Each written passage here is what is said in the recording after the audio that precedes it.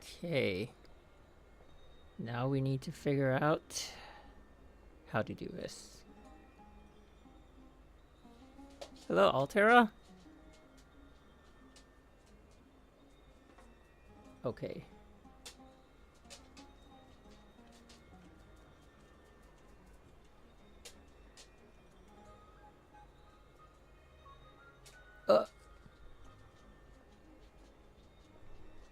Hello, Team Divinity.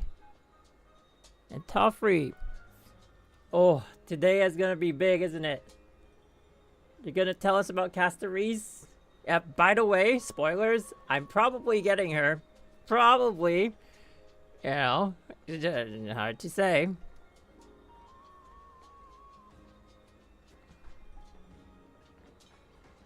Castorice is on my list. Nice! Okay, now how do I make this?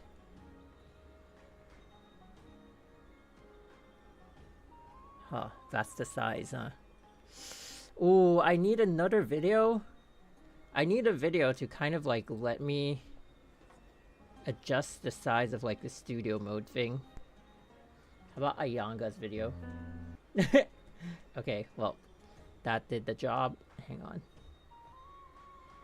Okay, so then... What's mini player? Oh, no.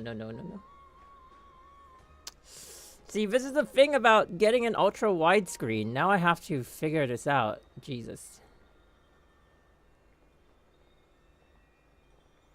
Okay, so then let's make a new one for YT.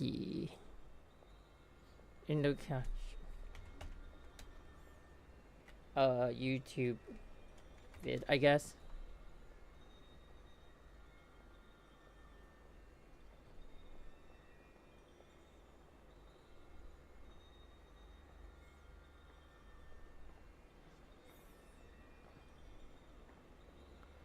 Okay, then I'm going to have to fit to screen first. Wait, what the hell did I just fit to screen? Uh-oh.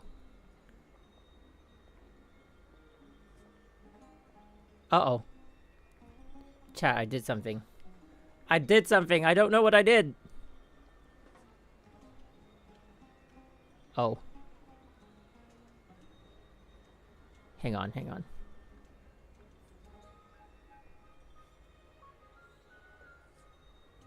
Is it safe? This is still safe. Okay. So now we need to fit this one to screen. But how do we do this? Oh my god. Is it starting?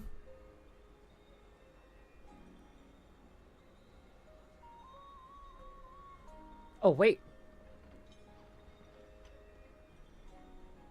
No, don't. Okay. So then now, all I need to do is to do this. Wait, actually?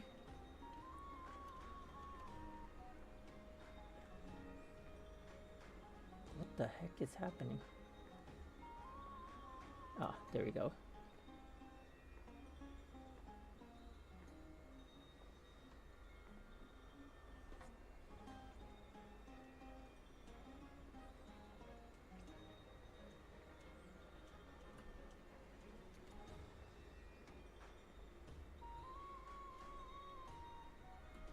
We're almost there.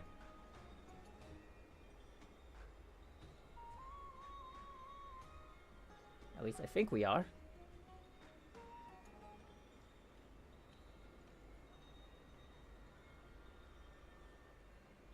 There's like a black border on the top and the bottom. Oh, unless? Oh, wait. And then after this, we're gonna do like, we're gonna look at the story of BlazBlue. And then you will see how Amphorius is actually just BlazBlue.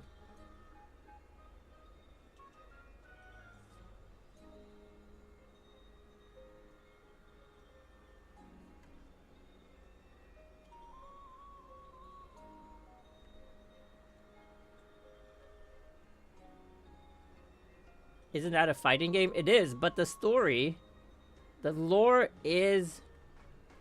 I'm gonna tell you, once you see the lore, you'll be like, why does this look like it's Euphorious? Okay, we're almost there.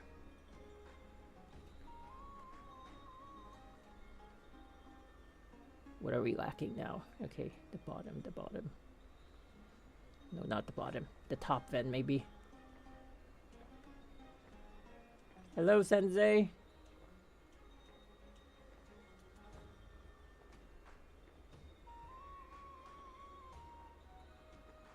You know, there is a bit of a black border, but I think we're there. I don't know. Okay, what if I remove studio mode so it has like the whole screen, and then it gives me the opportunity to actually do a little bit of editing, right? Edit transform, and then I can see from here to do crop the bottom a little bit more, crop the top. I don't know if I need to crop the top. Yes, no, maybe. There doesn't seem to be a border on the side, so it's just top and bottom. Top seems to be okay. Yes, yes. No, no, no, no. Chat, anyone has OCD? If you have OCD and you can see like black lines on the top and the bottom, just close your eyes. Close your eyes. I do have a little bit of it, okay? I'm just saying, okay? Just a little bit. Okay, so then that's good. We will be going into, I guess the stream is starting in like soon. So I'm gonna turn off the sound for my game, but I want to have the game on because I want to. Hello, Reaper, over on Twitch. Because I want to still have, I want to have it on so we can claim the redemption codes. No, wait, hang on. Okay, I hit claim on a single claim of assignment, but thank God you could just hit the dispatch again. Oh, wait. We have double Cavern of Corrosion. Okay. I'm saving my the ball thing because I'm hoping that we get planar ornaments and then I can farm some more of it. But yeah, I'm pretty much farming for Castorice right now. Oh wait, you guys can see it. I forgot where OBS is on. Oh, wait. Actually, starting. Okay, let me just do this thing. How though?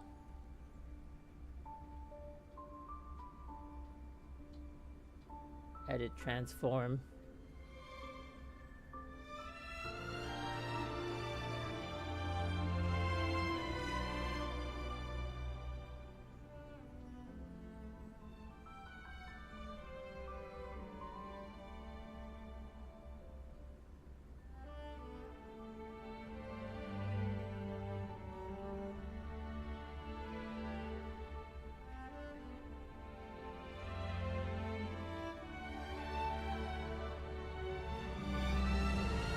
There's a line now.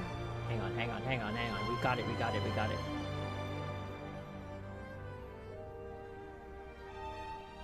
Oh, we got that one. I think we got the one on the side. Ish. Maybe. I don't know. I think it's 15 though. What kind of psychopath puts... It is 15.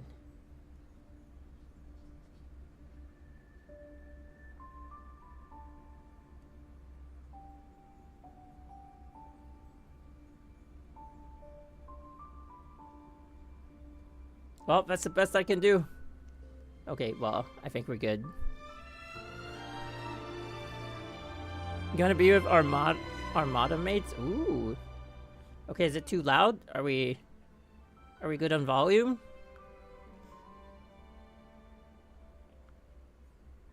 I'm excited. So right now we sit at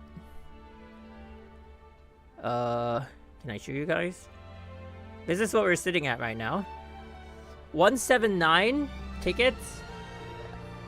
with 107K. I'm thinking at the release of 3.2, we should be close to 110. I'm hoping to reach 110, just like a nicer number, you know? Really a bit of a nicer number to start with, I think. Hope, maybe, possibly. That's a lot. And we haven't actually claimed the achievements. I think the achievements has a minimum of 500 in it, maybe more. But then if we assume that there's 500 in it, and then there's 600 from the update, so we get 1,000. So we're at 108,000. And then if there's 10 days from now to the update, we get another 600. So we are about 1 to 1.5k away from 110. And then hopefully, I don't know, I still have like 5 companion quests actually. So we are like a 1k difference from 110. You still remember having guaranteed and limited Litecoin banner? Please free limited. Wait, what do you mean? Uh-oh, what's happening to my dog? Oh, he's fine. He just made like a burping sound. I thought he was gonna throw up or something. He's fine though. Just occasionally dogs do stuff that you don't expect. Okay. 5-star free limited in livestream. I hope so. Wait, didn't they give that for last anniversary? But they gave that for last anniversary, right? Wait, was it the anniversary? It wasn't the anniversary. It was something outside of the anniversary, no?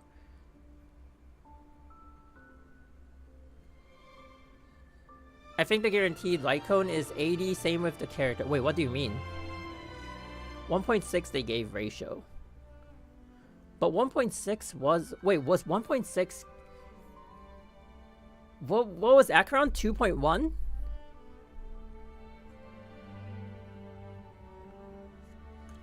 A little bit loud for me. Acheron was 2.1, right? No, let me go. Oh, I can't. If I turn on... Oh. Wait, I have another window. I could probably use that one. This one. Let's see. Okay. What version was Acheron released? 2.1, yeah. I just want to know if my touch, if my embrace, can do more than taking things away. Can I make anything? Can I leave anything behind? Why stealth? Perhaps I might have one last chance. Castorice! Sleep now. Wait, is this a character intro? Embrace new life, Pollux. Professor, I completed the proof you wanted. As expected. Anaxa! This is the moment when the flame chase journey is the closest to its end. I see. In that case, let the show begin. Yo! To the soul. An undisputed victory. This is the character PV. Fusing Damn! mortal soul with that of a titan to replace said titan is not a ludicrous idea after all. The answer is plain as day. It is my hope that you bring a much-needed change to this world. I have deciphered the truth of Who this was world. that? I will bring rest Ooh! to death. Pardo! Your Cypher! pursuit is about to welcome a new chapter. Stagnant life will once again flow. Ooh! Can I borrow your The work sky above us, one last time? it's not real, is it? The sky above us is not real? Why does it sound like Genshin Impact? Your soul! This embrace may be brief, but it's the proof that I once lived. Ooh, wait, this splash art goes hard. Yo! Oh. Redemption code.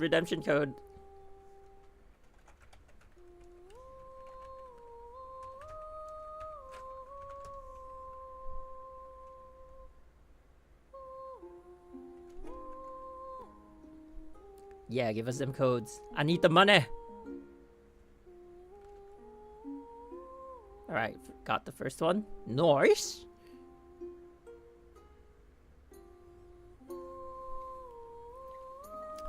Damn. Complete the Trailblaze mission, the blue, a moment of peace, to unlock the mailbox function and receive the redemption code mail. Wait, what? Is that is that like an early quest? To unlock the mailbox function? Wait. Oh, I'm blocking that text so you guys can't see it. Ooh, Chimera. Whether or not the world has legends about dragons. Good morning, good afternoon, and good evening. Oh, nice. 欢迎各位来到3.2版本前瞻特别节目，我是主持人麋鹿。来 Kieran. 我们开门见山啊！两位解释一下开拓者这是怎么回事？这么直接吗？要不我们几个也先跟大家打个招呼。Wait, why is 大家好，我是崩坏星穹铁道游戏 IP 茶杯。why is my quality so 我 cooked? 是游戏 IP TT。大家好，我是任务设计米娜米。 Mission design. 那现在请两位熟面孔立刻马上解释一下这是什么情况。问你呢，TT 老师。好的，那 So 请由我 IP 慢慢道来。 means writer. 在3.1版本的主线故事中，开拓小队与黄金翼伙伴们遭遇了一连串的变故，不得不与2位半神伙伴道别，其中1位伙伴甚至付出了生命的代价。大家虽然暂时击退了强大的盗火行者，也顺利解决了纷争神性神智的问题，可还有其他一系列紧迫的危机有待众人解决。可以说，烛火之旅和开拓之旅都面临诸多的内忧外患。那烛火之旅这边呢，欧洛尼斯意外陨落，而岁月半神候补的黄金翼却始终都没有现身。既是迫不得已，也出于对开拓者的信任，黄金翼向欧洛尼斯亲自认可的我们抛来了橄榄枝。Wait, give me 这 like 也是 1我心中 second. 最合适的人选。成为半神听起来是件好事，但在亲眼目睹先前几位半神的经历之后，开拓者和单横也 Since he's 深知 recapping. 成为半神究竟要付出多大的代价。不仅如此，我们还会很快面对开拓之旅的难题，也就是刚才大家看到的3.1故事结尾，提宝为开拓者揭示的未来。所以究竟是在什么时候？一切原有始末，在3.2版本会由欧洛尼斯亲口为大家揭晓。但大家现在不必过于担心，因为开拓者的状态还是并无大碍的，甚至他还是为众人夺回死亡火种的关键人物。没错，黄金翼伙伴们呢，尤其是身负死亡泰坦诅咒的霞蝶，他也非常关心开拓者的情况。在开拓任务走过安眠地的花丛中，开拓者将和霞蝶同行，共同寻找死亡泰坦塞纳托斯的下落。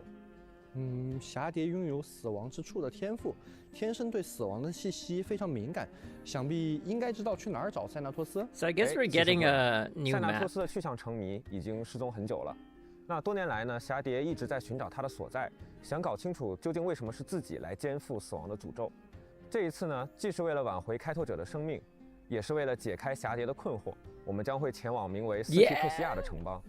这座被历史遗忘的美丽小城，与传说中的死亡泰坦有着千丝万缕的联系。而在3.1版本与我们分别的2位朋友，也会以某种特别的方式在3.2版本登场。哦，我在之前的 PV 中 Which you can 见到 find 过 chests? 斯提克西亚这个名字，好像是一座建在海边的城邦，是吧？没错，很久很久以前，斯蒂克西亚被称作巨龙与海浪的城邦， Why 有 does 着 this 海洋 feel 明 so 珠的美 Wuthering 称。 Waves? 不过呢，根据预言师的记载，在经历了一场恐怖的龙灾后，斯蒂克西亚已然覆灭。 It's like 在那 recency 之 bias, 后， you know? 这里沦为了一片废墟，只剩下一片冥海。确实感觉阴森森的。这些白色的东西是龙的骨头吗？没错，斯提克西亚不仅游荡着人类的亡灵，同样也是传闻中巨龙陨落的地方。只不过千百年来，无论是这个城邦本身，还是这条巨龙的传说，都已经被温法洛斯渐渐遗忘。哦，好的。那既然我们这次前往了斯提克西亚这样一个全新的地方，会有一些不一样的任务体验吗？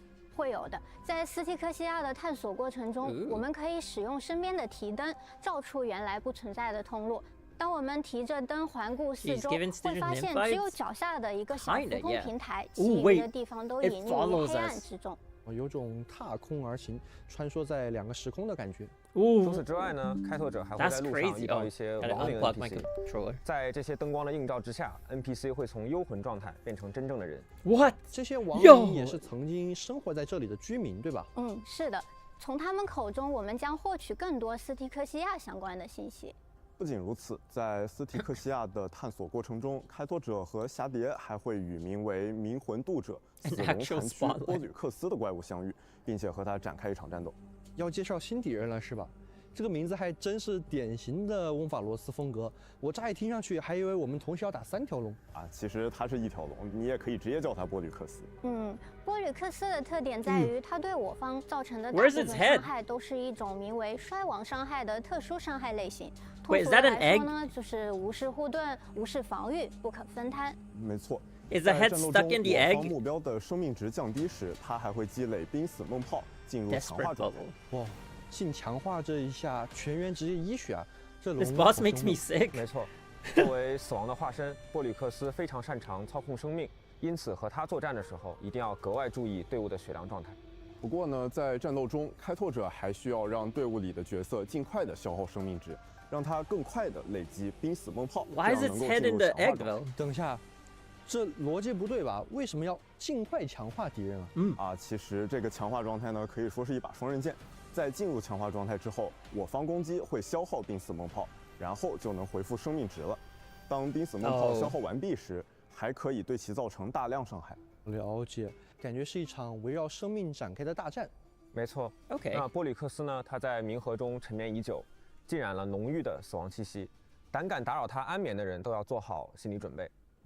那感谢老师们的介绍，感觉这次烛火的征程也没有那么简单啊。确实是这样的。那就像之前提到的，眼下的烛火之旅深陷内忧和外患，英雄们的困境从来都不只来自外部，复杂的内政和人际关系也是诸多问题的导火索。在 3.2 版本的开拓任务中呢，我们试图在即将召开的公民大会上发起投票，去终止烛火之旅。是谁？The Council 一定是元老院干的。感谢麋鹿老师给我们带来的精彩扣。没错，就是元老院。那相信在之前的剧情中，大家也有感受，元老院会经常派出探子监视或者阻挠探子的行动，就连丹恒也被拦住盘问。Organization for them to release a 4-star。就有个叫凯尼斯的跳出来，恶言厉色的威胁阿格莱亚。没错，以凯尼斯为首的元老院反对派早已处处设下陷阱，还不断在暗中培养自己的势力。明枪易躲，暗箭难防。虽然无法与半神正面抗衡，但他们尤其擅长阴招，更善于煽风点火、借刀杀人。在他们得知了瑟西斯、欧洛尼斯2位泰坦已经陨落的消息后，便在元老院中大肆鼓吹烛火派已经走向末路，想要抓住这次机会，一举将烛火派彻底铲除。那公民大会又是什么？凭什么能终止烛火之旅啊？我来补充一下前情提要吧。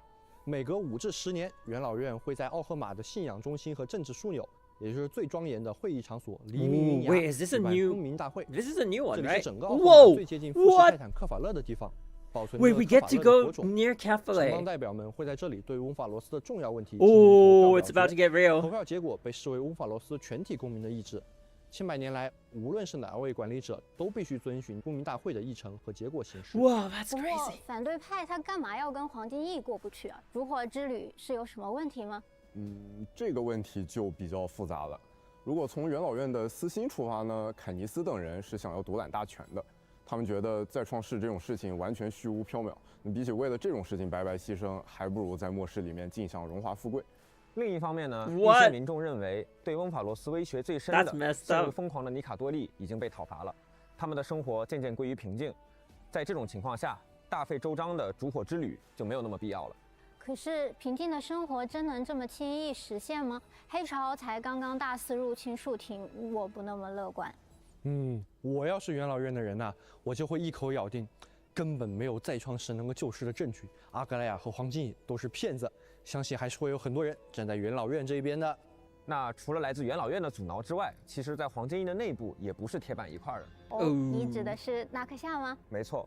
据可靠的信息呢，有人看到了纳克夏在黎明云崖和凯尼斯进行秘密会谈，似乎是达成了某种合作。可是纳克夏身上还带着瑟西斯的火种啊，他这是要投敌吗？话不能这么说。Maybe he's a double agent. 纳克夏也是黄金翼，但他也始终觉得神域无凭无据，表示强烈质疑。在之前的公民大会上，他也总是对烛火之旅投下反对票。在3.1剧情的末尾，瑟西斯说纳克夏早已经是一具尸体了。难道我们见到的这位是个幽灵吗？在黑潮对树亭的入侵里，纳克夏与黑潮战斗到了最后一刻，瑟伊斯觉得他很有趣，就出手搭救，结果纳克夏就这么成了活死人，现在是单靠着泰坦的生命力量在人间逗留。我注意到你用了“逗留”这个词啊，没错，泰坦的火种对于凡人来说力量太强，强行植入本来就有风险，时间一长呢，甚至还有可能造成反噬。没错，现在的纳克夏他就像一根被扔进大火的火柴。可以说他的生命很快就要燃尽了。那这跟他想和元老院合作有什么关系？难道他想靠元老院的帮忙取出他的火种？作为一名学者呢，纳克夏向来只忠于自己的研究，和元老院的合作能免去不少和阿格莱亚的周旋。在他生命的倒计时里，他在意的其实也只有我们究竟为何物，也就是生命本质的答案。有意思的是，这也是瑟伊斯抛给他的试炼本身。如果纳克夏能够帮这位泰坦解明问题，那这位泰坦就会自愿消散，把身体还给纳克夏。瑟西斯不是理性的泰坦吗？ Wait, so they're saying 智慧的化身，怎么还要人类帮忙去解答问题 They're saying there's a way to revive 理性嘛， people. 并不意味着全知全能。 Aren't 神话 the 中说，世界上所有的生命都是克法勒的造物，但纳克夏和瑟西斯都对此表示强烈的怀疑。 Doesn't that mean 无神 the 的黄金 Titans are 与 like 泰坦 more 组队 powerful than even the 总觉得 Eons? 接下来会发生很多意想不到的事情呢。 Even the Eons 总之 can't do 呢， that, 在 right? 3.2版本的开拓任务中，我们将会直面死亡和理性2颗火种的问题。这2颗火种既与死亡的危机紧密相连，同时又和我们究竟是何物的真相密不可分。其中的内情呢，我们当然希望各位开拓者能在实际的游玩中亲自去揭晓答案。提老师又开始卖关子了啊！没有，那正所谓事在人为，想要知道霞蝶和开拓者在斯提克西亚的遭遇，还有纳克夏和元老院的谋划，我们还需要深入了解这2位主要的当事人。好的。那接下来让我们稍事休息，稍后会为大家带来3.2版本角色的相关讯息。Death and rebirth.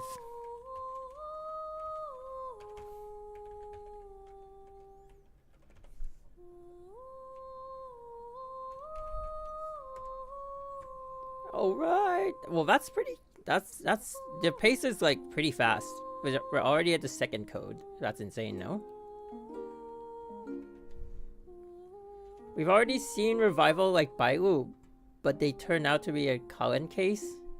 No, but like the Vidyara, they're kind of like they have the process of rebirth, right? So they are like a different species altogether. That's how they live.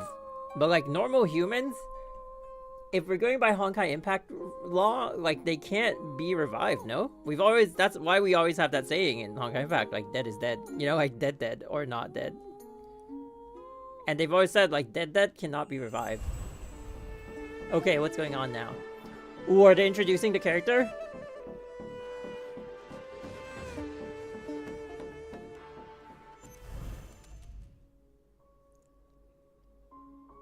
Wait, she's a Foxian? What? I played her companion quest. Wait, what? 我是大家的老朋友，游戏设计汉子。我是游戏设计珍珍。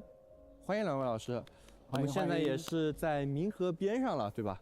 对啊，从未想过有一天我们可以在冥河一起聊天。不容易啊。 She's High Elder of the Vidyara. Oh my god, what's outside? 既然都到了冥河边上，我们不妨就聊聊霞蝶吧。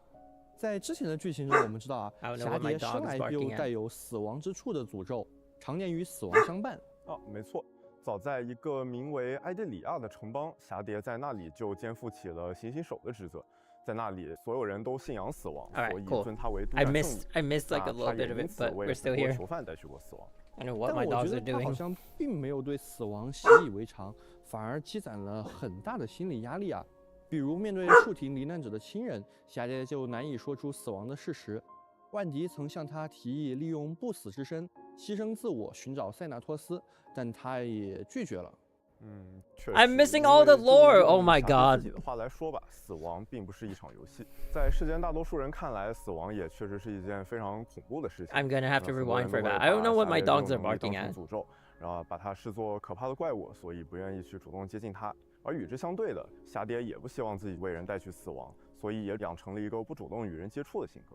想象一下，如果我自带死亡的 debuff， 我也应该会怀疑自己存在到底有什么意义，是不是会为别人带去灾厄？是啊，就算走在路上，也必须和所有活物保持5米以上的社交距离，连那些求抱抱的猫猫狗狗，甚至奇美拉他都不能触碰。哎，想开点，至少蚊子碰不了它。啊，你说这倒确实，这话倒没说错。不过呢，来到奥赫玛之后，霞蝶在这里遇到了一众黄金翼，他们的真诚相待和温暖接纳，让他在漫长的人生中第一次感受到了家的温暖。 all the lore。虽然死亡的诅Oh 咒 my 容易 god 解除，但是有这么一群志同道合的伙伴能够陪在他 Wait, 身 look 边， at the 对 moon 他来说已经是莫大的奢侈。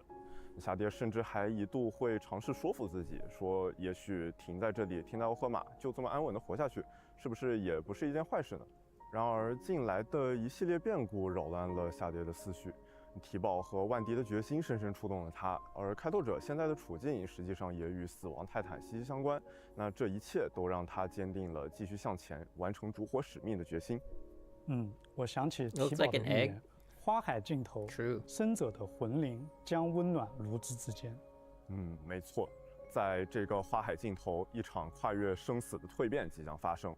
只是蜕变往往也意味着非常沉重的代价，这是霞蝶曾经深深感到恐惧的命运。但是在接下来3.2的主线故事里，他会战胜这种恐惧，拥抱命运。怎么 Isn't that a spoiler? He's like spoiling us. 代价这种沉重的 She will overcome it. 能不能再来 Okay. 点温馨的？这得让我想想啊。霞蝶在过去漫长的人生当中，其实培养了很多很有趣的爱好。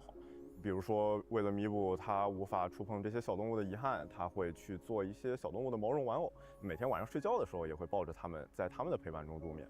除此之外，他还喜欢看看书、写写文什么的，尤其精通温法罗斯的历史和文学。那所以他都写什么文啊？这我就不知道了。你要是实在好奇，那就去到奥赫玛自己去问问他了。哦。我刚看到视频里面，霞蝶是有一条龙的，而且这条龙和我们前面介绍那个 BOSS 的龙还有点像，这个是怎么回事啊？之前介绍的波吕克斯，它只是死亡泰坦的部分残躯，而霞蝶的死龙本质上是异灵，它是经年累月的记忆结合温法罗斯的死亡神权凝结形成的力量。虽然现在还不能为大家揭晓真正的谜底，那无论是死亡还是死龙，那都是霞蝶身上最重要的意象。是的，所以我们直接把这条龙做进了游戏里了。对，在战斗中 I missed all the lore. Oh my god, my dogs really choose the right time to make noise. 场上不光能看到龙的身影，同时呢还会伴有一处遍布繁花的境界。在战斗中，这个境界同一时间只能存在一个。当死龙行动时，会消耗自身的血量，喷射龙焰，对敌方全体造成伤害。开拓者可以根据需要操控死龙的输出，可以一鼓作气的喷，也可以一点一点的喷。 So unlike 死龙喷出的这个火焰的颜色都不一样。Unlike Acheron, you can 这个我知 stop. 道，这个叫中火、大火、超大火。当死龙在场时，霞蝶 So 可以 Acheron 和死 can't 龙 just 一 like 起释 stop 放 halfway 连血 through. 攻击。同时 Unlike Acheron and 火 Facial, 方消耗 she 生 can 命的 actually 时候 stop. 死龙会回血，霞蝶和死龙打出的伤害会更高。是的，并且当队友陷入危险时，死龙会为我方抵挡伤害。 Moon Cocoon shrouds 那 the 的确 form. 是战斗的好帮手。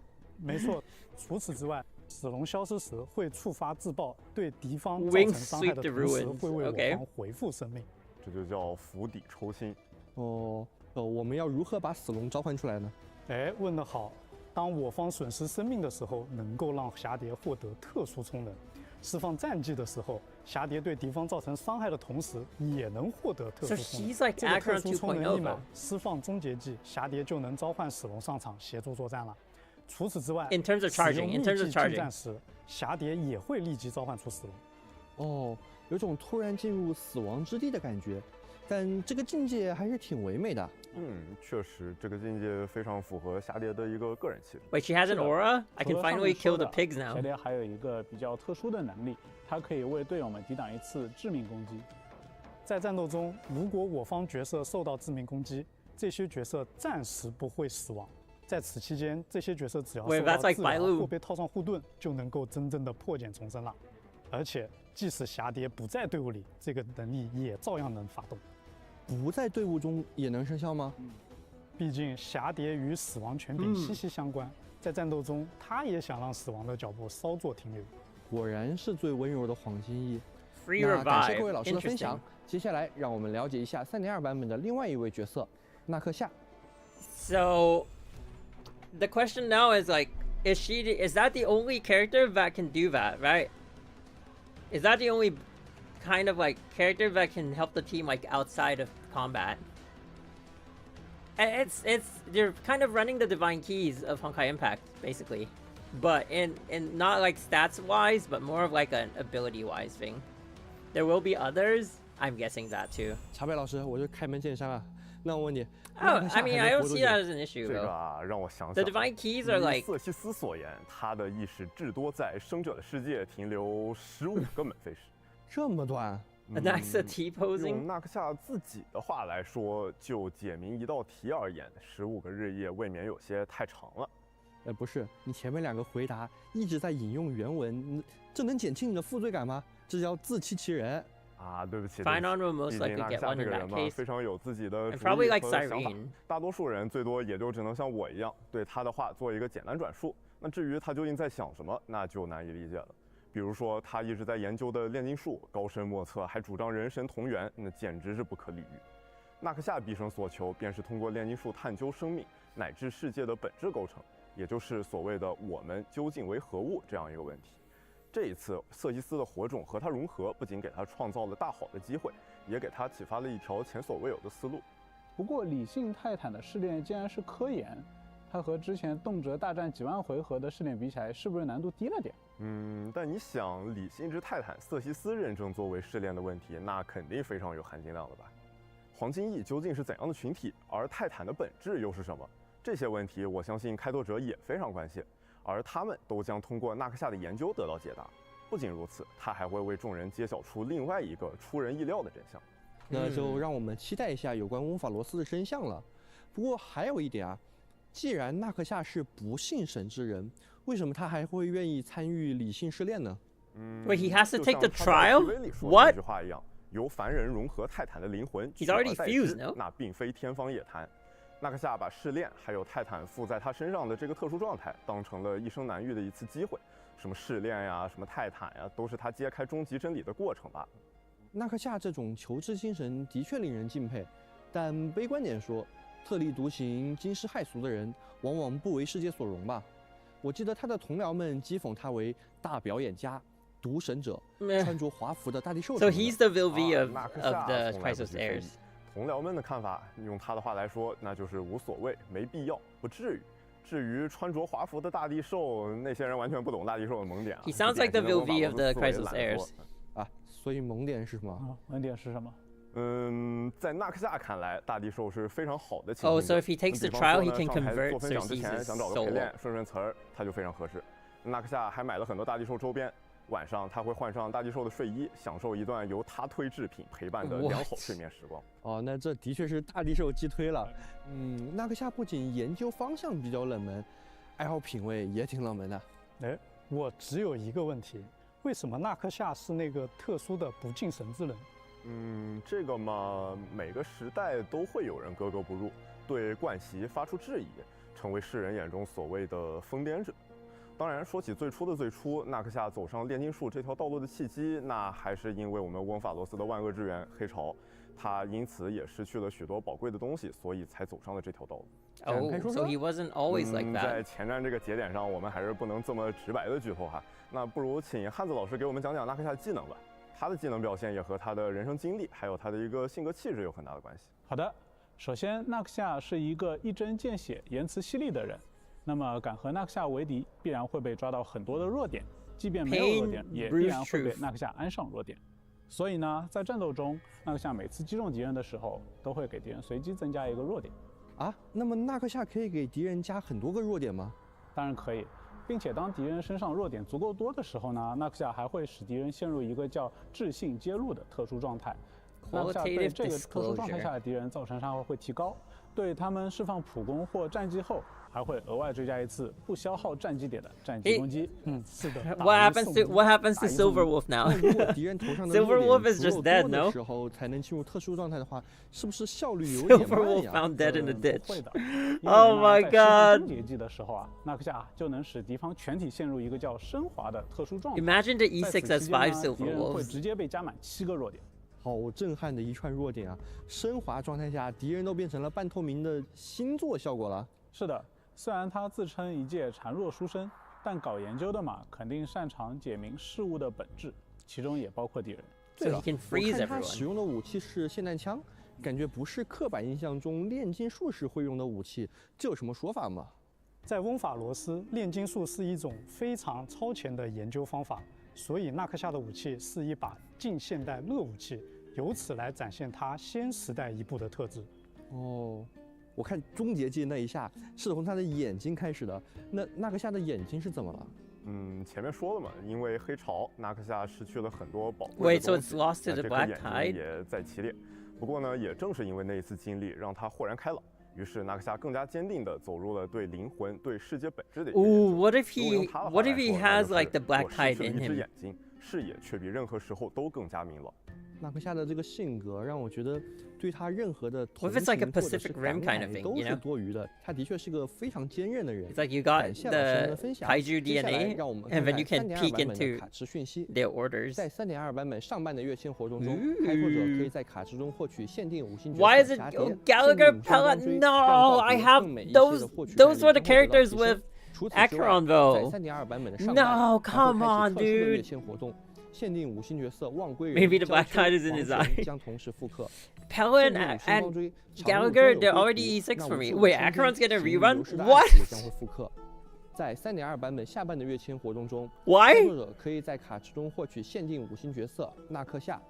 限定5星光锥生命当复制 Oh 一 my 具的获取概 god. 率也将会得到 See, 提升。 I'd rather get Serval and 医生和限定5星 Dr. 光锥 Ratio. 纯粹思维的吸 Who's 引 gonna 也 pull 将 for 会复 Dr. 刻。 Ratio? 那在3.2版本还有有趣的版本活动带给大家。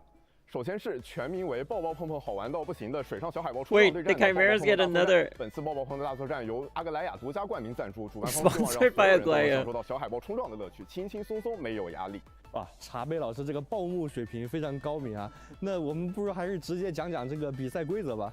抱抱碰碰大作战由 Ratio 2025 is crazy, I know, 需要 right? 通过小组赛、淘汰赛、冠军争夺赛3个阶段的赛程，夺取由阿格莱亚赞助的金海豹杯。在每场比赛中，敌我双方会轮流行动。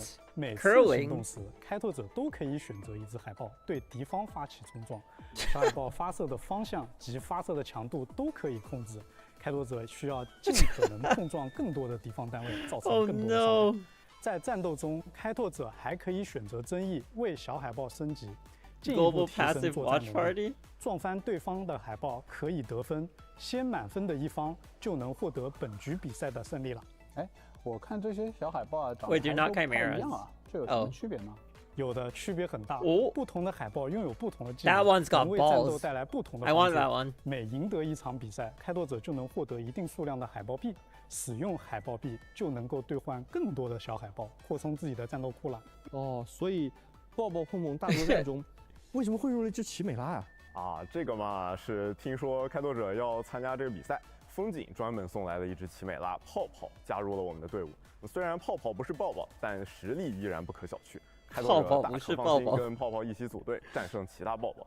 没错，合适的伙伴是取胜的关键。伴随着比赛， Honestly, I've never heard the word seals in Mandarin before, so I have no idea. 比如可能会多了一些尖刺围墙什么的。面对这样的情况，开拓者需要利用好选手们的优势，选择合适的队员出战，打败对手。啊，没错，一些黄金翼朋友也会加入到这场比赛当中，成为我们Oh no, it's Trivia again. 而除了黄金翼之外，开拓者在游戏中也可以自由挑战，和其他游戏好友互相碰碰。哎，好哎，那这次联机能不能开久一点啊？上次那个折纸小鸟对碰只开放了1个版本，时间太短了。Wait, is it gonna be permanent? 我们也关注到了开拓者对联机玩法的一些反馈。这场抱抱碰碰大作战也将不止在3.2版本开放， permanent because it's 开拓者可 multiplayer. 以有更长的时间和朋友一起碰碰。碰碰。哎 They just said a longer 别 duration. 我还 They 没说 didn't say 完， permanent. 在活动中，开拓者也可以获取泡泡作为跟宠奖励。可爱吧 What？好，那介绍完可爱的抱抱，接下来是3.2版本的战斗活动——星芒启明。不知道大家还记不记得先前的一个活动叫星芒战幕，还有另一个活动星芒硕变。记得。我对星芒系列活动印象还蛮深的，什么阿兰一直开大呀、苍龙持续着势啊之类的。麋鹿老师记性不错啊。那么得益于开拓者之前的测试帮助呢，星芒系列的研究成果颇丰。这次和之前一样，在版本活动星芒启明中有不同的战斗关卡，每个关卡具有一些独特的机制。然后开拓者就可以利用这些机制，选择合适的角色组建队伍。在有限的轮次内呢，尽可能击败更多的敌人。Just Acheron all the way. 看来这次的挑战机制和试用角色 I guess from now on it's gonna be if I pull for Castorice in 3.2 it's gonna be Castorice all the way. 除了版本活动3.2版本还有一些系统优化带给大家。在3.2版本，我们新增了仪器自动分解功能，开启之后，4星及以下仪器都可以在获取时直接被分解掉，不占用背包空间。哟，这个很有用，这个好。背包空间管理大师。针对5星仪器 I don't know. I kind of like the feeling of accumulating everything and then salvaging everything in one go. 那些不够好的胚子，开拓者可以自主选择是否需要分解。没错。那么功能的具体细节呢，还请开拓者 One or 关注 fewer 直播后的更多官方资讯，在这里就不展开了。好，感谢老师们带来的版本内容。Wait, that's some crazy assistance for. 稍事休息，回来后节目继续。Okay. Ooh. The final code, unless.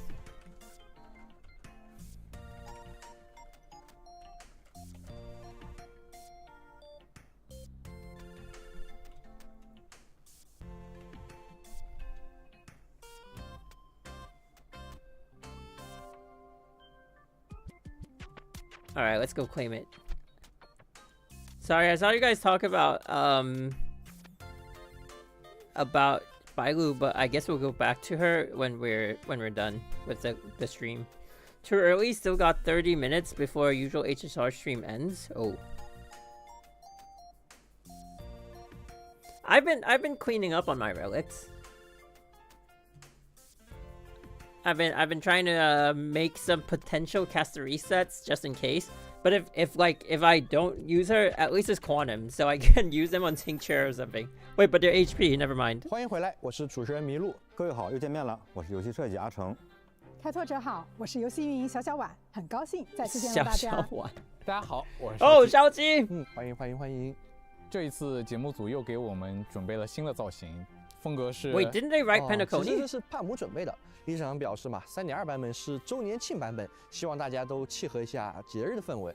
谢谢理事长，谢谢理事长，谢谢理事长。那下个月也即将迎来我们崩坏星穹铁道2周岁的生日，不妨我们先一起来看看本次周年庆的活动吧。好的。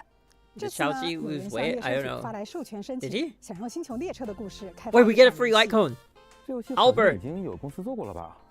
跟那个还是不太一样的。这是一款模拟经营游戏，开拓者 Is that new one? 测试用户兼版权方率先进行体验。在星铁 World 中，开拓者会和老朋友们携手合作，举办一场跨越星际的盛典。I see the letter. I see the letter. Free 4 stars. Free 4 stars. Who's in? 星铁 World 中具有不同的展位，代表了星际间的不同势力。开拓者可以邀请我们熟悉的伙伴们担任助理，经营展会。随着赚取的资金增加，开拓者可以解锁更多的展位，也可以邀请更多的伙伴帮忙赚取更多的资金。Wait, I like these kinds of games. 那有没有什么 I'm really bad at them, but I like them. 当然有啦！开拓者可以通过会场等级提升获得增益， I think 还 I'm 可以 bad 逐 at 渐 them. 解锁新科技，获得加成 buff。但赚钱这事儿嘛，最重要的还是要仰仗伙伴呀。正所谓出门靠朋友，不同的助理伙伴适配于不同类型的展位，提供特定增益。比如说，当花火登场时，就可以使趣味类型的展位收入提升。非常符合人设的一集。确实如此。那除了小小婉老师提到的内容，在一些助理伙伴间还会存在特殊的羁绊加成效果，比方说团结的10星3人，或者星期日和知更角兄妹之间都存在羁绊，让激活羁绊的角色一起在展会内经营，也是提升营收的好方法。他们喊着什么羁绊呀、命运呀、友情啊，就冲到了展会里面。Manifesting free fives. Oh yeah, we haven't had an announcement of like any free stuff yet. Come on, give us something free. It's your anniversary, right? 别担心，怎么会少得了帕姆？这次呀，帕姆不仅会担任游戏引导员，还会给助理们送来快递，帮助我们更好的经营。除了帕姆，一些熟悉的老朋友也会前来展会拜访。开拓者还有可能遇到一些有趣的奇遇事件和小玩法，完成后同样可以获取收益。我们的某位鸟内朋友也会为开拓者带来礼物。明白了，我这雪橇主持人又开始接私活了。或者说是有机和加班费的合体技。哦，那非常 Poor 感谢各位亲 Albert 朋好友的帮助啊。 Stop bullying him. 这个上面什么 K M B T A A 什么的是钱的单 Trillion. 位 Wait, 吗 what's after 钱来 trillion? 的也太多了，我的天，数都数不过来了。 What? 对对对，有了各方朋友的协助，一夜 Free an free an accent. 在活动中，开拓者还可以获得4星光锥 Oh, 宇 it's 宙 4 大 star. 生意 The Great 作为多多 Cosmic 赚钱的奖 Enterprise. 励呢。这新铁 That's a World nice 的确 name 是 for a Lycon. 宇宙大生意啊。可以看出，今年的周年庆活动是紧密围绕着朋友、伙 I 伴 hope 这样的 one 关 day 系 we 展 get 开 to 的 see the real Albert 除了 in 角色们 in 共同 Star 参与 Rail, 外 not like 这 the 次 not 活动 like the 同样是一个 stupid 全部玩家共同参与的 like 庆典。在活动中， bob-headed 开拓 one. 者还可以 Like I 获 want 得 to see the 回忆 real 卡 one. 碎片，每张回忆卡都是过去1年中开拓者经历的精彩旅途瞬间。每拼凑出一张完整的回忆卡，都可以获得营收增益效果。开拓者可以求助好友，获得未拥有的碎片，或者把自己多余的碎片赠送给朋友，友谊互助，加快搜集进度。这次活动会有全体开拓者一起积累进度的玩法。 We need 当全部 friends. 进度达到特定节点时，会提供全服经营 If you have 额外赠 difficulty, 品或者 come look 是 for 新 me. 宠奖励 I'll be your friend. 开拓者还可以 I 查 need 看 friends. 活动内的排行榜，跟自己的好友比一比，看看谁的经营能力更强。不过呢，排名不是重点，享受和好朋友们一起游玩的心情才是最重要的嘛。那在4月26 Wait, he does 日 look 新 he 铁 does 也 look a 会 little 迈 bit 向 like he 新 lost a little bit of 自然 weight. 为 He 开 looks 拓者 good. 准备的生日邮件里的蛋糕款式也会一起更新。生日快乐！生日快乐！生日快乐！ Happy 那么接下 birthday. 来，让我们再一起看看 Castorice 周年庆的福利吧。首先，在 Anniversary 3.2 rewards 版本，开拓者可以通过周年庆 2-4 专属的 Wait, 庆 that's a 祝 lot. 活动，以签到方式 20 event 获取20连抽。哎，今年是20星河猎 not 手来为 10开拓者庆祝。没错，但不仅是星河猎手，列车组成员以及其他朋友也想要为开拓者带来 Wait, what? 特别的祝福。4月20日 Astro 当天， Express 开拓者可以 choose 选择 one 开给 compa- 一份来自 What? 伙伴的贺卡，同时 Wait, 获得 Firefly for 1600 free? 英雄 Wait, 今 Sunday? 年的选择呀，让我纠结 Choose 一 one 下 of 选谁 companions 呢 to. 其实无论选择 No, 哪位 wait, no, 同 it's 伴 not. 获 It's 得 not. 的 It's 生产 not. 数量都是 No, 一 no, 致 no, 的 no, 所以 no. 就请 My 各位 bad, 开 my 拓 bad. 者 No, 增 it's 强 not. 内心的 Choose 声 one 音 of the companions from 然后 below 在 to send your 3.2版本期间 blessings. 义气 It 迎接 doesn't 火 mean 影 you're 的 getting 经 them 典 for 活 free, 动 right? 会迎来周年特别版本，挑战 No 成功即可获得 way. 3倍奖励。 Nah, it's not. Oh my god. I'm sorry, guys. Sorry, guys. 各位开拓者可以在活 I'm 动中 sorry. 查看趣味数据。 I was like, 回顾 no 过去 way 一 they're 年 giving a 难忘的 free 开拓经历 Sunday. 那接下来还有游戏外的周年活动信息。 That was such a scam, bro. Yeah, I got debated real hard. Sorry, I'm so sorry. 将陪伴开拓者度过 I got 2周年，列车将继续 Screw you, HoYoverse. 驶向更遥远的未来。访问主题网页，分享周年活动，还将有机会获得星穹奖励，以及2025新铁 Live 纪念周边。 I'm desperate for characters, okay? 新铁 Live No, not really. Actually, I'm 因 fine. 你而起响，崩坏星穹铁道演唱会哦将于2025 OK 年5月1日至5月3日在上海举行，一共3天哦。是的，除了上海的3场线下演唱会之外， Wait, 我们还 when? 将在5月 May 3日开设线上 2025. 全球同步直播，并且在5月内，我们还将于全球多地举办2025新铁 Live 观影会。观影会现场还有许多2025新铁 Live 周边赠品以及各种主题互动活动。星穹铁道上线2年以来，诞生了许多 Rachel 充满 looking 回忆的 good. 美妙音乐。我们诚挚邀请开拓 Akron, 者亲 I 临 don't know. 现 I 场 feel like the 感受 color is a 铁道的音 mismatch 乐 with 世 her 界 hair. 那么观影会的具体票务 And 信 Castorice 息 looks 就 good. 请各位开拓者期待后续官方情报啦。哎，期待 Venue worldwide. Okay. 接下来还有我们的联动信息 Collab announcement. 这一杯是过去、未来、回忆的味道。 Oh, never mind. 2周年庆典的一环。 When they said collab, I was like, are they giving us news on Fate? 的甜蜜时光。而且我们还将在拉美和欧洲部分地区 I am just getting ahead of myself with everything. 也请开拓者 Debated with 后续详细公告。那么除了联动之外，还有 HoYoverse 崩坏星穹铁道创作者大赛多元宇宙掠影。今年多元宇宙掠影魔法学院特别邀请了黑塔 I hate them so much. 客座教授 Whoever's making this live stream, I hate them so much. 在2位教授的指导 Give me 下 more free stuff. 搞出 Maybe I'll hate you 自己 less. 的精彩作品。我们也为开拓者整理了一份周年庆期间的活动综览。 Okay, so it's 请开拓者查收。 1600. So it's 10 pools plus 20 pools. So it's 30 free 我 pools. 们还会为 Yo, 开 I 拓者 think 带 we're 来一个 there, 特别 though. I 动画 think 短 we. 片不过这里还是先小小的卖个关子，这份祝福就等到时候再揭晓，请大家期待一下。期待期待。不过我们的2周年上面这些感觉是不是还不太够 Yeah, it's not enough. 那我问你啊 Free 5 周 star. 年庆有没有更大的 Free 5 star. 就知道你想问这个 Free 问 5 star. 题。有，开拓者可以在软梅或罗刹2名角色中任选其一，免费获得。 What? 免费获得限定What？角色？是的，在3.2版本，开拓者可以领取一个旅伴精灵代币，使用这个代币能够在特定商店中兑换软What？罗刹或常驻5星角色。同时，开拓者重复获取新婚已满的Whoa, 5星角色时， wait, 将额外获得一个 that's 旅伴 crazy, 银 no？ 铃代币。每2个旅伴银铃可以兑换1个旅伴精灵代币。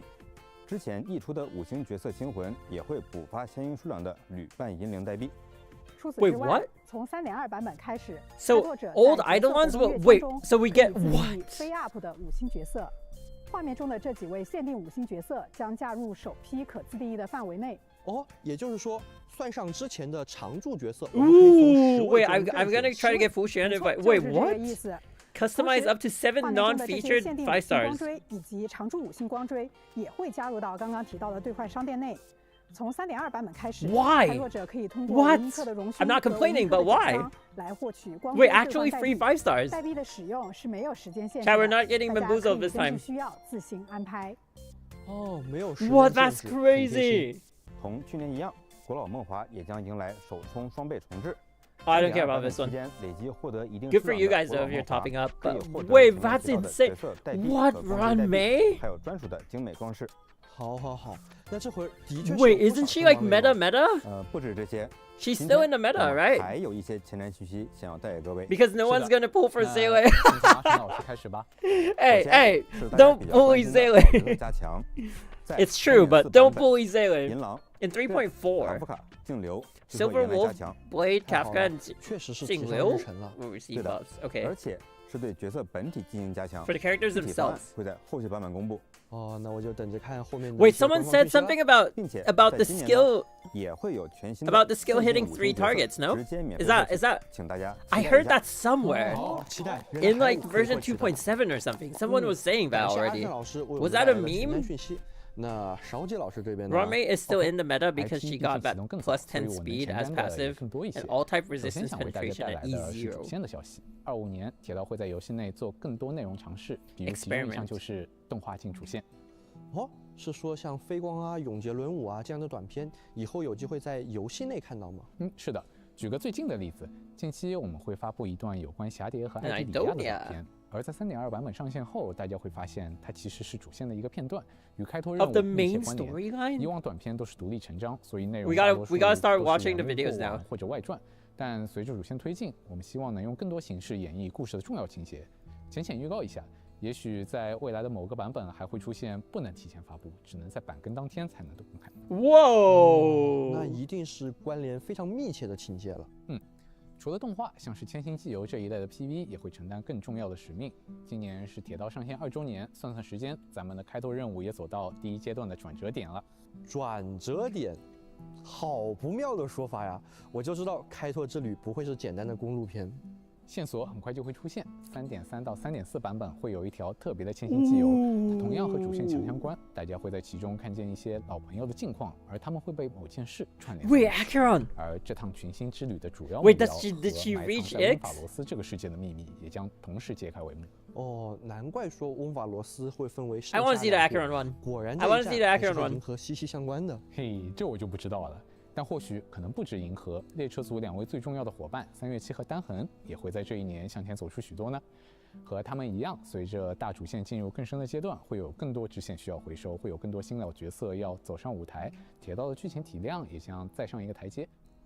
最后还有一则讯息想带给各位。Bellabog getting 0. Bellabog is like closed already. 以上进行筹备 They finished the storyline. 难免会留下一些缺憾。其中之一就是匹诺康尼，受限于当时的剧情体量，原案中的部分故事线没能完全落地，而上线后我们也看到玩家为这些内容留白感到了遗憾。我们也觉得这部分缺失是很难用普通的。Why are they hitting us with the emotional music？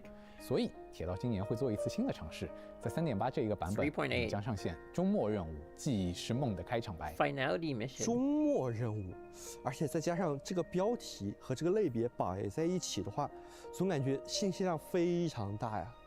开拓者们可以将其视作对匹诺康尼主线的一种补完。We're going back to see how the Annihilation Gang got annihilated. 有关星河猎手公司、假面愚者等派系的另一条故事线和这个不眠之夜真正的结局， Oh, the Masked Fools 浮出记忆的水面。哦，的确是有不少值得期待的东西呢。Are actually the group that I'm most interested in 崩坏 right 星 now. 空铁道3.2版本前瞻特别节目到此就要结束了，非常感谢开拓者的观看。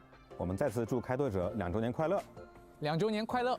感谢开拓者的一路相伴，愿你每天开心。愿此行。 It is going to be a happy anniversary. Bye bye. It's going to be a happy anniversary. With that free 5-star, you guys earned it.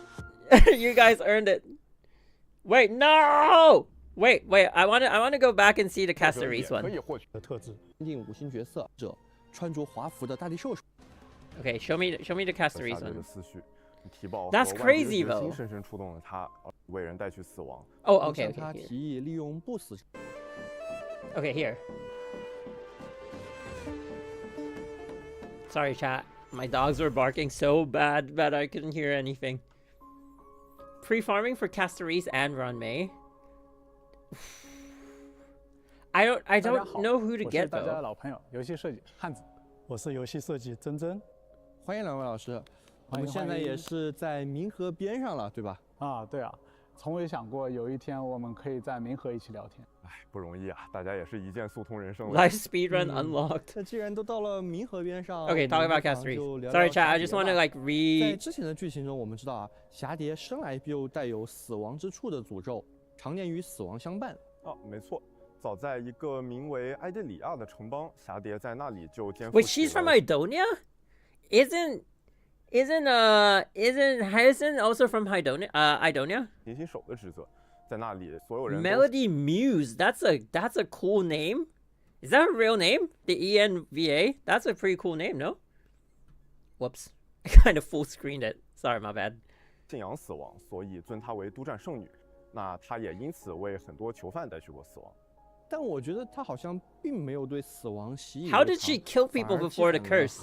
She just like actually chopped your heads off? 树体罹难者的亲人，蛱蝶就难以说出死亡的事实。 Or did she always have the curse? 利用不死之身牺牲自我寻找塞纳托斯，但她也拒绝了。确实，因为就用蛱蝶自己的话来说吧，死亡并不是一场游戏。在世间大多数人看来，死亡也确实是一件非常恐怖的 How 事 did the 情。 butterflies not 很多人 die? 都会把瑕蝶这种能力当成诅咒，然后把它视作可怕的怪物，所以 Those are 不愿意 fake 去主动 flowers, 接近 right? 它。而与之相对的，蛱蝶也不希望自己为人带去死亡，所以也养成了一 Did they 个主动 explain 与 the 人接 dragon? 触的性格。想象一下，如果我自带死亡的 debuff， 我也应该会怀疑自己存在到底有什么意义，是不是会为别人带去灾厄？是啊，就算走在路上，也必须和所有活物保持5米以上的社交距 5 离。 meters social 连那些 distancing. 求抱抱的猫猫狗狗，甚至奇美拉，它都不能触碰。哎，想开点，至少。 Wait, but didn't she go near like the Dromeses? 这倒确实，这话倒 And 没说 she 错。 walks 不过 near 呢 like 来到 even 之后，蛱蝶在 the 这里 other 遇到了 Chrysos 一 heirs, 众 right? 黄金翼，他们的真诚相待和温暖接纳，让他在漫长的人生中第一次感受到了家的温暖。他也明白，虽然死亡的诅咒仍未解除，但是有这么一群志同道合的伙伴能够陪在他身边，对他来说已经是莫大的奢侈。蛱蝶甚至还一度会尝试说服自己，说也许停在这里，停在欧赫玛，就这么安稳地 Ooh, 活下 she's 去， gonna have a 是不是 sad 也不是一件 backstory. 坏事呢？然而近来 Her 的 backstory 一 is 系 gonna 列 be 变 really 故 sad. 扰乱了 Her 夏蝶的思 story 绪 quest is gonna be 提 super 宝 sad. 和万迪的决心深深触动了他，而开拓者现在的处境实际上也与死亡泰坦息息相关。那这一切都让他坚定了继续向前、完成烛火使命的决心。我想起提宝的预言， The question 花 is, 海尽头，生者。 Okay, so we're gonna go into anyone who wants to stay. We're gonna go into Blaze Blue's story. I found a video. 跨越生死的 I found a video that summarizes Blaze Blue's story. I don't know if we're gonna get copyright struck for for watching someone else's video, but I'm gonna do it anyway. So yeah, once we look at Blaze Blue's story, you will understand how Blaze Blue Amphorius is basically 80% Blaze Blue. Basically it, you know. Blaze Blue story. Let's see. This is the one. See if I can get it. Okay.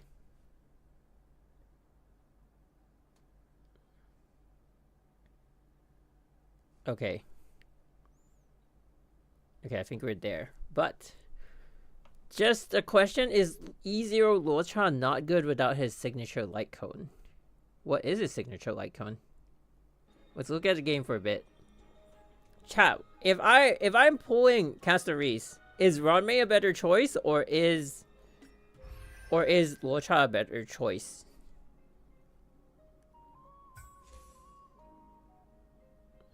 What do their Lycones do? Are you guys gonna buy their Lycones from the shop?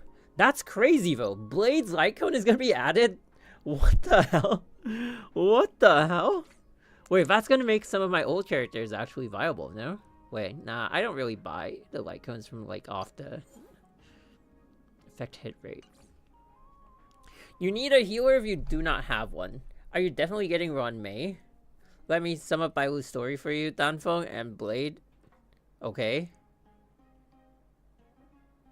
No freaking way. Depends, can we use Ron May as a tribute replacement? I think I'm going for Ron May. But I did think of... So my teams are going to be... So I think team 1 is going to be this, right? But then I'm thinking Remembrance MC is going to go over to Castorice's team. Because I heard that like people I don't know how Castorice's skills are going to work, but someone I think someone mentioned that because you're draining HP from your party, it's good to have a Remembrance character in the party. So then the memo sprite also counts as a pool of HP. So instead of like pulling off of like 4 characters, you're pulling off of 5 characters. So then RMC goes to the other team, right? And so then I'm thinking, so now that they're saying they're giving us Ron May, then I get Ron May and I put her in this team, so she doesn't have to be, you know, she replaces him. But on the other side, Castorice's team, I think, is going to be Gallagher.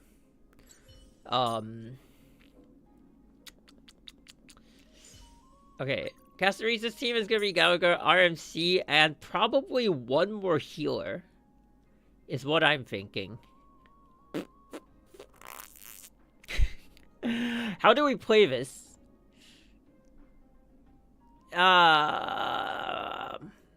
Lynx, I think, is the character. So it's really like which team is going to need more support. Not more supports, but more support. Like which team is going to be weaker. I think Akron being the older character. So you want Cass after all? I do. So they made there's one thing that they did for Castorice that made me eventually decide that I'm going to go for Castorice. Did you guys see what they did to her? Also, how many versions do the HSR betas go to? Like, we go to, for Honkai Impact, we go to V3, and then for the characters that they have difficulty tuning, they go to V4, right? I heard 3.2 had like 7 versions of the beta.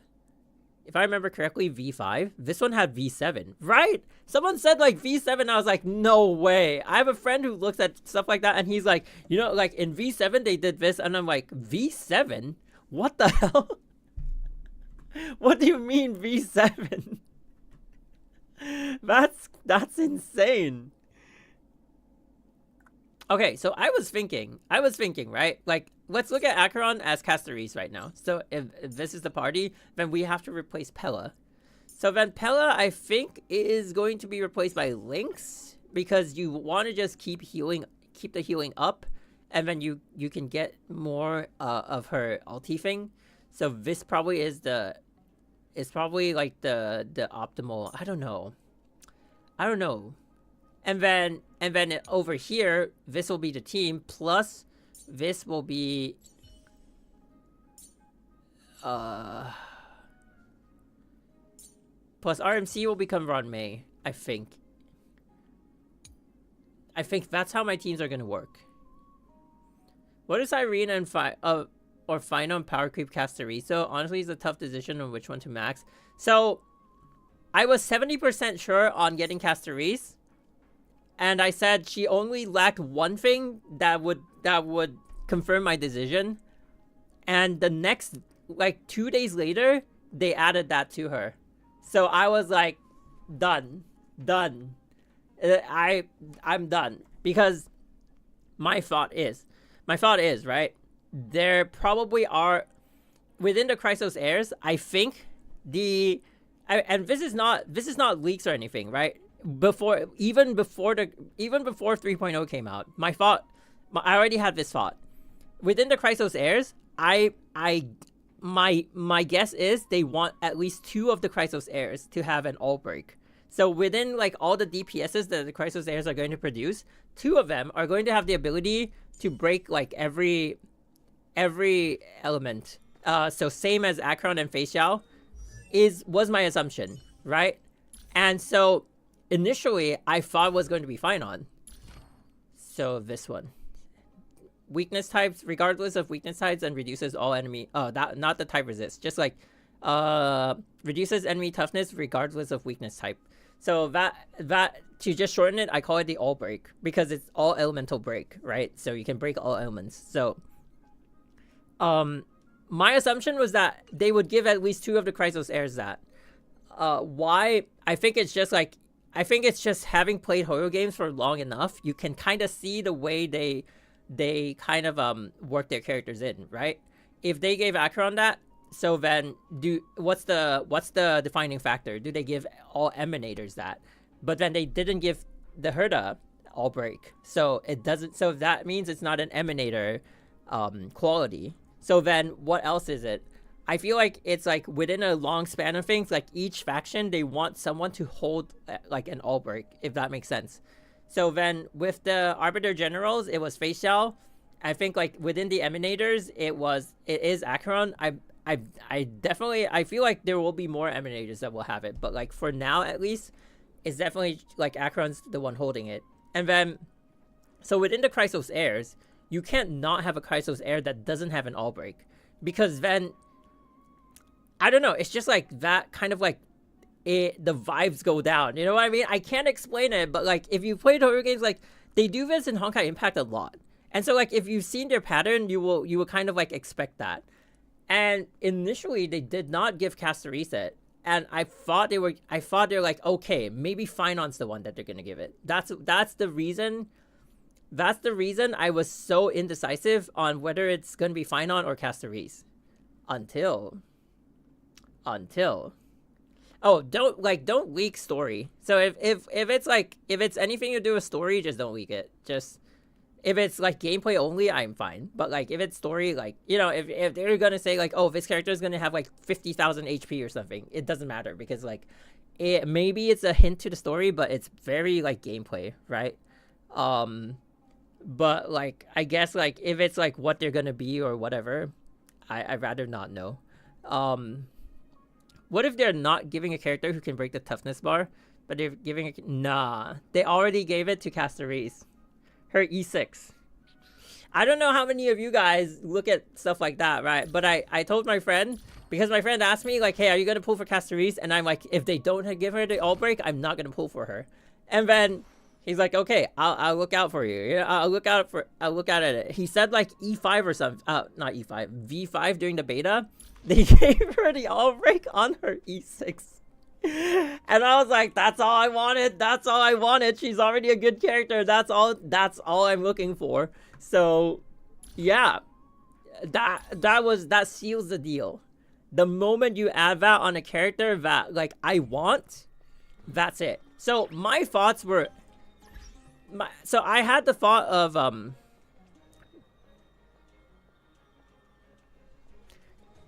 I mean, E0 Castorice who can ignore the type, can bypass the toughness. Wait, what?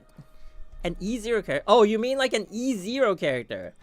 I don't know. I don't know like how many more E0s. Wait, can Facial do an all break on E0? No way, right? Is she E0 all break or like does she need an Eidolon to do it?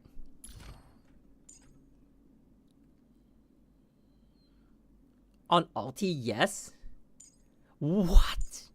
Oh, so you're thinking it's gonna be like a Facial level character. Wait, what? Is this our ulti? It says talent. Oh, ulti here. Can ignore weakness type to reduce the type. I don't have Facial. I don't have Facial either. But I mean, yeah, look at my friend list, right? Look at my friend list. I just use all the E6s. Someone's added me. Hello. So yeah. She can do it at E0. So initially, what I thought, because Anaxa, as you guys just saw in the dev live stream, is going to be able to implant all 7 weaknesses with his ulti, right? So that was one of the reasons I initially thought like Anaxa would be the character that I wanted, but it depends on damage. Like if their damage output is not there, I don't want the character because I can't have like the whole team is dependent on them. Like Akron has been carrying my entire account on her back for a year now. You know, and so I need a character who has that kind of damage to actually, and plus the all break. So I thought that with a character like Anaxa, that was their cop-out. So that was their cop-out of like, if you're someone who is afraid of weakness, you know, elemental type weaknesses or whatever during like any kind of game mode, then that's the cop-out of like have Anaxa with any one of the, and then they'll build like all the Chrysos Heirs team comps around his kit. So you just have Anaxa, and then he all breaks, you know, he it essentially enables all the Chrysos Heirs to have the all break. But now that they gave it to Castorice, just saying, the free runway is gonna help you a lot. Oh, that's true. Yeah, I think I've decided is runway. I did actually want Lorcha for like a split second when they told us that it's Lorcha or Runmei. Just because like if you look at the team comp, it's gonna be crazy, no?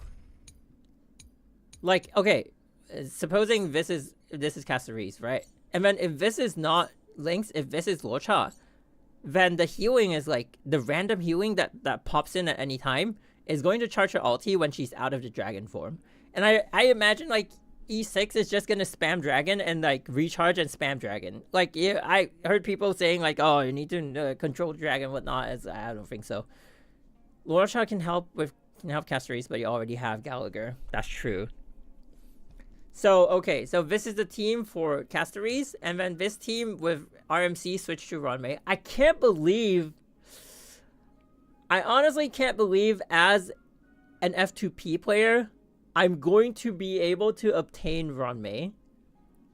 You know, like as someone who only decided to only pull on 2 DPS banners and never pull for anything else. I mean, if I have enough, I'm gonna pull for the Fate collab. Let's just put that out there. But like, I never thought like I would get anything outside the 2 DPSs. That's crazy.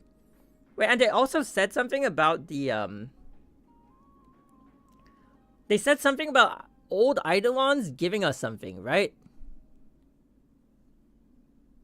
Wait, I'm just gonna play that in the background.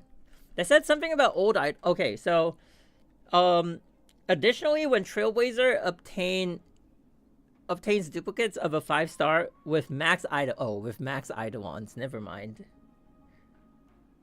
Oh, so that's like the Witch's Orbs. Silver Companion Spirit token. So Silver Companion Spirit token is the normal Witch's Orbs, and then Golden Companion Spirit is the pure Witch Orbs. Wait, every 1 extra you get a 5-star? What the hell? Your E6 EN, yeah, right. He's E0. I don't have Eidolons on all the standards. Previously surplus 5-star character Eidolons. Wait, they track your pulls. Will be compensated with an equivalent amount of Silver Companion Spirit tokens. Oh wait, 2 silver equals 1 golden. Oh wait. So 2 of them equals 1, and then 1 equals a character. Okay. Okay, that makes sense. Not really, but yes. What's the conversion for Honkai Impact? Honkai Impact, you need a lot more, right? No, wait, actually, 1 character gets you 50. And then 50, how much do you need to buy like a... Oh, but you buy fragments. Never mind. Stupid fragments. So you need to lose twice. On an E6 character. What the heck? This would be useful for me in Genshin, but not here. Okay, so here I want to get Ron May. I think so. Now you can customize it. Who do we throw out? I think we throw out Japard. I don't need Japard anymore. I don't need copies of Japard anymore. And then we throw out Yenting and Bailu. Wait, but Bailu, what does she do? Wait, what does Bailu do again?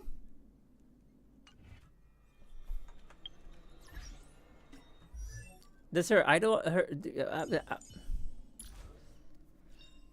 if the target ally current HP is equal to their max HP when if they're full HP when invigoration ends, that sounds so hard to do. After using her ultimate, Bailu's outgoing healing. Oh my god, no. Castorice is gonna give you healing already. Every healing provided by the skill makes the receipt. Oh wait, there's a 10% damage in 10% damage buff. Stacks up to 3 times. Wait, what? E4 vote. Bailu can heal allies who receive a killing blow 1 more time in a single battle. Wait, what? Wait, yo, if you have this, you have her passive and you have Castorice's passive, and then you have E6 Bailu, you can revive a character, you can have 3 people die in the party. So imagine like everyone dies except for Castorice, and then it's like all of them revive. That's insane. You aren't going to be using that E4 when your character is stunned. Triple revive. Right, wait, that's sick. Oh my god, but no. Okay, so Bailu we take out of the banner. So we're gonna remove Yenting. Actually, Yenting was pretty strong in one of the recent MOCs. I used him in one of the recent MOCs. He was actually dealing pretty good damage. So I don't know about removing him from the thing, but like Bronya, Himeko, Welt, and Clara, I do want copies. Wait. Using skill will not remove marks of counter on the enemy. I don't know what marks of counter is. After using ultimate, attack increases by 30%. After Clara is hit, damage taken by Clara is reduced by 30%. After other allies are attacked, Sorvog also has a 50% chance to trigger a counter.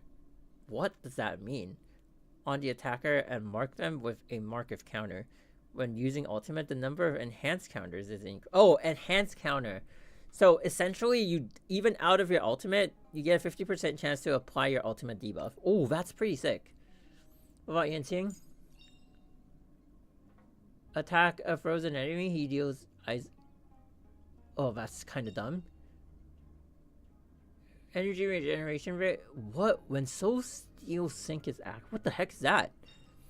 When the current HP percentage is 80% or higher. Ice resist pen. Oh, this sounds like other people's E1s even. What the heck? Oh, his follow-up? So if you follow up, you get 10% regeneration on the follow-up? That's... no. If the buffs from Soul Steel Sync or the ultimate are in effect, when an enemy is defeated, the duration of these buffs is extended by 1 turn. That is so dumb. Never mind, he's out of the list. He's out of the list for sure. I hate his passive. I love his passive because it's really cool, but I hate that it's only a 60% fixed chance. You know what they should do? His E6 should give you a 100% chance. Why not? You go all the way to E6 and it does nothing for him. They should update his E6 to change the 60% chance to increase the 60 to 100%. Or like 80% or something. I don't know. Maybe 100% is a little bit too OP. But like 80% is almost 100%, but even ratio fails is 80%, so you know. I'm not too excited about getting Blade or Zele, but if we fail the 50-50 and we get Blade, he's going to be in Castorice's team. Because he's just going to be like an HP bar, right? He's going to be like, we'll just chunk him full of HP, and she can drain him all she wants. Same goes for Fu Xuan. We'll do the same thing. Zaylee, I'll just put her in the list because why not? She's a limited character. Better having one than to not, if you get the chance. So, do we know how many light cone memory shards we're getting from the paid BP? I have no idea. We can't see it now, right? Because it's not active. Light cone memory shards. 4 light cone memory shards can be exchanged for 1 5-star light cone. Meanwhile, these limited 5-star light cones and standard 5-star. Wait, what does that mean?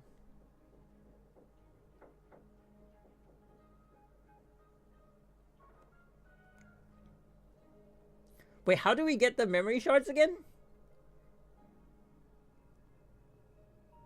Nameless medal to obtain. Wait, what?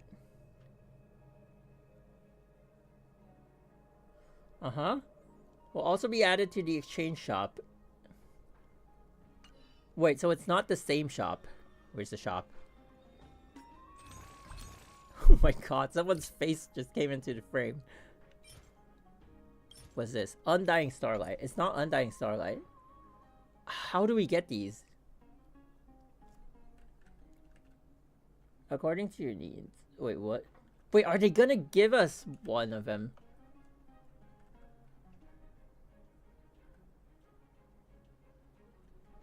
I'm guessing from pooling. Wait, but is it the same thing as like what? How does it work though? Every time you get a 5-star, you just like get it? How does it? What? Wait, also we need to farm. We need to farm. Hang on. Before we start the Blaze Blue video, we need to farm. So now, because of the event, we're also gonna farm for Castorice's parts. Relic parts.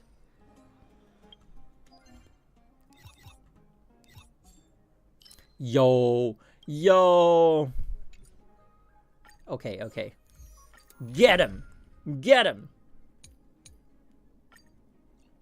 I think this is the team that I use. I'm not sure.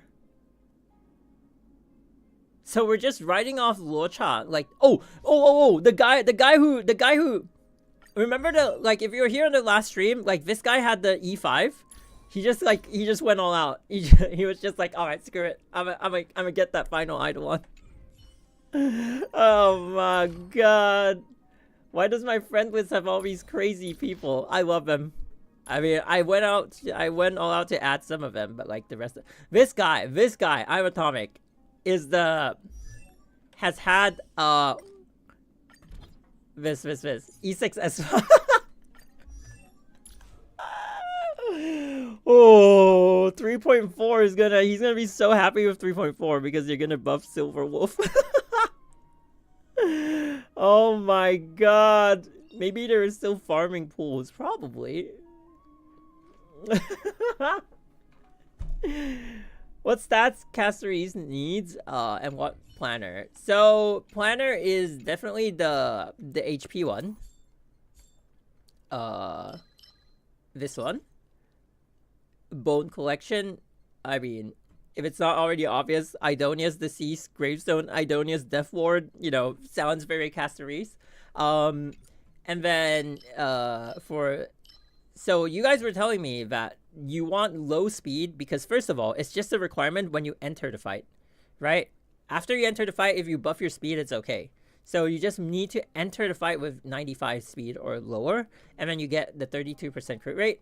And then, so the way Castorice works is they have, like, a lot of her actions are tied to action advancement. So instead of just, like, old school, like, speed, she just relies on, like, pushing her turn up. So basically that is the way she's gonna work, I assume. I don't know. I only know she, like, what they just showed, like, she drains HP, blah blah blah. That's all I know.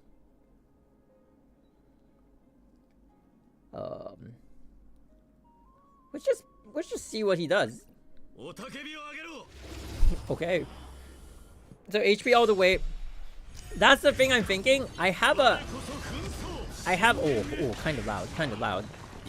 I have a planar that has HP, and I'm thinking is quantum damage better or is more HP better? I don't know yet, but I'm keeping that because it has double crit stats. Ooh.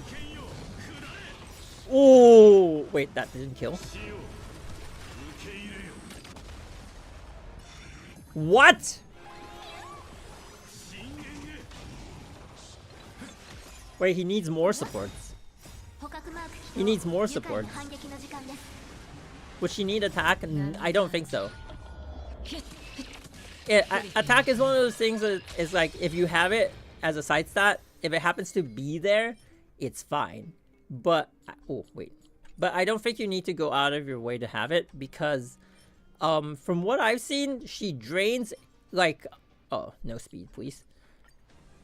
So, she absorbs, like, a percentage of her HP, and the amount that she absorbs is the damage that she deals. So you want that number to be higher. So I think attack is I don't know how attack's going to factor into, like, her skill. I don't know, like, it probably doesn't scale off it, but it probably takes a base amount off of attack. You know, like, how most skills work.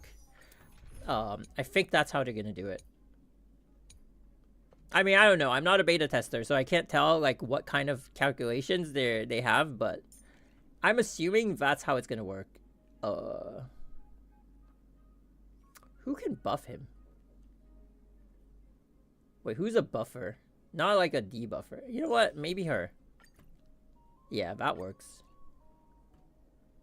Yeah! E6 My Day Showcase. Where is he? So I'm excited though. Fu Xuan is also like a character that's like, wow. She's pretty good, no? If we fail a 50-50 and we get her, I'd be kind of happy. Wait, I wasn't even on auto. Well, bro is auto all the time. Yeah, buff him. My 8k HP blade now and 5.2 HP Tribi is now happy for Castorice. Nice. Yeah, I'm wondering like how my team is gonna be built. I guess I can't really like, ooh, 1.6 million and still not enough. Damn, bro is tanky. Ooh, nah. Nope. Crit damage with crit rate. Oh, crit damage, but no crit rate.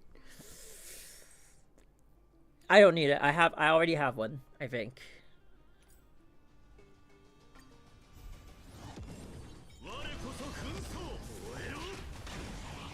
Fu Xuan is good, but the issue is that Fu Xuan can't take AoE. But what if she's in Castorice's team? How does that work? Wait, also, wait, Fu Xuan will actually be really good. Wait, hold on.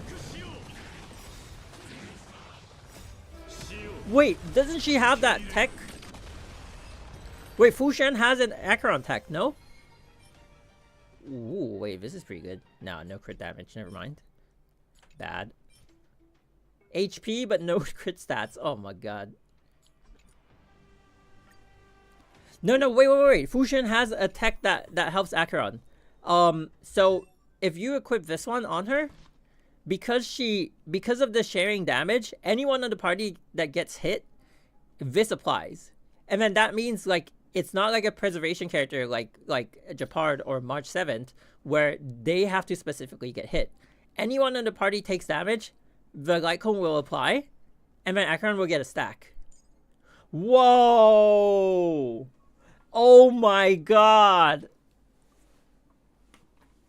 Oh my god! I heard that. I heard that was a tech when Acheron came out, but I've never seen her because I don't have her. And like nobody in my friend list would equip that on her. Everyone in my friend list just has her light cone anyway, so I wouldn't know. But I've heard of it. You know, as a dedicated Acheron user, you got to keep yourself informed with all the Acheron news. Okay, let's see. We're just gonna farm it all out anyway. Yeah, I think all the Fu Xuan characters All the Fu Xians on my friend list have her signature light cone for sure. Yeah. Increases the awareness max HP by... Ooh, wait a minute. Max HP though. Wait, how much HP does she have? 8.9k. Damn. How much HP did that E6 My Day have?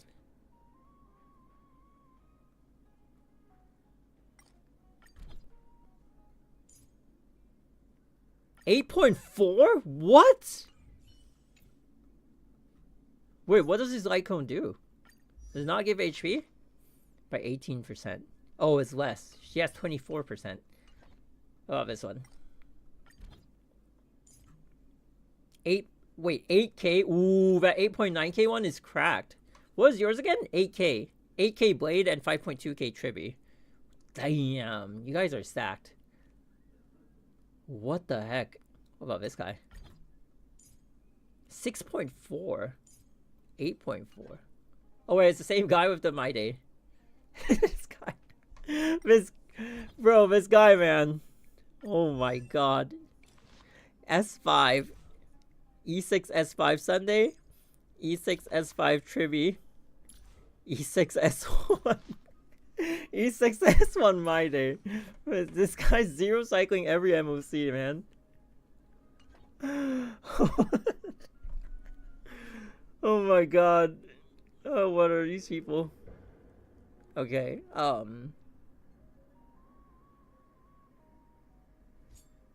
let's just keep this going. Living a dream, right?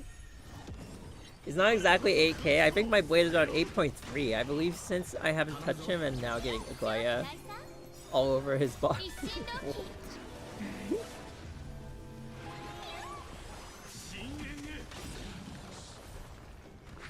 Yeah, except for Zele, everyone who's added to that new to the new 50-50 system is going to be useful for my team comp. Fushan, Blade, and then Ron Mei are all gonna be useful. So I'm oh my god. I thought I was just gonna get Castorice, man. Damn, I did not expect that we would get a free Ron Mei. That is just beyond anything I would have ever thought they would give us. And it's like, it's not even like a less meta character. Like, of all the version 1 characters that they could have given us, ooh, but you're pulling 2 Zele. If we get 2 Zele, I'm gonna ban you for a week. How about that? Oh my god. Oh, attack, okay. Crit damage. Never mind. Ooh, I'm super excited. I'm super excited. I mean, Castorice is Zele? Sure. Sure. There's just no space for a Zele in my party. There's space for Blade because they can fit in Castorice's team. There's even space for Luocha if they added him. If I picked him over Rod Mei, which I will not. Just saying. Ooh. Although not getting any of them is also going to be good, right? For Acheron, we only miss one 50-50 and we got Himiko off of that. So, I'm hoping the trend continues. I'm hoping we don't miss any 50-50s, you know, just saying.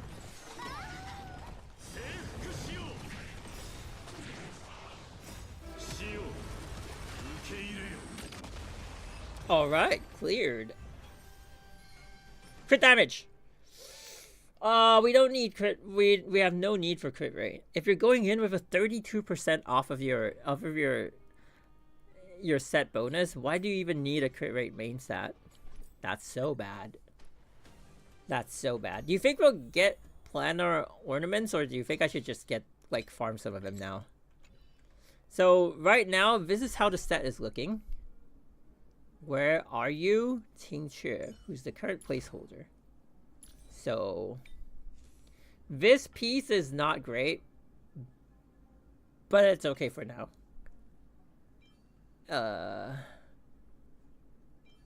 Oof, none of them are good. Well, this piece is not too bad. Not too bad. And then this one's just like there, I guess. Until we get one with a crit rate substat. This one definitely is going to be HP, but I need a double crit. And then this piece is kind of like, oof. It's not good anyway. The rolls were bad, so. But it's a placeholder. I'm hoping we complete the set before Castorice comes out.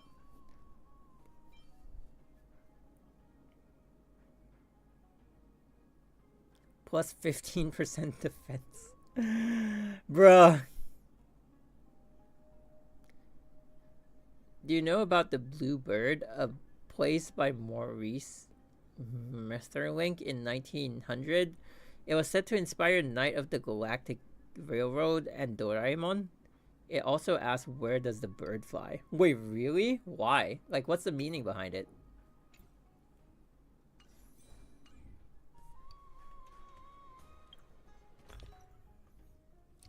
Okay, let's finish this and then we'll go to Blaze Blue's story. I hope the guy doesn't mind me watching his video. Ooh, we can do 49 of them. You know what? Let's do a couple. Let's do a couple. Let's see what we get. I'm down.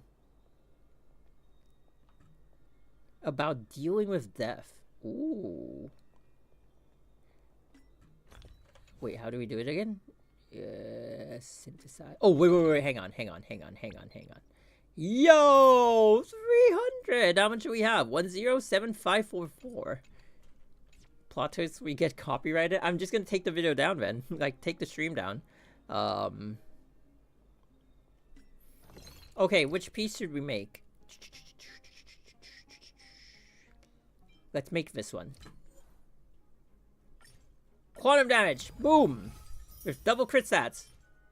Wind damage. Ouch. One more. Bruh. Bruh. Okay. Let's look somewhere else.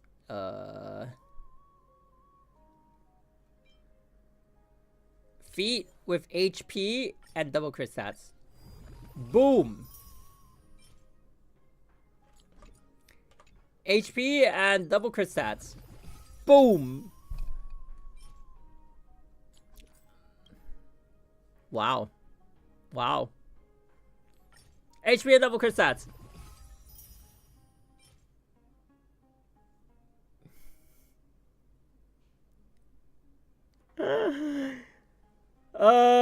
This is the one boot that you don't want speed. Defense and wind all the way. Are they trying to tell me that I should have gone for an axe? Okay, HP, but there's no crit. This is crazy. Okay, I'm stopping here. Oh, this is so bad. Let's try a chain. Wait, let's try a body first. Crit damage with 1 crit rate substat. Boom, there it is. Whoa!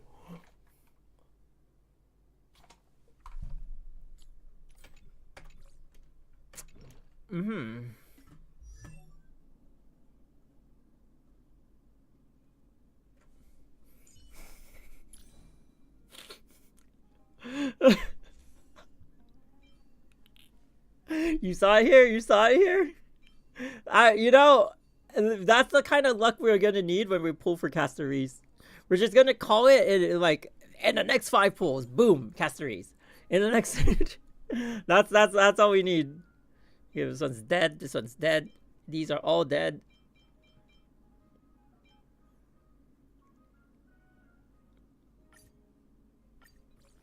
Boom, crit rate. Okay, wait. We have 2 more chances.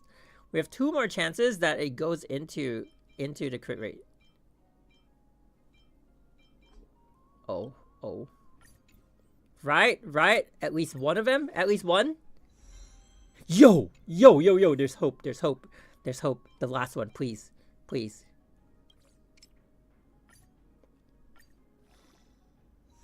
Yes! Oh my god. And there's an attack, which we don't need, but you know. That's not bad. That's not bad for now. So then when you go in without, so she has 90 speed, right? So once she goes into combat, she has 67% crit rate. That's crazy. And we haven't even gotten any crit on this one. This one has a little bit of crit, but it's pretty bad. There's no crit on this one either. So we're looking at like an 80% crit rate with like high crit damage. Yo, okay, we gotta work on it. Someday, we'll get there. With this set, you want to high roll crit damage all the time.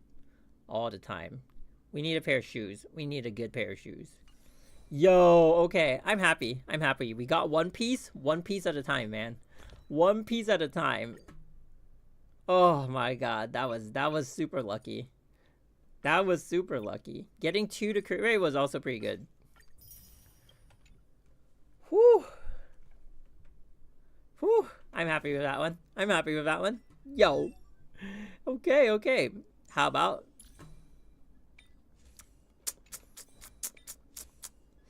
Alright, I want to try one more shoe. Just... Come on. No way, right? No way. Come on. One more pair of shoes. Feet. Boom. HP, crit rate, crit damage, and HP.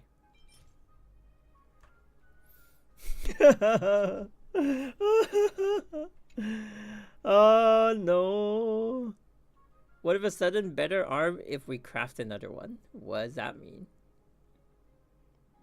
Oh, what about? What if? What if? HP, crit rate, crit damage. Oh. Alright, last one. Last one and we stop. For real. It's HP, but it's so bad. It's so bad. Let's do one of these. Why is it wind damage? Why is it... What? Is there going to be an HP wind character that we don't know about? It's wind again! No way. No way this is going to be wind. Imaginary. Okay, that's better. 2 at 1. 2 in 1 go. Boom, that's it. We're done. We're done. Whether we get it or not, we're done here. Lightning damage. Quantum damage with crit rate, crit damage. Boom. Hey, it's quantum. It's quantum with an HP stat. We'll take it for now. We'll take it for now. That's the first quantum we've seen. Holy cow. Okay, well, that's good. That's a good sign. Ooh, okay, okay. Okay, so now we are going to... We're just going to watch the... Someone did a full-on 2.5 hour video on the story of BlazBlue. And then once we watch it, we're probably not going to watch it at like the normal speed. We're probably going to watch it at like a faster speed. I hope he doesn't talk too quickly normally. And then we are going to see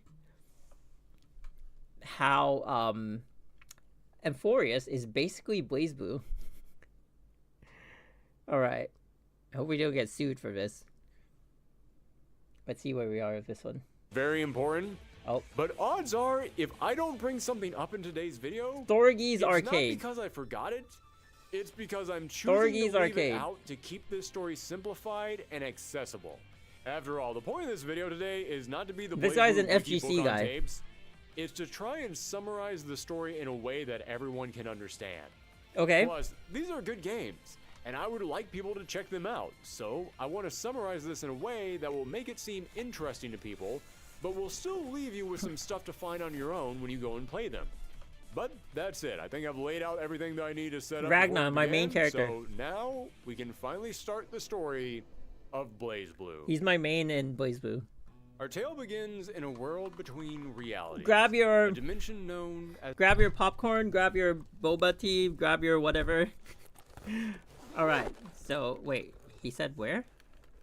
Our tale begins in a world between realities. Between realities. Known as the Boundary. The Boundary is a space that connects all realities together, because yes, there are alternate realities in these games, and that will come up much later on. Is that BlazBlue? It is. The Boundary is filled with a substance known as Seether.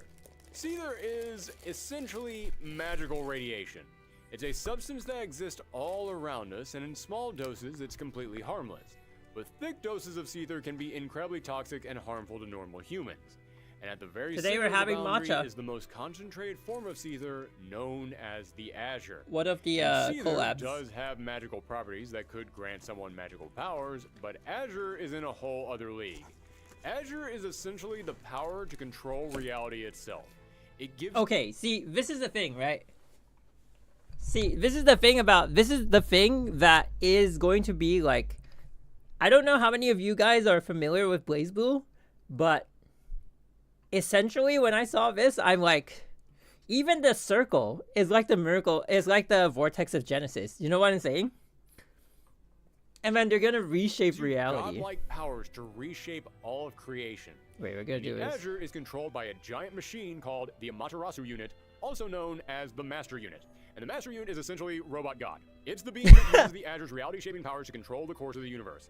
But the Master Unit has two guards. A shield that can block absolutely anything called the Tsukuyomi Unit, and the Susanoo Unit, a suit of armor that can destroy anything. But also, like, even the scene like this one, like, wait, hang on. Let me just get my cursor on. Oh my god. Did I just screw this over? Okay. Wait, what? Oh, hang on. What happens now? No! Oh my god, hang on. I might have, let me put HSR back on, and then we'll figure this one out. There we go. Okay, we're back. So this one, right? Like this shield, didn't they block? And it's funny how like they're saying the master unit is the one controlling everything. And then remember when Nicodor tried to kill Kefale, and then they shot at Kefale, and then a shield, you know, Trivi and Aglaia sort of like had to block the strike. The Tsukuyomi Unit and the Susanoo Unit, a suit of armor that can destroy Yeah, the anything. Susanoo unit. And not just destroy, it erases its targets from existence. You know, like without Susanoo creating from paradoxes. Yeah, it is the Naruto. ultimate erase button. If something goes wrong with the Master Unit's creation, Susanoo can wipe the problem out. Also, this character, she is how I imagine Alice would look like. Alice from Genshin Impact. Who knows? Maybe the people at HoYoverse, maybe they're fans of BlazBlue. You know, maybe they're Guilty Gear and BlazBlue fans. They're gamers, right? Like, come on. Come on, you can't look at her and tell me like you don't expect Alice to look something like that. To worry about wrecking the rest of reality. So, the Master Unit is firmly guarded at the center of all realities by the ultimate sword and the ultimate shield, total defense and offense. But something went wrong. Due to the magical properties of Seether, slowly Susanoo grew a soul. It gained a mind of its own. And Susanoo looked around and said, you know, I kinda got a raw deal here. I'm just forced to be the Master Unit's slave for all of eternity? I just have to stand here in the infinite nothingness waiting for Robot God to tell me what to destroy? I didn't ask for this. I was made to destroy things, and I feel like the Master Unit is holding me back. So you know what? I'm out of here. I quit. And so the Susanoo unit attempted to escape the boundary, and in the process of this, the soul inside the armor split apart from it, becoming its own separate creature, known as Yuki Terumi. After Terumi escaped, a whole bunch of stuff happened that I will get to way later in this video. But eventually, two scientists by the name of Relius Clover and Shuichiro Ayatsuki discovered a cauldron, which is essentially a gateway into the boundary. Terumi found these scientists and formed an alliance with them, promising to give them information on the boundary. Why does Terumi do this? Because he wants the two of them to build something for him, a prime field device. A prime field device is a humanoid-like robot that is capable of exploring the boundary, and Terumi needs them to create him a very specific type of prime field device known as a Kusanagi, a sword that can kill a god. Yeah, even after freeing himself from the Master Unit, Terumi just can't let things go. He won't be happy until he's killed Robot God. Also, Terumi might just have been a spirit, but he was able to solidify his spirit into a body that he could walk around in. But he knew that, you know what, maybe, just maybe, something could end up happening to this spirit body of his. So he wanted backup, a fake body that he could then slide his soul into in case something happened to him. So he asked Relius to make such a body for him. Relius complied and created an artificial body, but that body had a mind of its own. Why would he create a backup body for someone and then give that backup body its own mind? Because it would create drama and tension in the story later on. Okay, there actually is a reason why, but real talk, it's just so they can create drama in the story later on. This artificial body was known as Kazuma Kval, and he awakened in the magical city of Ishana. Oh yeah, magic is a thing in this universe, and there's whole magical societies for sorcerers to live and study in. Cosmo finds himself in the Ishana Magical Academy, where Relius is a teacher, and he has no knowledge of his origin or his actual purpose. He believes himself to be just another regular student, and he thinks he just has amnesia. Now, Cosmo is a kind kid, and he ends up making friends with some of the other students, including Trinity Glassfield, a very soft-spoken and gentle bookworm who has borderline romantic feelings for Cosmo, and Kanoe Mercury, a far more aggressive and hardened scholar. Now, Kanoe Mercury was her real name, but later on she would join the 10 Sages, the leading sorcerers of Ishana, and after that she would only be referred to by her rank, 9. Now, we'll get back to Cosmo and his schoolyard chums in a bit, but for now, let's return to Terumi and the 2 scientists he was stringing along. It was now December 31st, 2099, and Relius and Shuichiro had finished their Prime Field device and sent it into the cauldron to explore the boundary. Unfortunately, the Prime Field device didn't work, and something else would emerge from the cauldron. A titanic monster made up of swirling darkness, fangs, claws, and overflowing with seether crawled out of the cauldron and started on a path of destruction. See, this is where it starts This was the Black Beast, and it would be a recurring threat throughout the entire series, so make sure to remember it now.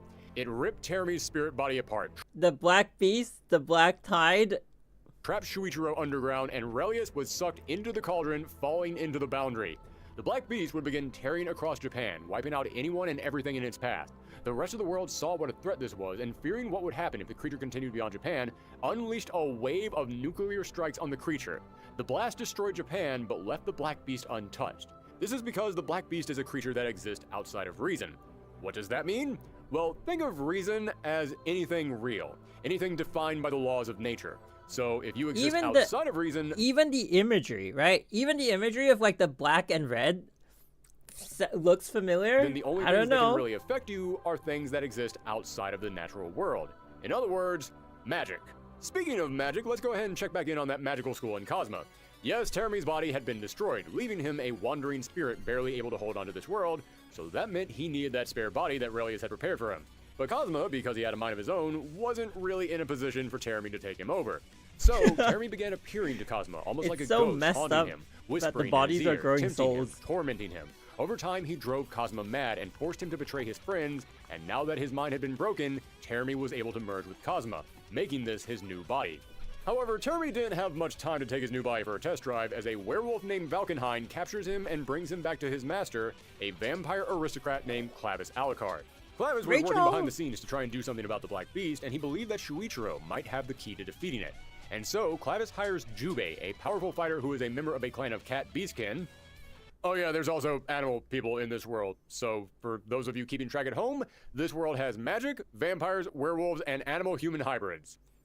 And also nuclear weapons, so half high fantasy, half real world, I guess. Basically Zenless Zone Zero. Jubei's clan of beastkin were all wiped out by the Black Beast, and now Jubei was all that was left. Jubei ends up running into Trinity, 9, and 9 sister Celica, and they're able to locate the lab that Shuichiro had been working in after being trapped underground. Shuichiro by this point had passed away, but before he died, he completed the ultimate weapon to destroy the Black Beast, Kushinada's linchpin, a giant device that could neutralize seether, which is what the Black Beast's body was made of. Here's the problem though. In order to use Kushinada's linchpin, a power source would be needed. That power source? Celica Mercury, 9's sister, and Shuichiro's own daughter. Yes, Shuichiro was 9 and Celica's father, and he was, let's just say, not the best. Then again, as we will see later on, the bad father rating system in BlazBlue is kind of a sliding scale. Now, why did they need Celica? It's because Celica was born with something called the power of order, and this was essentially a universal constant. It was the antibodies of reality. It's neither good nor bad, it's something the universe imbues into a person in order to counter something that would threaten it. And in this case, that threat was seether. So Celica had been born with the power to neutralize seether. Just being near her made any traces of seether vanish. This one I feel like maybe Cyrene's story is going to be something similar. Unfortunately, there were limits to her power, so there was no way that she could wipe out the Black Beast by herself.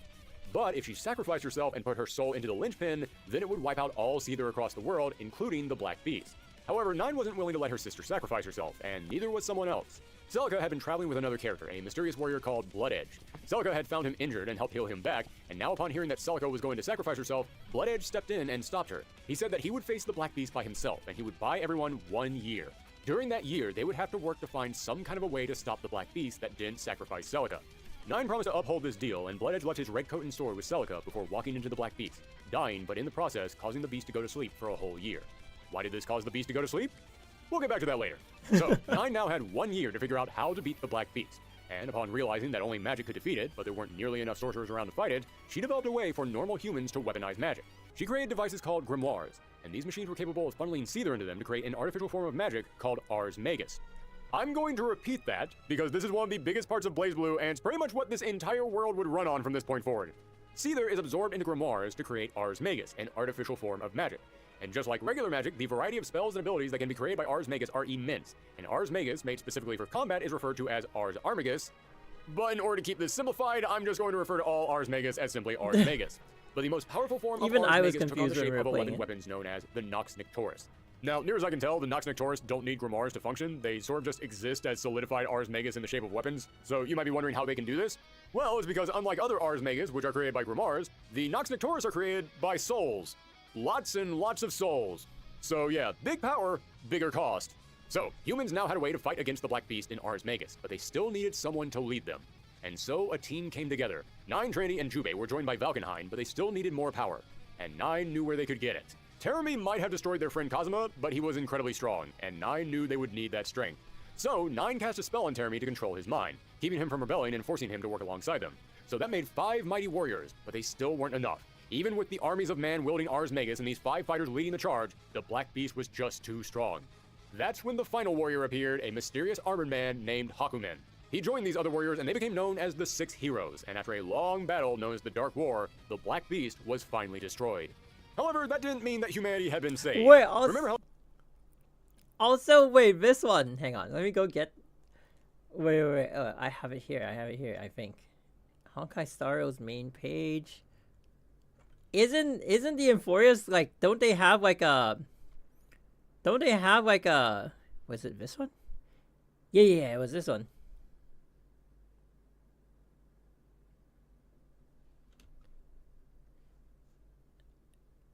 And then came the heretical Black Tide. It's like, I don't know where you guys getting your story, your inspiration from. Kinda like the same thing, no? And like, is the Black Tide like a huge black beast? Who knows? Oh, it said that the Black Beast was full of Seether, and that Seether in large doses is poisonous to humans? Yeah, well, when the Black Beast died, it released all that Seether across the planet, making almost the entire Earth uninhabitable. And so, humans fled to mountaintops where the Seether couldn't reach, and they built hierarchical cities, which are essentially cities that are stacked on top of each other. But the rise in Seether wasn't the only problem left over from the war. There was still the matter of Yuki Terumi. Yes, he had been under 9 spell during the war, but eventually he managed to break free, and he wanted revenge. He killed Tranny Glassfield and threw 9 into a cauldron. In order to stop him, Hakumen sacrificed himself by grabbing Terumi and jumping into the boundary with him. So, out of the 6 heroes, the only 2 left were Valkenhayn, who had gone back to working for the Alucard family, and Jubei, who had to give the bad news to Celica, who had gone on to become a nun and open up her own church. Now, after everything that had happened, after the war, after the Black Beast, after the Seether, after having to move to the top of mountains in brand new societies, as you can imagine, the world had changed greatly. Governments all across... This part is also like pretty similar in the sense that like the Black Beast, spread the Seether, and then people had to, run to like these havens where they would, take shelter from the Seether that spread over the world. It's like the Black Tide is spreading, and then everyone in Euphorius has to go to like cities like Okama to, also take shelter from the Black Tide. The plan had pretty much collapsed, so a brand new ruling power rose up. A military force calling itself the Novus Orbis Librarium, otherwise known as the NOL. It was formed in order to manage all the grimoires that had been created during the Dark War, claiming they would decide who got to use them, and as you can imagine, they only thought that those loyal to the NOL should be allowed to use them. Most people didn't agree with this, and many started to rebel against the NOL, mocking them and how they held onto all these grimoires by calling them the library. The NOL set up bases in every major city and created cauldrons in their bases in order to absorb Seether from the boundary to help power their grimoires and other tools. Also because they're still trying to find the Azure Hin at the center of the boundary in order to gain ultimate power, but we'll delve into that later. For now, let's move away from the NOL and spotlight some other important events that were happening during this time. First up, you remember Relius? You remember how he fell into the cauldron and got lost in the boundary? Well, the boundary isn't just a void of magical radiation, it's also a gateway to other places and other times. Relius eventually re-emerged 80 years after he fell in, but after falling into the boundary, he kinda went crazy. I mean, crazier than he already was. He had always been a bit unhinged, but upon falling into the boundary, he ended up seeing the whole of creation. He got a taste of ultimate knowledge, and upon emerging and returning to the real world, he now looked at humans as nothing more than meat bags with souls in them, and he only had one goal, to gain more knowledge, and he would use whatever tools he had at his disposal, including other people, to make that happen. A few years later, Jubei, now wandering the world trying to destroy the NOL's cauldrons, again, we'll explain why that is later, ended up discovering a lab, and inside of it there were 3 young siblings, Ragna, Jin, and their sister Saya. He rescued these kids and took them back to Celica's church where she would raise them. And in case you're wondering how Jubei and Celica are still alive after all this time, it's because Jubei is a beastkin and beastkin age slowly, and Celica has healing magic that's keeping her young. Now, as I said, the NOL was scooping up power across the entire planet, but there were those who opposed them. First up was Sector 7. Sector 7 wasn't really a team or a single force, more of just a group of super scientists who all came together. Sector 7's not like too to share important. resources and data to try and fight back against the NOL. I don't think they. Right. Sector 7 was made up of scientists. I don't think Emporius has pure like a science. No Ars Magus science mixed with magic here, just good old-fashioned equations and test tubes. And one of the leading scientists for Sector 7 was Kokonoi Mercury. And if that last name sounds familiar, it's because she was the daughter of Nine and Jubei. Yes, Nine hooked up with a cat. We've all made the jokes already. Let's move on. Now, Kokonoi kind of despised both of her parents. In fact, because she despised Nine so much, she refused to use magic in any way, and that's why she decided to dedicate herself to science so much. And as a result, she ended up creating several breakthroughs in her time, many of which aren't entirely morally on the up and up, and Kokonoi has a few people working under her, the most notable of them being Tager. Tager was a mercenary whose entire squad was wiped out while trying to capture a dangerous criminal named Azrael, but Kokonoi was able to revive him by implanting Oni DNA inside of him, because apparently Onis are also a thing in this universe. This brought Tager back from the brink of death, but now he had a reddish skin tone, was as big as the house, and had no memories of his past. But he does know that he trusts Kokonoi and her plans, even if sometimes she can be the worst boss in the world to him. The two other scientists working under Kokonoi worth knowing were Lychee Fei Ling and Lot Carmine, known to his friends as Roy. Now, Roy was fiercely loyal to Kokonoi. What the hell did I come back to? It's the story of BlazBlue. And Lychee was starting to fall in love with Roy, so everyone was getting along just fine. Up until Roy started to become obsessed with the Boundary and the giant cauldron that Sector 7 was keeping in their basement. He started working day and night writing down his theories on the Boundary, with every passing day becoming more and more unhinged. Kokonoi and Lychee tried to help him, but he was too far gone. And one night he snuck into the Sector 7 cauldron, peered inside, and came face to face with Yuki Terumi. Yes, Terumi just happened to escape at the exact time that Roy was looking inside the cauldron. How did Terumi get out of the Boundary? We'll explain that later. Terumi decided to do what he does best, be a total dick, and told the already unstable Roy that everything he wanted was right inside the cauldron. So Roy jumped inside of it and... well, remember how Relius went mad from being inside the cauldron? Yeah, he was the lucky one. Because the overflowing seether inside the Boundary mutated Roy into a monster that would become known as Arachne, who fled Sector 7 and head toward the hierarchical city of Kagetsuchi looking for more seether. So Yuki Terumi and Relius Clover were both back and alive in the modern day. Well, mostly. Terumi was still just a spirit that was absorbing the negative emotions of the world in order to give him enough strength to stick around. He needed a new body, so Relius got to work on one, while Terumi started his own plan. Remember, Terumi still wanted to kill the Master Yun, and he needed something powerful to accomplish that. And that something would require a plan with about 1,000 overly complicated steps to it. For starters, Terumi made his way to the church where Ragna, Jin, and Saya were being raised. Now in his ghostly state, Terumi couldn't do much, but he was able to tempt Saya, whispering in her ear a bit until she agreed to come with him. Terumi then handed Jin a sword, but not just any sword, Yuki Anasa, the legendary Nox Nectoris Ice Sword. And remember how I said that Nox Nectoris are all made by souls being merged together? Well, the soul in control of Yuki Anasa overpowered Jin's tiny child mind and commanded him to kill Ragna. Jin cut off Ragna's arm, killed Celica, and left Ragna to bleed out in the church as it burned down around him.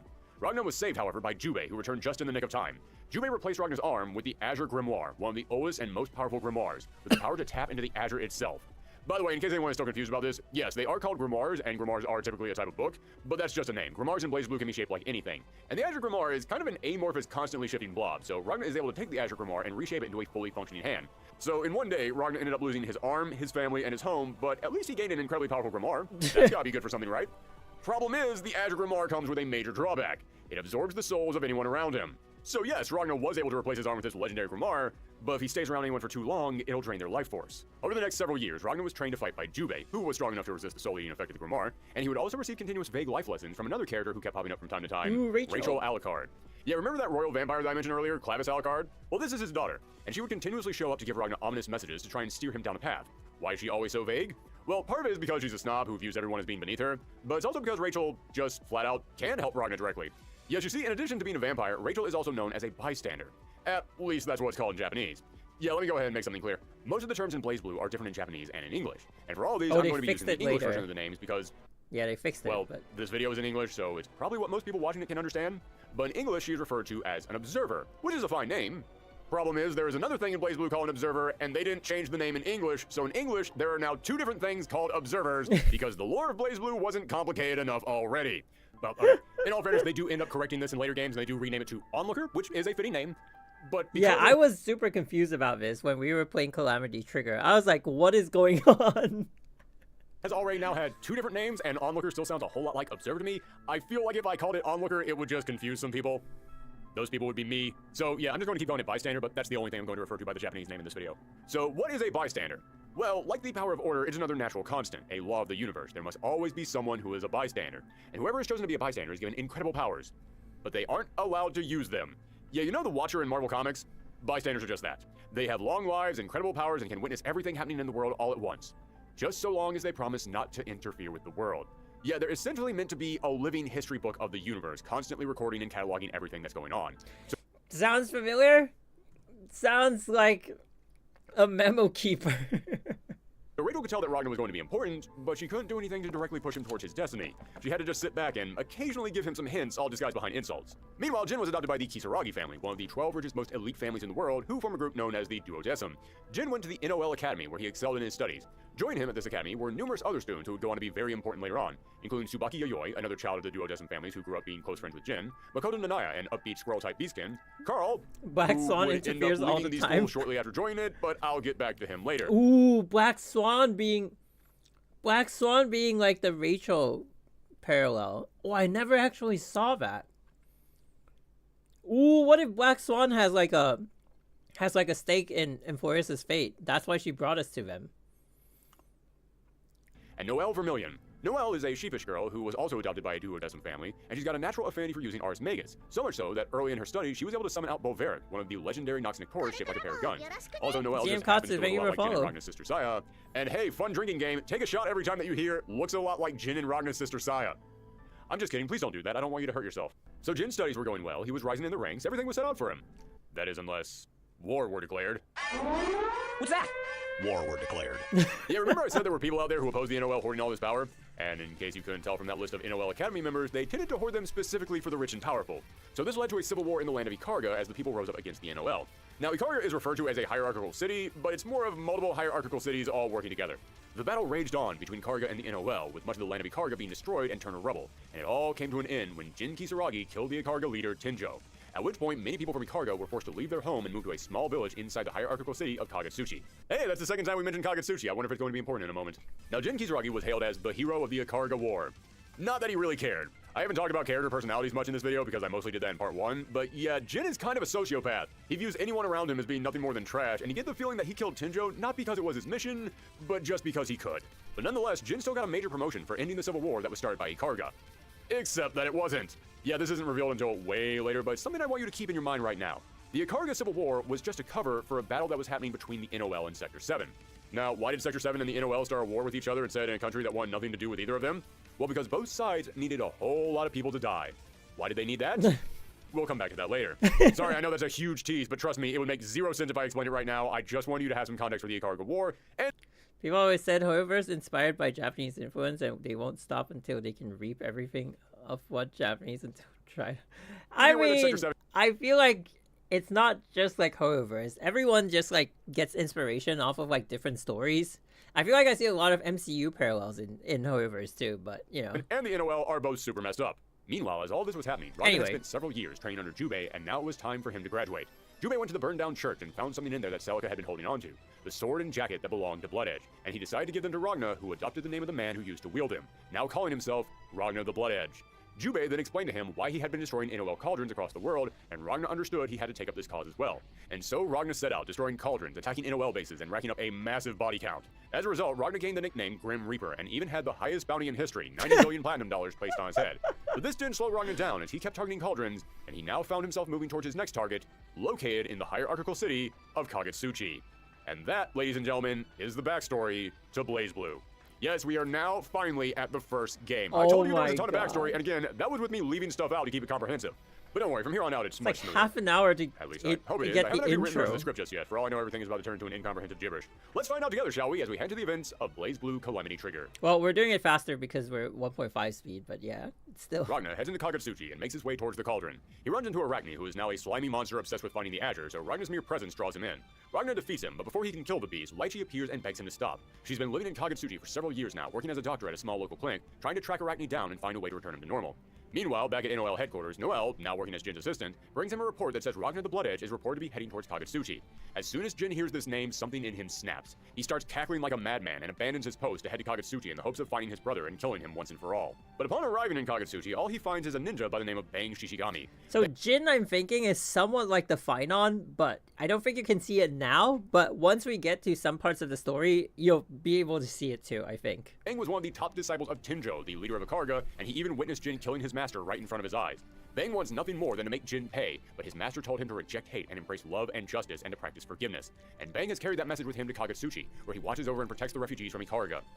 He's also kind of a goof and is constantly embarrassing himself, but the people still love him for keeping their spirits high and protecting them however he can. So Bang decides to let Jin go, who continues on his way towards the cauldron, knowing that Ragna will be heading there as well. It's one of my favorite characters. The last character to head towards Kagetsuchi is Noelle herself. She's been tasked by the NOL with bringing Jin back, and she's being accompanied by Hazuma, the captain of the NOL's intelligence department. And yes, he's exactly who you think he is, but let's put a pin in that for now. As soon as she arrives in Kagetsuchi, Noelle is immediately attacked by Carl. You remember Carl, the kid who went to the NOL Academy? Well, he left the school and ended up becoming a vigilante, essentially a bounty hunter who chases down people for the NOL. And Carl, well, life has not been good to Carl. He's walking around with a giant mechanical doll, Nirvana, which is another one of the Nox Nectauruses. Nox Nectauri? Not important. What is important, though, is that he doesn't call this puppet Nirvana. He calls it Sister. Why is that? Well, that's because it is his sister. Yet Carl's full name is Carl Clover, and he is the son of Relius Clover, and his father put his sister Ada's soul into Nirvana. Carl became a vigilante specifically to hunt down Ragna because Ragna is in possession of the Azure Grimoire, and since the Azure has the power to reshape reality, Carl hopes he can use it to return his sister to normal. He questions Noelle about Ragna's whereabouts, and when she doesn't answer, he gets violent. Noelle is able to defeat him thanks to her own Nox Nectaurus, and Noelle and Hazuma head towards the cauldron as well. Also worth pointing out that after this battle, Carl is healed up by Lychee, who reminds him of his sister Ada, and he also meets Bang, who provides Carl some positive reinforcement and support, something Carl has probably never experienced in his life. At the NOL base above the cauldron, Ragna and Jin meet, and Jin is overpowered with bloodlust. They battle, and Ragna comes out on top, knocking Jin out. Even though Ragna knows they have unfinished business, the cauldron has to be dealt with first. However, as he makes his way deeper and deeper down to the building, he senses an incredible power. Someone is watching and waiting for him, and Ragna comes face to face with Hakumen. Yes, Hakumen was pulled out of the boundary by Kokonoe, who need his power for a mission. These two are my main in the whole BlazBlue. Like, these two are the characters that I use, like basically my main characters. More Ragna, actually, yeah. Equal, I think like equally. But Hakumen had other plans. My skills are like equal. The cauldron because he had one goal pushing him forward: kill Ragna the Blood Edge. Now, why would Hakumen want to kill Ragna? Ragna wasn't even born until about 80 years after he fell into the boundary. He wouldn't even know who this guy was. Well, I'll get back to that later. Sorry, I know that's a whole lot. I'll get back to it later, but I promise I will return to them. Hakumen is too much for Ragna. Oh, also, like, one detail about Hakumen at this point in the story, he's only at 20% of his power because he was locked in the boundary. Like, someone, like, because he, like, earlier they said, like, he sacrificed himself to pull Terumi into the boundary. He was stuck in the boundary for, like, 2,000 years or something. I don't know, like, how many, like, 1,000 years, something like that. So, at this point in the story, he's only, like, 20% recovered. And he's kicking everyone's butt. Like, nobody can beat him, even at 20%. Ragna, and he's about to defeat him, but Ragna then taps into the Azure Grimoire and becomes strong enough to match Hakumen. But before the fight can end, Kokonoe locates Hakumen and teleports him back to Sector 7. With that, Ragna finally arrives at the cauldron, but he finds he's too late. He was trying to make it there in time to stop the cauldron from creating a Morokumo unit. Okay, remember what a prime field device was? A robot designed to explore the boundary? Well, a Morokumo unit is a prime field device that's designed to not just explore the boundary, but also for combat. Ragna had already destroyed a few other ones at the previous cauldrons, but now he came face to face with their newest model, New 13. New 13 is obsessed with Ragna in a very creepy way. She acts like she loves him, but also acts like she wants the two of them to die together? Yeah, it's a little bit messed up. Oh, and to make it extra disturbing for Ragna, she just happens to look a lot like his sister Saya. The two of them fight, and Ragna is left bleeding out, sliced up, and close to death. New impales Ragna, and suddenly the two of them start to merge together as they both fall into the cauldron, with an injured Jin jumping in right behind them.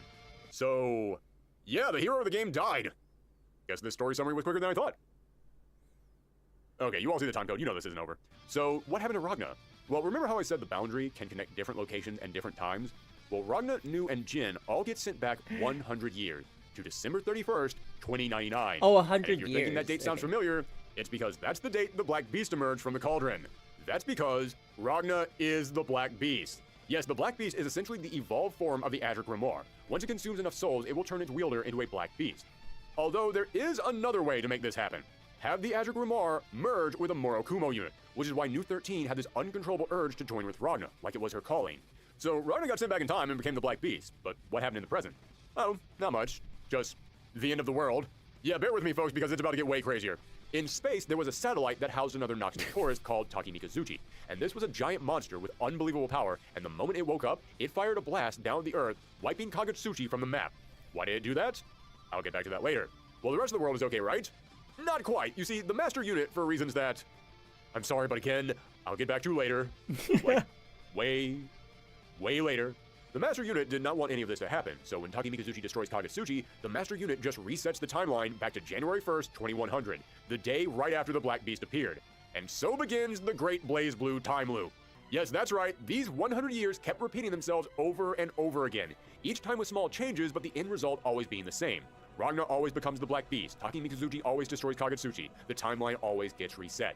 Because of this, it makes the story mode in the arcade mode of this game very unique, because every character has their own story mode with multiple endings, and all of them are technically canon, as each of them depict different runs through the time loop. Now before we go on, guess what? I'm finally going to start... See, over here it's already sounding like what people think Amphorius is, right? It's like, okay, something happened, like they try to like finish the story, and then they get to the end of the story and it gets reset.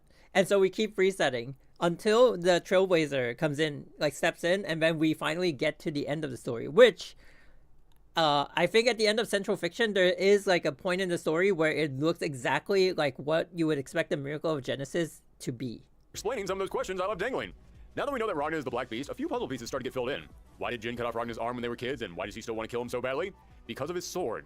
Yes, I mentioned that the Yukianaso was a Nox Nectoris, meaning it was a weapon with souls inside of it, and a weapon made specifically to kill the Black Beast. So when the young Jin was given the sword, the souls inside of it overtook him and said, hey, is that guy who's going to become the Black Beast?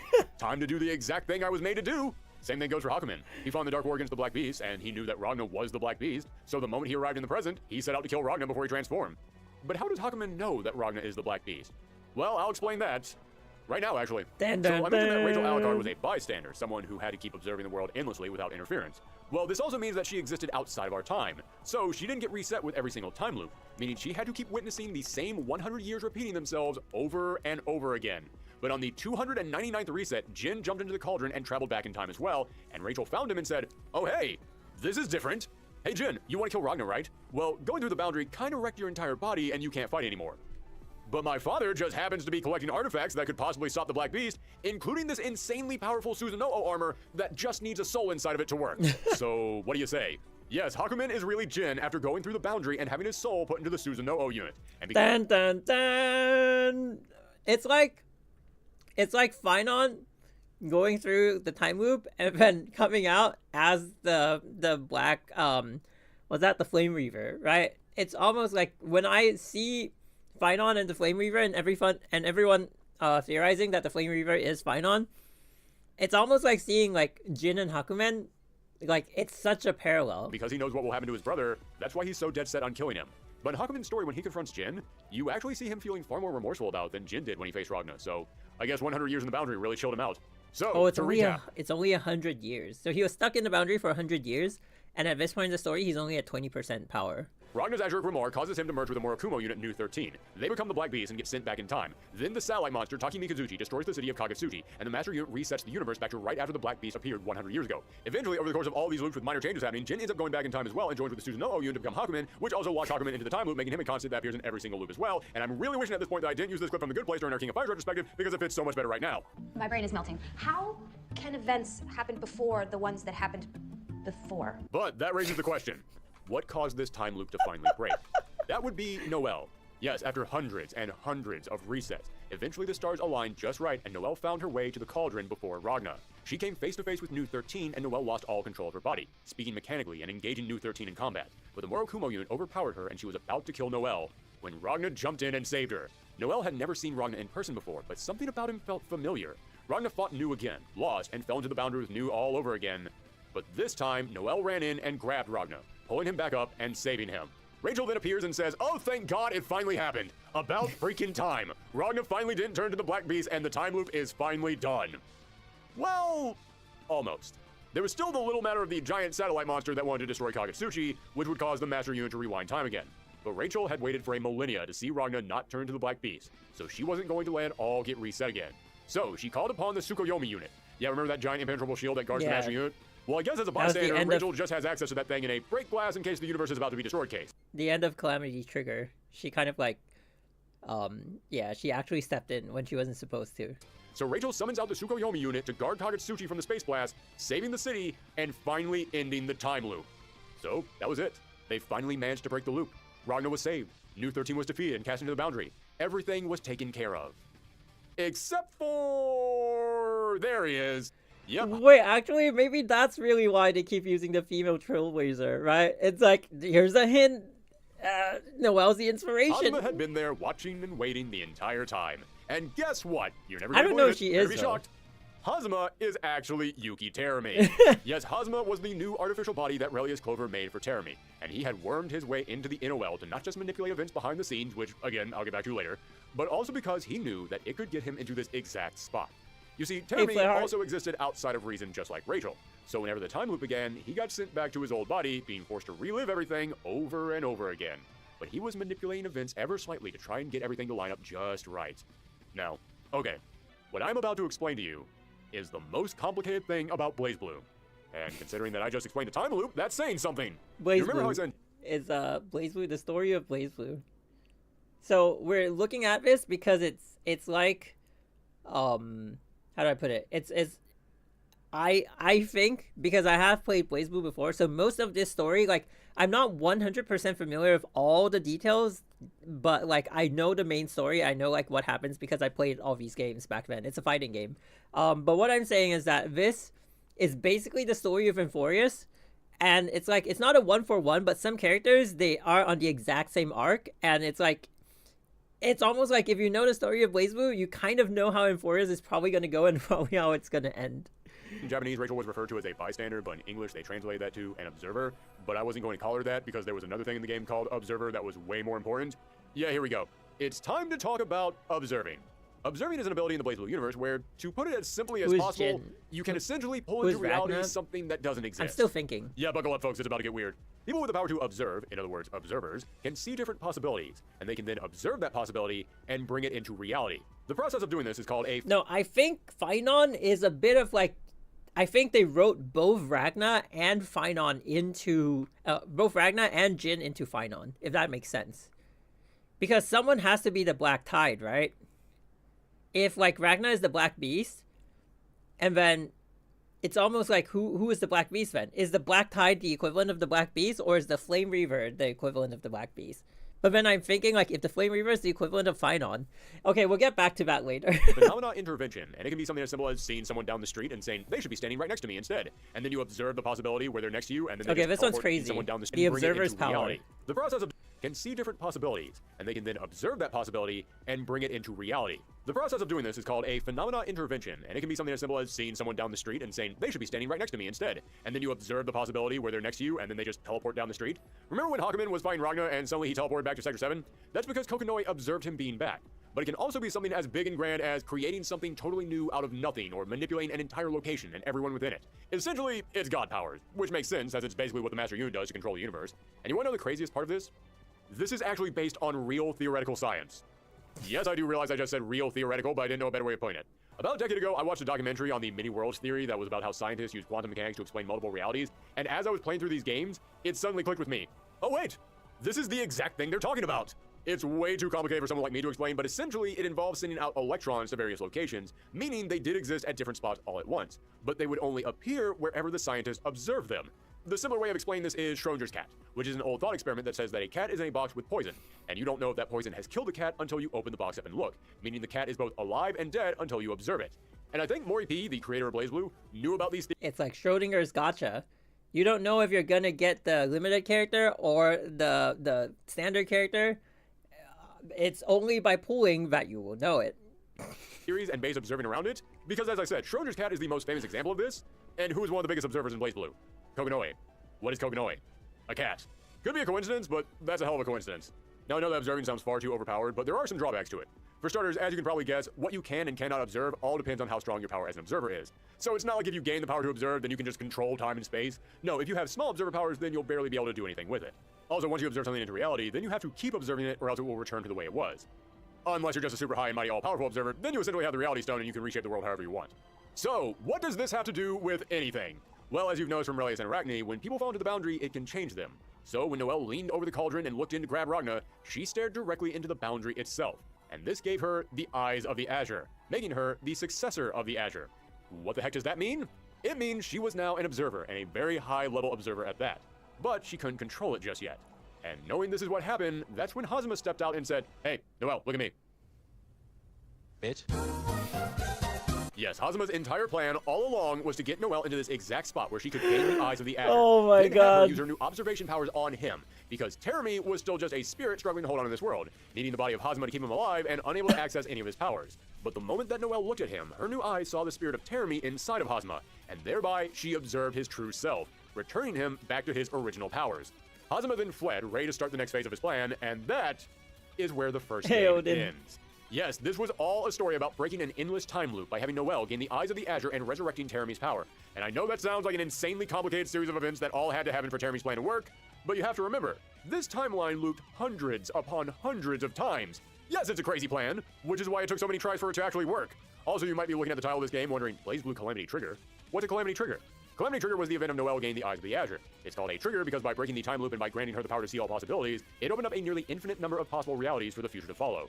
And this sea of new possibilities that was formed was known as the Continuum Shift, which is the title of the next game. The second game. Also, in case anyone was wondering what the heck a BlazBlue is, it's just another name for the Azure Grimoire. Yeah, remember how I said everything in this game has like 4 or 5 different names? There you go. So, that brings us to the second game. But before we can begin that, there's one other big nutty thing in BlazBlue's backstory that I haven't talked about yet, because it would have made 0 sense to you if you... Wait, actually, Honkai Impact also does that a lot, right? They give like multiple names to the same thing. And it's like, they keep saying like this and that as like the, oh, what was that? Like Phosphorus one? They kept giving like multiple names to the cities, and it got so confusing at one point, but if you remember the names, you know what they're talking about. It's just, it's even that. You didn't know what observing was. Long ago, before all the stuff with Relius and the Black Beast and the 6 heroes, back before any of that, mankind, aware of what the Master Unit was, attempted to create their own robot god. This was known as the Takamagahara system, which was presided over by 3 different AI units. The Takamagahara system also had the power to observe, and he used these powers to basically steer humankind, controlling their destinies. However, the Takamagahara's observing powers were nothing compared to the Master Unit, so if the Master Unit wanted to, it could overrule anything the Takamagahara system did. And the Takamagahara system didn't like that, so fake Robot God decided it wanted to kill real Robot God. So they freed Yuki Teremi from the Boundary because thanks to him having been one of the original deities from within the Boundary, he was immune to phenomena interventions, meaning the Master Unit wouldn't be able to stop him. Takamagahara was also the one who kept commanding Taki Mikazuchi to fire on Kagetsuchi because they knew it would cause the Master Unit to reset the universe, which is what they wanted to happen again and again until they got the exact turnout they wanted. So okay, just to recap that. The Takamagahara brought back Teremi to help them destroy the Master Unit, and they kept destroying Kagetsuchi because they knew it would force the Master Unit to restart the time loop where they would then manipulate events to try and get different results. But when Noelle saved Ragna, Rachel knew the Master Unit wanted to keep him alive, so Rachel caused the giant shield Tsukuyomi to protect the city. So Takamagahara still didn't like these events, but Teremi, their little chaos agent down on Earth, was very happy with these events because it allowed him to use Noelle to gain his powers back. Which lets us know that even though both Teremi and Takamagahara want the Master Unit destroyed, they both still probably have their own plans. So this part I feel like it might give us like the backstory of Emphorius, right? Because I feel like they've been hinting about the prophecy being fake and everything. I feel like if we look further back, it's sort of like maybe mankind wanted to overthrow the Titans, and like Kefale is like the Master Unit. I feel like I see it as like Kefale is like thinking of like, okay, now what do we do? Like, do we try to stop them, or like what is it? You know, I don't know. Like, I just have a thought of like maybe that's how it kind of went. God, can you believe we're only on the second game? In fact, speaking of that, we're awfully far into this video right now, so I just want to say, if you're still watching, then thank you. That means a lot to me. A whole lot of work went into this video, as you can probably tell. And if you're still with me, then I can only assume that you're enjoying the video in some way, so maybe leave a like, leave a comment. That's the kind of stuff that lets YouTube know to promote these videos around, and I awfully would appreciate it. In fact, tell you what, everyone just go to the comments right now and just tell me, how confused are you at this point? Have I lost you? Do you still get it? Is this all just pure nonsense and you just enjoy having it on in the background, some weird ASMR? Go ahead and let me know all that in the comments down below. Also, going to take a quick second right now just to say, if you want to support this channel even further, then we do now have a Patreon where you can go to get early looks at videos, and you can find all that in the description down below. But back to the video. All right. Okay, let's actually start the next story. Picking up right after the events of the last game, Noelle is tagging along with Ragna, but Ragna tells her to get lost. The two of them go their own separate ways, only for Ragna to get attacked by Carl. He beats Carl, but Nirvana stabs Ragna, causing him to fall down to the bottom of the hierarchical city, where he lands in the Kaka village. The Kaka clan are a group of cat-like beastkin who were all cloned from Jubei during the Dark War to fight against the Black Beast. But they didn't quite turn out as good as Jubei, so now they all just kind of chill out here in Kagetsuchi. Ragna is saved by the protector of the Kaka clan, Tao Kaka, who Ragna actually met and bought food for in the last game, but didn't really fit into my story summary, so I left it out. But as unlikely of a pair as they are, over the course of these games, Ragna and Tao would actually become friends, as Ragna enjoys Tao's company, and Tao thinks Ragna is a good guy who buys her food. Ragna leaves after he recovers, and he runs into a small child who also needs food. A lot of hungry people in these games. Ragna buys the kid food and learns there's something strange about them. This is Platinum the Trinity, and they are actually 3 souls in one. Their body contains the soul of Cinna, a soft-spoken young boy, and Luna, a foul-mouthed young girl. And the two of them— Wait. Oh, I didn't think of this, but Trinity. Wait, three souls in one? Trivi? Oh my god. Carry around another Nox Nictoris, Mukarin, and within Mukarin is the third soul belonging to Tranny Glassfield of the 6 heroes. Yes, before being killed, Tranny sent her soul into her Nox Nictoris, which came into the possession of Luna and Cinna. Platinum was trained by Jubei to use the Nox Nictoris, and Jubei left them with the important task of heading to Kagetsuchi and finding Bang Shishigami. Speaking of Bang... And you know what? Trinity is one of the 6 heroes. The 6 heroes that defeated the Black Beast. And she's like the first Chrysos heir. He gets back up with Jin again after Ragnar defeated him and helps him recover because even if he despises Jin, Bang will always help someone in need. He then finds Carl and again gets a nice bonding moment with him as he helps him recover as well. Then Platinum finds Bang, and Tranny Glassfield is able to temporarily take over Platinum's body and tells Bang that his true enemy isn't Jin, it's the NOL itself. Someone is working behind the scenes of the NOL, and they orchestrated the Ikarga Civil War that led to his master's death. But his master's son is still alive, and they can bring about the revival of his clan, and they can lead this land to a bright future. But in order for that to happen, Bang must head back to Ikarga. Carl, on the other hand, isn't getting such good news. He follows Bang for a bit, but then splits off to hunt down his father, Relius. He runs into Lychee, who, again, reminds him of his sister, and shows that she does care about Carl, and Carl, for probably the first time in his entire life, gets a moment just saying. To actually cry over all the horrible crap that's happened to him. Damn, poor Carl. I mean, I can't like him too much because he's a puppet fighter, but I do feel bad for the kid. Carl then finds his father, who now has his own giant puppet. This is Relius' own version of a Nox Nictoris called Ignis. Fun fact, Ignis was also the name of Carl's mom and Relius' wife. Wow, that's a weird coincidence, huh? Yes, it's exactly what you think it is. Relius is just the worst. Relius beats Carl and tells him that if he truly wants to save his sister, then he must become like him. He must come to Ikarga and learn how to truly see humans as nothing more than tools for his experiments. Only then will his mind expand enough to learn Relius' secrets. Jumping back to Jin, after he recovers from his injuries, he finds that he can no longer use his sword. For some reason, it's not responding to him. He even runs into Ragnar and challenges him again, but Ragnar now easily stomps him down. Through these various battles, Jin learns that he's lost his powers because the Nox Nictoris had been controlling him this entire time, but now Jin was starting to get stronger. He was starting to rebel against the sword Yuki-Anasa. So now if he wanted his powers back, he had to become stronger than the sword and be the one to control it. He went even crazier. Like, I remember in Calamity Trigger, my friends and I were always talking about how, like, Yuki-Anasa was driving him crazy. And then in Continuum Shift, my friend was like, wait, why is he even crazier? I thought Yuki-Anasa was, like, weakening. And then my other friends were like, maybe Jin's just crazy all along. This was going to be hard for Jin, though, because remember how Noelle was sent to retrieve Jin in the last game? Well, since she didn't come back, now Jin is a wanted man, and the rest of the NOL has been ordered to kill him on sight. And who was leading this hunt for Jin? Why, his old childhood friend, Tsubaki. Yeah, Tsubaki loved Jin, she respected him and wanted to be by his side. But she was also raised thinking that the NOL was always right and she shouldn't question them. So when Hazama returns to the NOL headquarters after the last game and tells her that she has to hunt down and kill Jin and Noelle, she was tortured by this. But she knew she had no choice and she had to agree to it. Now, Tsubaki wasn't nearly as strong as Jin or Noelle, but luckily for her, her family had in their possession an ancient weapon, an Ars Armagus known as Izayoi. Izayoi... Okay, wait, I'm calling it now. What if Finon goes on, like, this arc and then the Chrysos heirs have to go chase him down? Let's I'm gonna like write these notes down, and then we're gonna have a checklist, and when we go further into Emphorius' story, we see how many of them we can actually tick off, and then we'll be like, Blazeblue is just Emphorius, you know? Not only grants Tsubaki a huge boost to her power, but it also has the ability to steal light, which means that she can encase her opponents in darkness, but the downside is that it steals the light from Tsubaki herself, meaning that by using the Izayoi, she's slowly making herself go blind. Also, the more that she uses it, the more unbalanced she begins to act. However, that's not because of the Izayoi, that's because of something that I'll get to later. Tsubaki ends up fighting against Noelle, but can't bring herself to defeat her old friend and lets her go. After that, she ends up running into Hakumen, and the two of them form something of a bond with each other, because in Hakumen's timeline, back when he was still Jin, he and Tsubaki were even closer. But Tsubaki ended up dying in that timeline, and he's always cursed himself for not being able to save her. However, their bonding moment is cut short when Hazama arrives, and Hazama has been busy. He's been going around doing what he does best, torturing and manipulating. He was tempting Lychee with promises of ways to return Arachne to normal, using a mysterious cloaked associate named Phantom to seal and trap Rachel, and now he's showing Tsubaki's visions from another life that she could have lived. Spider-Man. She became Jin's assistant instead of Noelle, and everything was perfect. It was the exact life that she always wanted, causing Tsubaki to break down and curse Noelle, saying that all the horrible things that happened to Jin were all her fault. Tsubaki goes off and she ends up fighting Jin, fully giving into the dark power of the Izayoi. Jin has to finally step up and overcome the influence of his sword, and with the life of his childhood friend on the line, Jin is able to look inside of himself, and on that day, his heart grew 3 times in size. Okay, more of like 10%. A little bit closer to 5. Yeah, Jin's still a total bastard, but at least now that wasn't the sword making that happen. That was all Jin. He was able to overpower the Yuki-Anasa, and he was now once again in control of his powers, and with these powers he was able to stop Tsubaki. So yes, Jin now no longer had Yuki-Anasa commanding him to kill his brother, meaning Jin could now finally begin his true mission of killing his brother. Yeah, remember how I said nothing in BlazBlue could ever be because of one thing?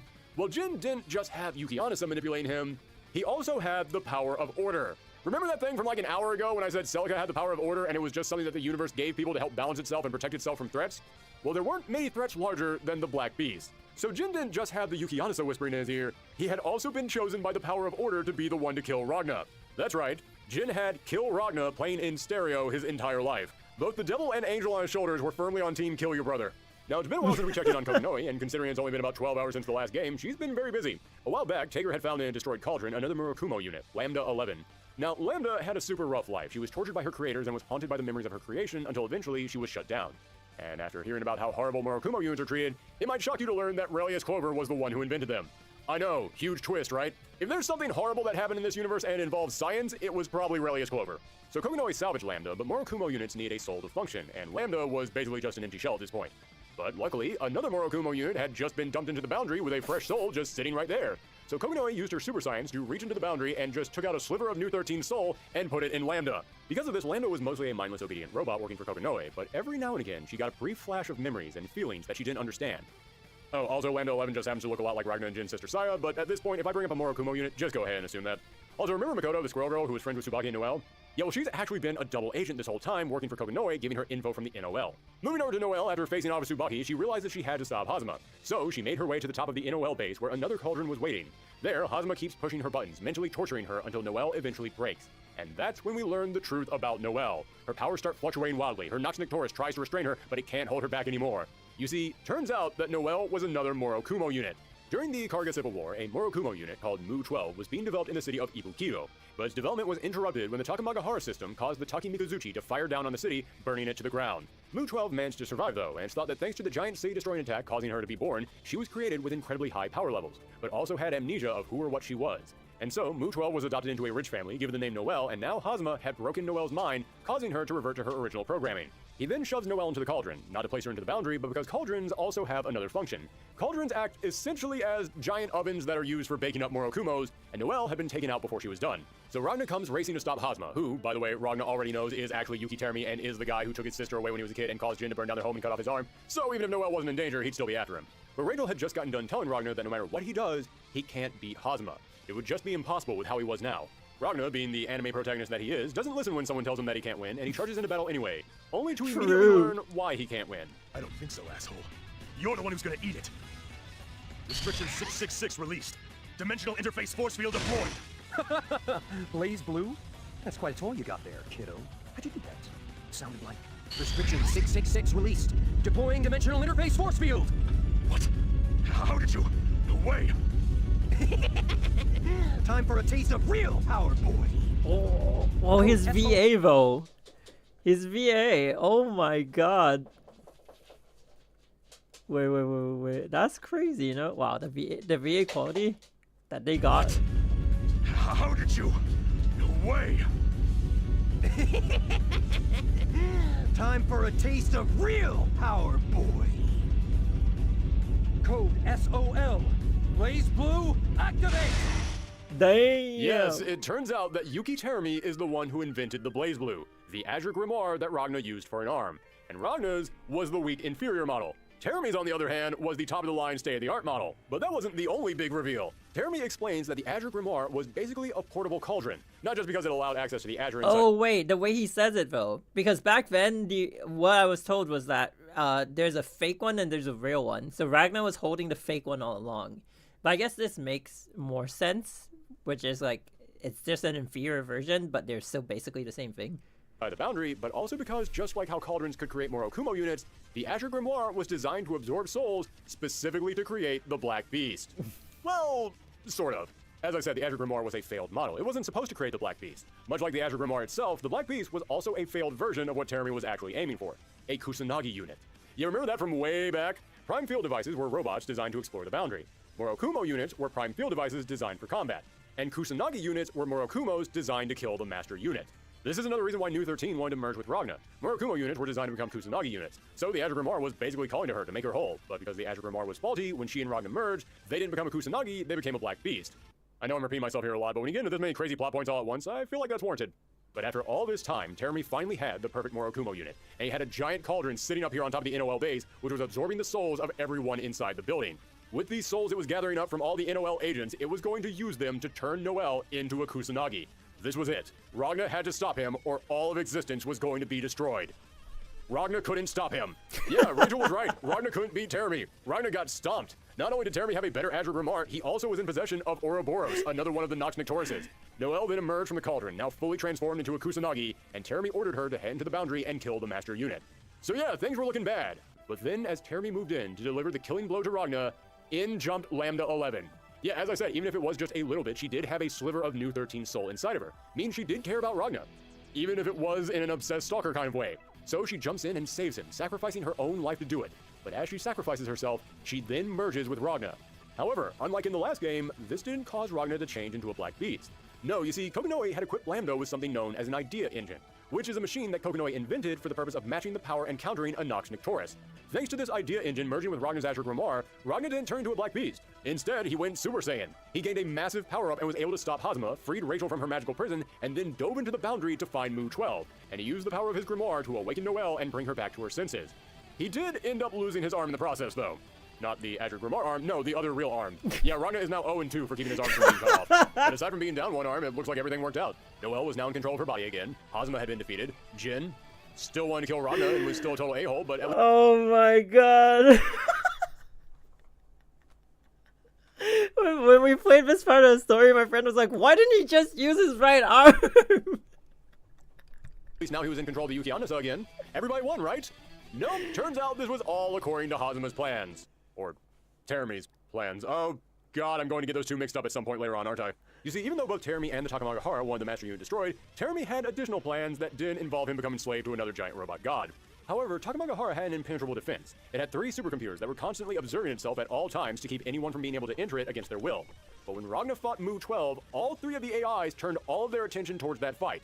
And that's when Teremi snuck in and implanted a computer virus into the machine that wiped out all 3 of the AIs, leaving the giant satellite with near god-level observation powers completely unmanned.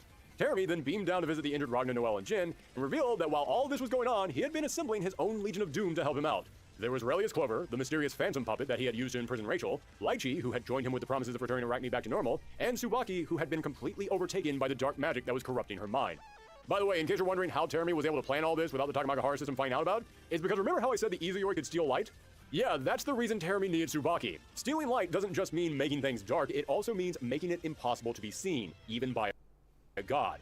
See, this part is a bit like, it kind of reminds me a little bit of like, what if someone is trying to use Amphorius to shroud what they're doing, like to keep out of the, like to not be able to be observed by the Aeons? Because it seems like the Aeons have like infinite reach, right? Whenever we do something and then they're just like, oh, they can gaze at you no matter where they are in the universe. So it seems like, what if like someone's actually plotting, like there's a bigger plot under Amphorius that someone's plotting. I feel like that's a little bit cooking, that's a little bit overcooking, but you know, it could be.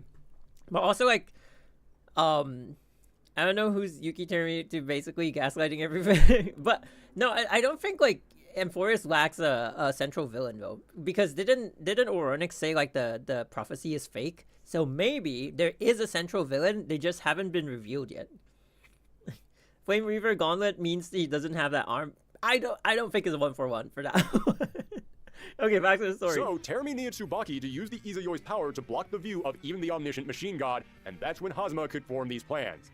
Oh, and in addition to the rest of this rogues gallery that was joining Teremi, there was one other character there, the Emperor of the NOL themselves, who just happens to look a lot like Ragna and Jin's sister Saya. Saya! Saya, what the hell? Oh, I guess we finally have a character who doesn't look like Saya, they actually are Saya.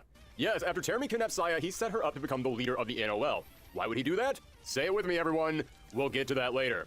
By the way, this has been bugging me ever since I began these videos. We keep getting told all this time that Noelle and Nu and Lambda all look just like Saya, and now we finally get to see Saya, and am I the only one that doesn't see the resemblance? Oh, wait, what if March is the Noelle / Saya / whatever it is? Because, ooh, I totally forgot about March.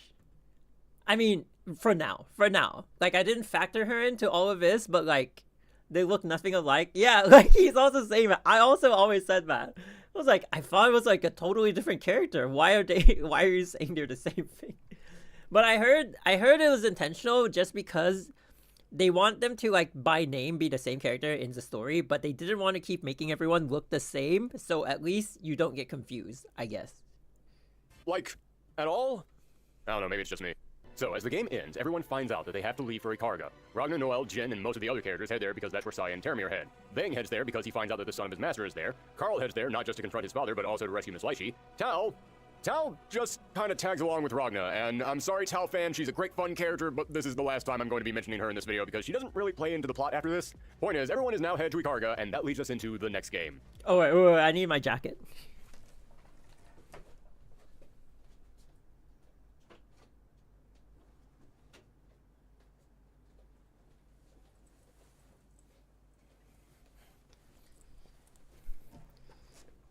Getting a little bit chilly today.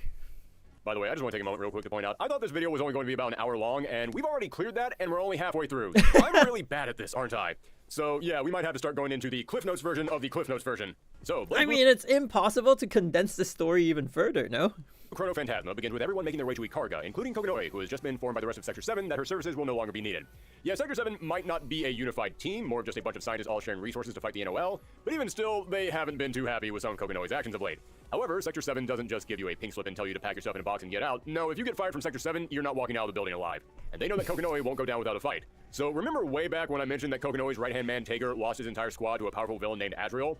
Well, Azrael has been imprisoned in Sector 7's basement this entire time. Literally just chilling down there because he's so strong, the only way they could restrain him was to cryogenically freeze him in near absolute zero temperatures. They wake him up, and Azrael, being a man obsessed with battle, immediately wants to fight the first person he sees. And considering that Azrael is strong enough to break mountains in half, this would be a death sentence for anyone. But the scientists were smart enough to plan ahead, and before waking him up, they put an Ars Magus on Azrael, making it so he could only fight people that wanted to fight back. Azrael isn't too happy about this, and he ends up breaking one of the guard's shoulders by giving him a gentle pat on the back, and then he sets out to find Kokonoe. She barely escaped with her life, and she makes her way to Ikarga, where she ends up meeting an unlikely ally, Kagura Mutsuki. Kagura is one of the strongest fighters on the planet, a slovenly, womanizing party animal, and also the head of the NOL Royal Guard. So why would the head of the NOL Guards want to team up with a member of Sector 7? Ex-member of Sector 7. Because Kagura and... No, wait. I think there's someone else who's the Trailblazer. There's another character who I think fits the Trailblazers' role a lot better, but we'll see them, I think, a lot later. I think they come out in Central Fiction. And then, I don't know, I think like Noel is more of the March now that you guys mention it. Kokonoe have secretly been working together to overthrow the NOL. Why does Kagura want to overthrow the NOL? Well, because A, have you seen the NOL? Even the people that work for them know that they're messed up. But more importantly, because remember how Bang was the #1 apprentice of Master Tenjo, the leader of Ikarga? Well, Kagura was the #2 apprentice. And while Bang was entrusted with Tenjo's special weapon, a giant nail named Tenjo that he carries on his back, Kagura was entrusted with Tenjo's son, Homura, and Kagura wants to place Homura in charge of the NOL. Now, as for the other heroes, Noel and Megara join Tager as they march the NOL headquarters in Ikarga and join Kokonoe and Kagura. Bang makes his way to Ikarga with Carl and Platinum the Trinity tagging along. Jin finishes training under Jubei to learn how to use the power of order. A brand new character, Bullet, is investigating what happened to her old captain from her mercenary days, believing he's still alive and working for Sector 7. Spoiler alert, it's Tager if you couldn't figure that out. Another brand... Yeah. Wait, Naoto... Yeah, I think so. GM Katsu, I think... New character, Amani Nishiki, is leading a traveling theater troupe through Ikarga at the moment, and surprisingly enough, between Bullet and Amani is the one who will actually play into the story in a major way later on. And Ragnar ain't doing too well. Sure, he got the massive power-up in the last game, and Kokonoe even replaced his missing arm with a robotic one, but he's having a bit of a crisis of faith. He's finally going off to face Terry and confront his sister, but things aren't sitting well with him, and that's leading to his Azure Grimoire acting up. For the time being, though, he can still fight pretty well, as he ends up facing Tsubaki, who's only saved when Hakumen jumps in to protect her, and then he comes face-to-face with Termi, Matt Crawler, thank you for follow, who reveals another member of his League of Villains, New 13. Yeah, they reached into the boundary and fished her out, and she's just as murder-happy for Ragnar as ever. Back to Kokonoe and Kagura, Kokonoe says that Saya and Termi are planning something devastating, and it's going to require a bunch of Seether. So if they want to stop them, they need to find a way to neutralize all Seether. If only there was some way to get rid of all the Seether on the planet. Oh, wait a second. Yes, folks, we're finally at that point where stuff in the prologue is starting to come back and pay off. Kokonoe was going to find Kushinada's linchpin and use it to take away Termi and Saya's power. As well as the power of anyone who uses Ars Magus, but hey, Kokonoe is a scientist who hates magic, so she's okay with that. Also, in case it wasn't clear by now, if you're wondering why Kokonoe is doing this and helping everyone, it's because she knows that Termi and Relias and Saya are all just monsters, and she's been working to stop them for years now. I mean, Kokonoe wasn't really a big fan of her mom, that's why she rejected magic and embraced science, but Termi still killed her mom. Kokonoe is going to be pissed about that no matter what. But you might be wondering, how exactly are they planning on activating the linchpin? I mean, they needed Celica to make it work, and Celica was killed years ago when the church burned down. Well, that's when Kokonoe reveals her secret weapon, Celica Mercury.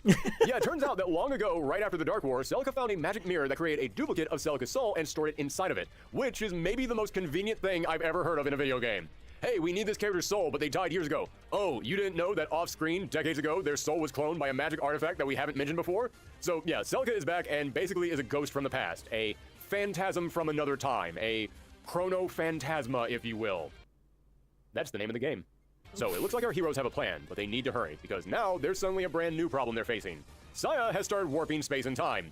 Yeah, remember the Takamagahara system? The floating satellite that had the power to create massive phenomena interventions? Well, the 3 AI programs that were controlling it have been deleted. So Saya has moved right in and made herself at home, enjoying the new perks of being able to shift reality around at her whim. Now, she wasn't making huge changes or anything, she wasn't wiping people from existence or anything like that, but our heroes did find themselves looking around and suddenly asking, What the? Did everything just jump around? Or did my brain just stroke off there for a second? You know, this is a weird episode where I'm using Futurama clips instead of Simpson clips. So, in other words, they realized time was running out. Now, from here on, there's tons of character interaction stuff, and hey, that's all great, really explores these characters, but again, I'm going to skip most of that because we need to move this video along. But a few things of importance did happen, such as Bang finding Relius Clover and learning from him the truth about the Icarga War. That wasn't started because the people of Icarga wanted independence, but because Sector 7 and the NOL waged a war with each other, and both of them needed souls. Now, I'll get to why the NOL needed souls soon, but Sector 7 needed them because they were trying to create a Black Beast. And as I said, Black Beasts require a bunch of sacrifices. In fact, remember how I said Takamagahara fired Takemikazuchi down on the village in Ibukido and wiped it off the face of the earth? That's because that's where the Black Beast was being created, and they almost succeeded, so Takamagahara had to step in. And Bang does not take kindly to learn that his people were sacrificed just for some madman's quest for power. Ragnar runs into Celica, and suddenly he can't use his right arm, the arm with the Azure Grimoire on it, because as we've established, Celica's mere presence neutralizes Seether. Ragnar is then captured by Kagura and taken back to NOL's base, where Rachel appears and, as always, gives some really vague hints about what's going on, telling them a story about a girl who's reading a book, and that book has a beginning and an ending, but all the pages in the middle have been ripped out. The story starts with a princess being kidnapped, and then it ends with a hero killing a monster, only to reveal that the princess was the monster. Wait, writing a book? Like the book we're writing? What was the name of the book? As I've Written? The story writes itself.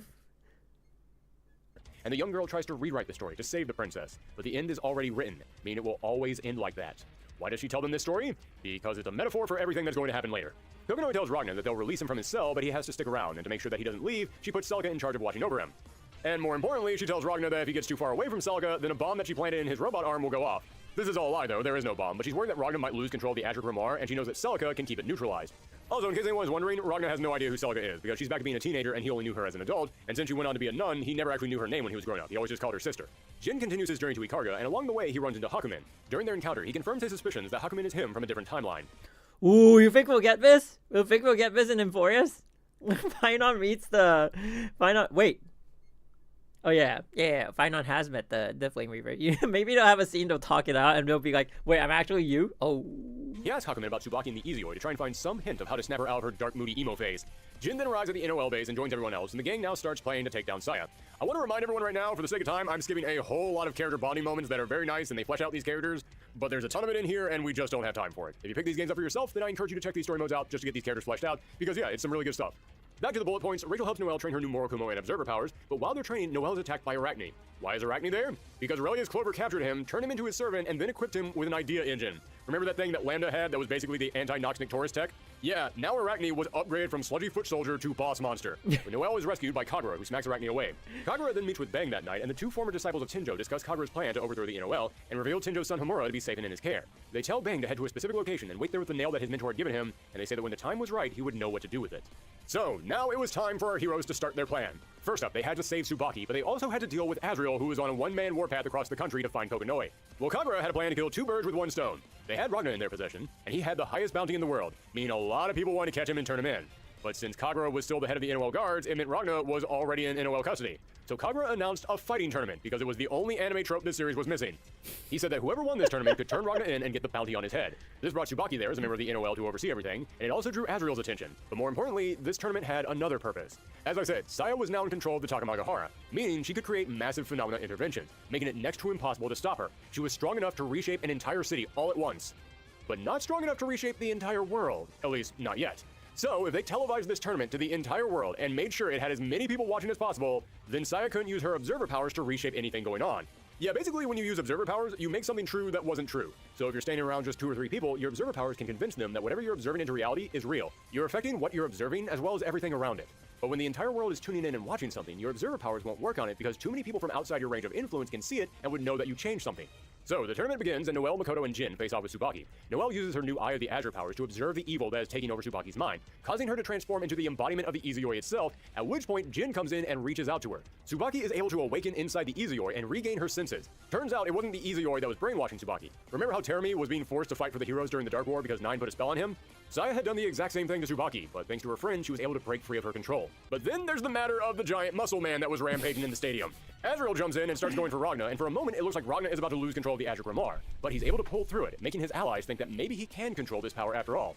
Kagura then comes in and goes a few rounds with Azrael, but once he realizes the spell that Azrael is under, he simply refuses to fight. This causes Azrael to lose all of his powers and he can no longer fight anymore, and Kokonoe is now able to teleport him away. So, things were starting to move along, but before our heroes could take the fight to Saya and Terumi, they had to get Ragna in fighting shape. So Rachel takes Ragna, Celica, and Noelle to the destroyed cauldron of Ibukido, in other words, where Noelle was created. Using a whole bunch of crazy magical stuff that I won't get into, Rachel and Celica are able to send Ragna back in time. Now, hey, remember way back in the prologue when I mentioned that Celica 100 years ago found an injured man named Blood Edge who she healed back to life? Yep, that was Ragna.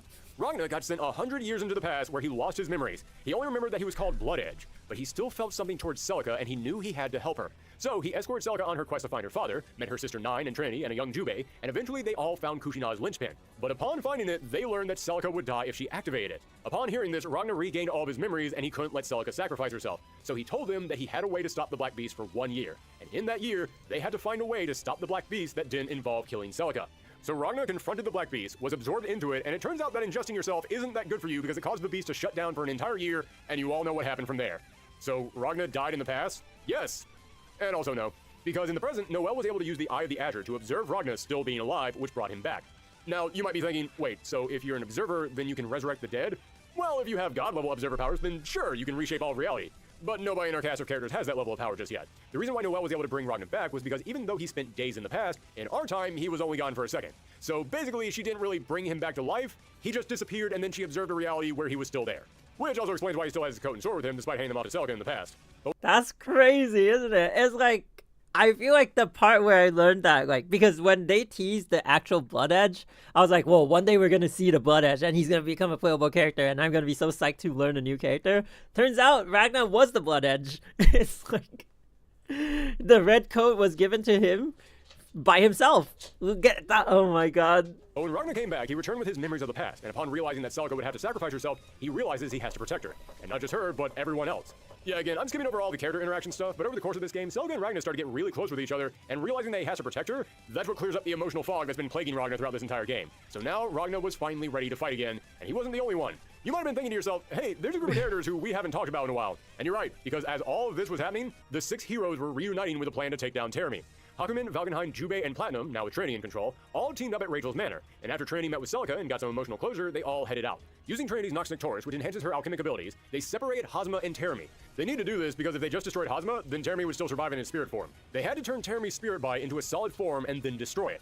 It looked like they succeeded, however Trinity was injured as a result. But in the process of all this, the heroes came face to face with Phantom.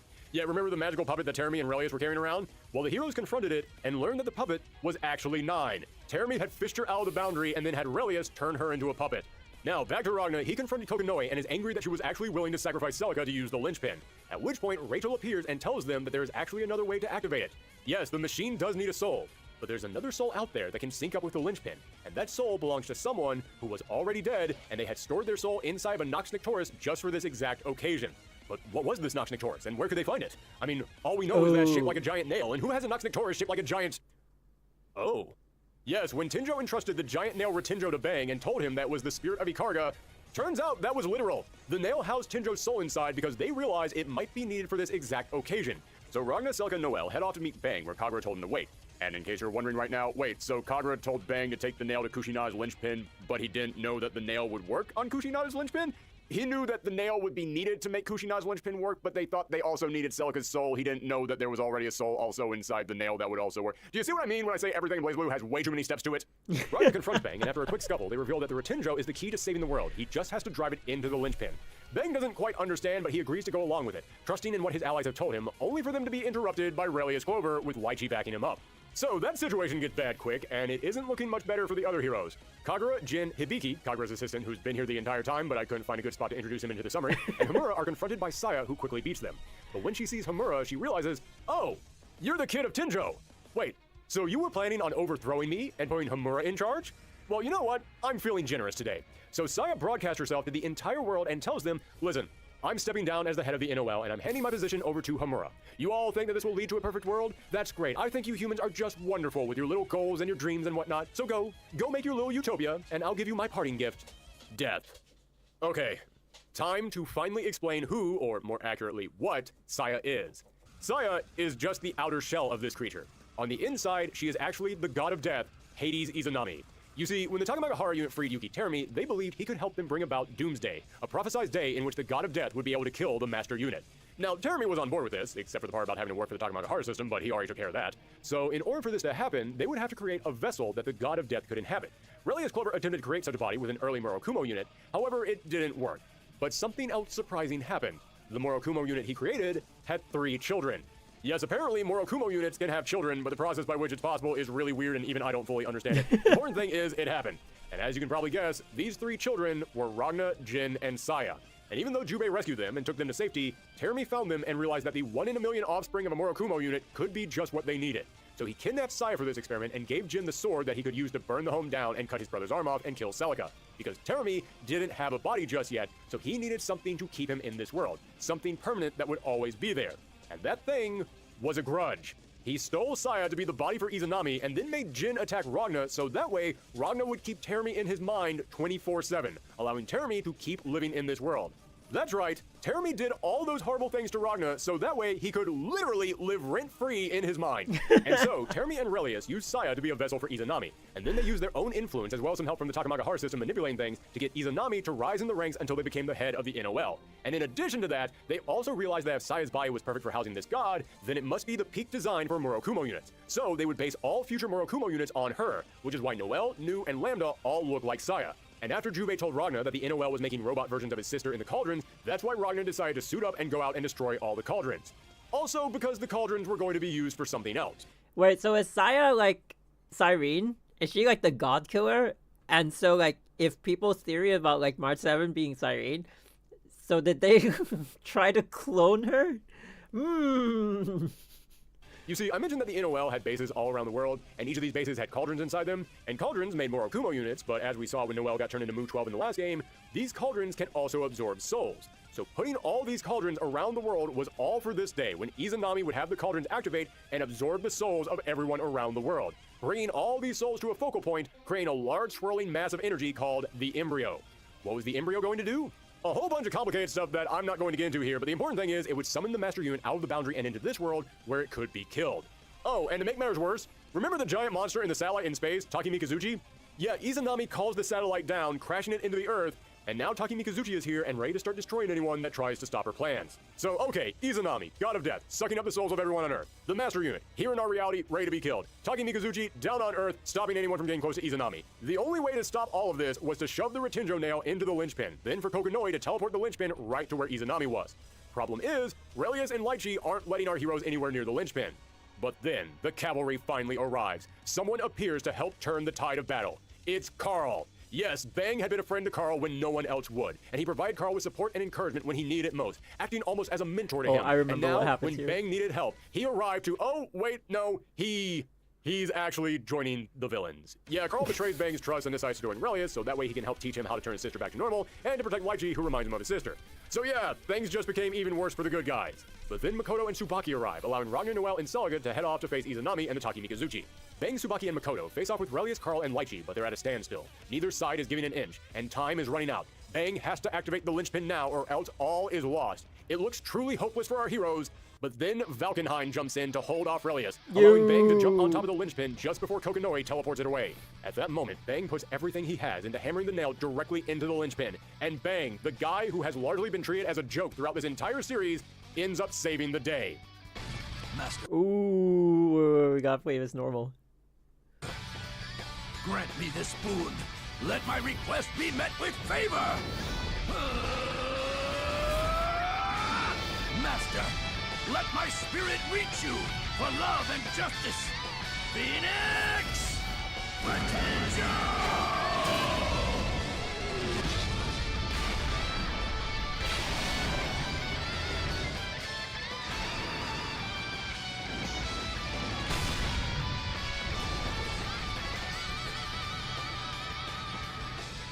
Yo! Shishigami Bog. Well, almost. This is able to stop the cauldrons from sucking up everyone's souls, but there's still the matter of the master unit here in our reality about to be killed and the giant kaiju that's rampaging around. Ragna, Jin, and Noel team up and they're able to stop the Taki Mikazuchi though. Then Rachel jumps in and once again summons the giant shield Tsukuyomi to save the master unit.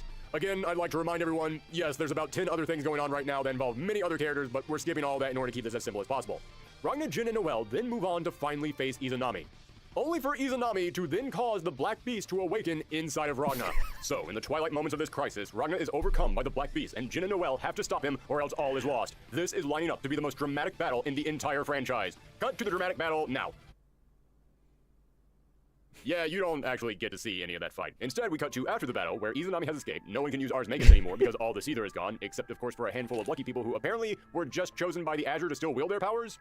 Translation, all the characters that you can play as in the game. So the world is kind of in disarray, and speaking of disarray, Jin was smacked around so badly by the Black Beast Ragna that he's now bedridden and he may never wake up again. And Ragna? Well, Ragna wakes up in a vast wasteland, looks up and sees the giant embryo that Izanami was creating out of all the souls still just hanging up there in the air, and Ragna has no memory of who he is. And that is Chrono Phantasma. Easily the biggest story so far in these games, but thankfully we finally start to explain all that stuff that I've been putting off for later, which means we only have one more game to go. The epic So this is to me a Finon moment. It's like Finon could have woken up, like he could have like ran past like one of the previous time loops of Inforest, and then he ended up back in like the current Inforest, and he's lost his memory, right? We never considered that really. Like a lot of people are like kind of sus about Finon. Like he could still truly believe he is who he is, because he just doesn't know who he is. Finale, and things are about to get even weirder. Now, before we get into the final game, Central Fiction, I just want to remind everyone that these are fighting games. I know, a little hard to remember that when hour 2 of a story recap is on the horizon, but this does mean that some stuff might happen in the story that makes you think, why on earth would you do that? But it's all to justify how these games can keep every character from the previous games coming back to the roster. Well, there's that. The fact that these games kept every single character coming back for every single game is one of the best things about BlazBlue. Ooh, this mode. My friend was real. Like, I had one friend, like the only one among us who knew how to use this mode. Why on earth would you do that? But it's all to justify how these games can keep every character from the previous games coming back for the roster. And hey, the fact that these games kept every single the one where Bong uses his ulti and then for every single game. You can't, like, he becomes super fast, but you can't block in this mode. But then there's this combo, like you can keep someone in the middle and you like shift like on all 4 sides of. Oh, it's so crazy. I couldn't do that combo though. I never used Bong, but I have a friend who's like main him. Oh, so cool. Is one of the best things about BlazBlue. From a fighting game perspective. From a story perspective, it's one of the worst things because it leads to just some really bizarre justifications for how characters can still be here or what decisions characters end up making. So alright, final game, Central Fiction. Here we go. Ragnar the Blood Edge, missing him without his memories. Jin, finally woken up, but he's injured and unable to walk anymore. Noel. Actually, Noel's doing okay. Oh no, wait, she actually lost all her powers and she has no memory of how that happened. Ah, yeah, just a big day for taking L's, isn't it? Jin doesn't want to accept what happened to him. He says he still must kill Ragna before he can die, which causes Tsubaki, who again is in love with Jin and 100% loyal to him, to set out on her own quest to kill Ragna. But then Jin is visited by the spirit of Trinity Glassfield. Yeah, after her run-in with Hosma and Terry in the last game, and yes, we do need to start referring to them as separate people now, Trinity was separated from Platinum. So here's the thing. Platinum was a body that Trinity created to house the souls of Luna and Senna while keeping her own body in the Nox Nectaurus in order to stabilize that body. But now that Trinity had been separated from her Nox Nectaurus, Luna and Senna were fading away. So Trinity offered Jin a deal. She would heal his body, and in exchange, he would carry her soul in his sword until they were able to find Platinum and reunite them. Trinity warns him, though, that if she does this, he would only be healed temporarily, and by the time the healing powers wore off, he would die. Jin doesn't care about any of that, though. He just has one question. If I take this deal, would I be able to kill Ragna? And she says, sure, I don't see why not. And he says, that's all I need to hear. Deal. So while Jin was heading out to face Ragna again, all the other heroes were assembling to discuss how to stop Izanami. This is certainly setting up to be an exciting final showdown, right? Well, remember how Izanami had gathered all those souls together and they were just floating up there, menacingly? Well, that was all she needed for her final plan, because just as the heroes had assembled again, Izanami used the power of the embryo to create a time loop. Yes, Izanami sucked everyone into the embryo, and next thing you know, Ragna is waking up on his way to the hierarchical city of Kagetsuchi. He still has no memories of who he is, though, but everyone keeps telling him that he's supposed to go to Kagetsuchi and destroy the cauldron, so he just kind of goes along with it for now. And so, he goes to Kagetsuchi, he buys Talkaka food, he fights Arachne, fights Carl, it's all the greatest hits, and nobody has any idea that they're stuck in a time loop. Except for Jin, who remembers everything because he has the power of order. In fact, I'll jump ahead a bit here now and say, Jin is able to find Platinum, and he is able to use the power of order to keep them from fading away like Marty McFly. How does the power of order keep them from fading away? Good question. Yeah, listen, there's a lot in BlazBlue that isn't properly explained, and the power of order is at the top of that list. It's basically a Deus Ex Machina ability that lets people do whatever the writer needs them to do in that moment. But essentially, it allows him to observe them back into existence. I'll just go ahead and leave it at that because observing is the end-all be-all ability in this franchise, and I guess the power of order gives him that now too. So everyone is living their lives from the first game again, with some small changes here and there, but as Ragnar is making his way to the cauldron, he's starting to remember his past. And what he can't remember, everyone is more than happy to remind him of. They tell him about the cauldrons that he's destroyed, about the cities that were wrecked because of this, and the hundreds upon hundreds of NOL soldiers that Ragnar killed in cold blood. Yeah, this was actually kind of a shocking moment when I played through it because, okay, his name is Ragnar the Blood Edge, that sounds pretty edgy, and I knew he had a massive bounty on his head from destroying the cauldrons, but I never really thought okay, it conveniently broken uniform. far through. That's about as far as I went with it. I hadn't really stopped to think about it until now, but yeah, those cauldrons were guarded by people. People Ragnar probably sliced right through. But even if I had thought of it that way, I probably would have assumed that Ragnar had just, I don't know, knocked the guards out or snuck past them. I mean, this is our protagonist. We followed him for 3 games now, and sure, he's been kind of a gruff jerk at times. Okay, most of the time. But we always saw that when push came to shove, he had a good heart to him. So when the game turns to you and says, oh no, he's got one of the highest body counts in recorded history, yeah, it's kind of shocking. I mean, okay, sure, lots of video games have characters who fight off armies of bad guys, and yes, if you stop and think about it, sure, you're killing those bad guys. But you never look at Nathan Drake and think, oh yeah, that guy is one of the biggest mass murderers in history. And that's because those games never turn to you and say, you are playing a murderer. Those random enemies were people. They had lives, and your character killed them. And Ragnar was shocked too. You can tell as the story goes on that this is hitting him hard. And then when he finally reaches the cauldron and he fights New 13, he doesn't try to destroy her. Instead, he reaches his hand out and says he wants to save her. Yeah, remember that story that Rachel told Ragnar in the last game, and I said it would all come back around? Yeah, here it comes. Now, I'll be honest with you. I'm not entirely sure what it was that made Ragnar change his ways here. Maybe it was because he didn't have his memories, so he didn't have a truckload of emotional damage telling him to destroy his sister's robot clones. Maybe it was because in the back of his mind he still had the experience of the last few days of meeting Celica and Noelle and so many other people that inspired him to be a better person. Maybe it's because he just spent the last 24 hours with people telling him that he was a horrible person who had done horrible things and he decided he didn't want to be that person anymore. Whatever it was, he broke the time loop on the first try and tried to help New instead of killing her. Which shocked Nine the Phantom a whole lot. Yeah, Nine was now acting on her own, probably because being inside the embryo broke whatever control Relius and Termy had over her. I'll admit it's not entirely fully explained and I'm a little bit hazy on it, but all that you need to know is that she's back, she's in control of her body again, but guess what? Nine had kind of gone nuts from being in the boundary for an entire century, and now she was firmly on team burn everything to the ground. She breaks the illusion that everyone was under in the time loop and tells our heroes the reason you're here is because you've been chosen by the Azure, and one of you will become the one to inherit the Azure, and that means... And one of you will be the one to witness the miracle of Genesis. She was firmly on team burn everything to the ground. She breaks the illusion that everyone was under in the time loop and tells our heroes the reason you're here is because you've been chosen by the Azure, and one of you will become the one to inherit the Azure, and that means you'll get to recreate the entire world in whatever way you want. Sounds familiar? I don't know. Sounds like the miracle of Genesis. So your greatest, wildest dreams can all become real. Well, if you want to do that, then you have to make your way to Izanami and kill her. Oh, and one more thing. Doomsday is still happening. Yeah, you guys didn't stop that. The Master Unit is still trapped in here with all of us, and every second it's here, the closer it gets to dying and taking the whole universe with it. So you're on the clock. Chop, chop. You better kill Izanami quick.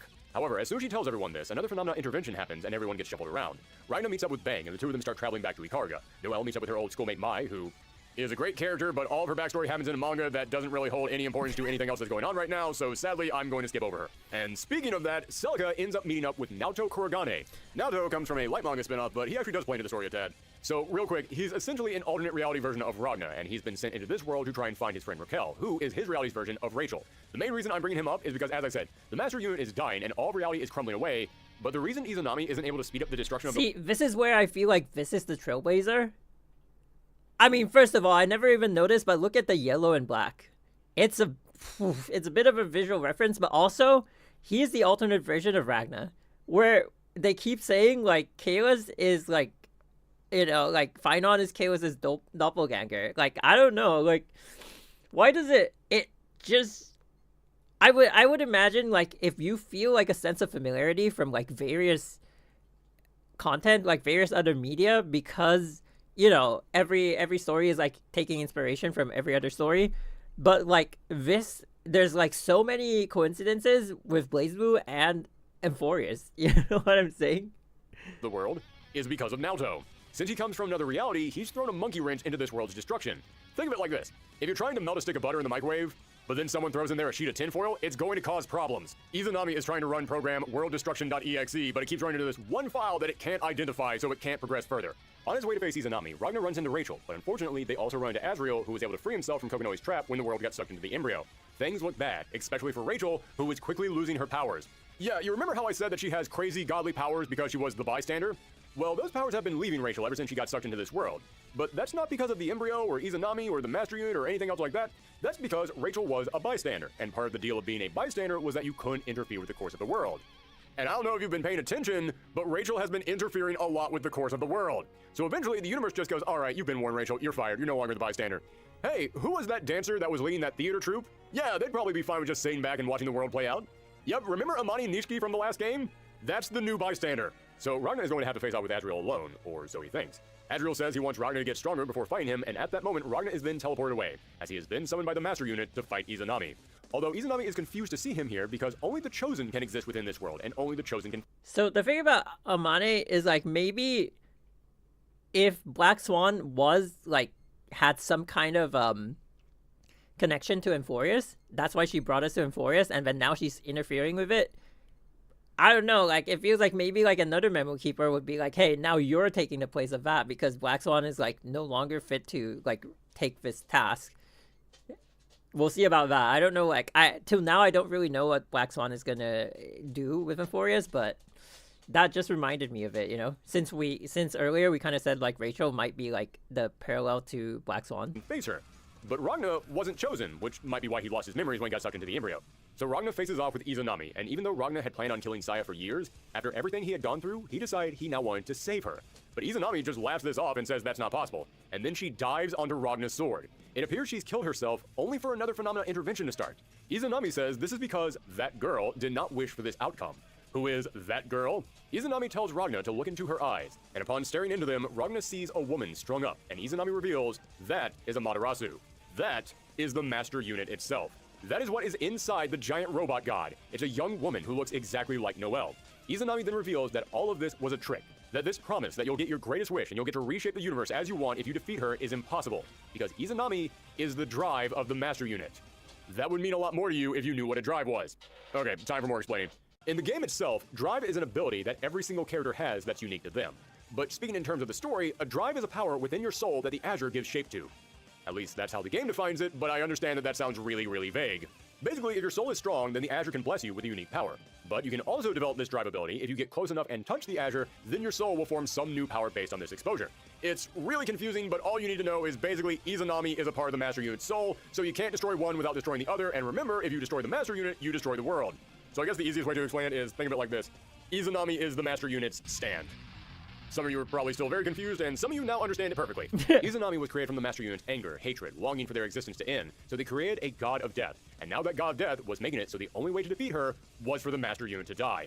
And so another phenomena intervention happens, and Ragnar was sent back in time to when he was traveling with Bang a few hours earlier, and he realizes once again they were stuck in a time loop with everyone going on to fight and kill Izanami. But every time they tried to kill her, those fighters would experience torment. They wouldn't get their greatest wish, they would only see their worst nightmares, and then they'd be sent back in time just like him.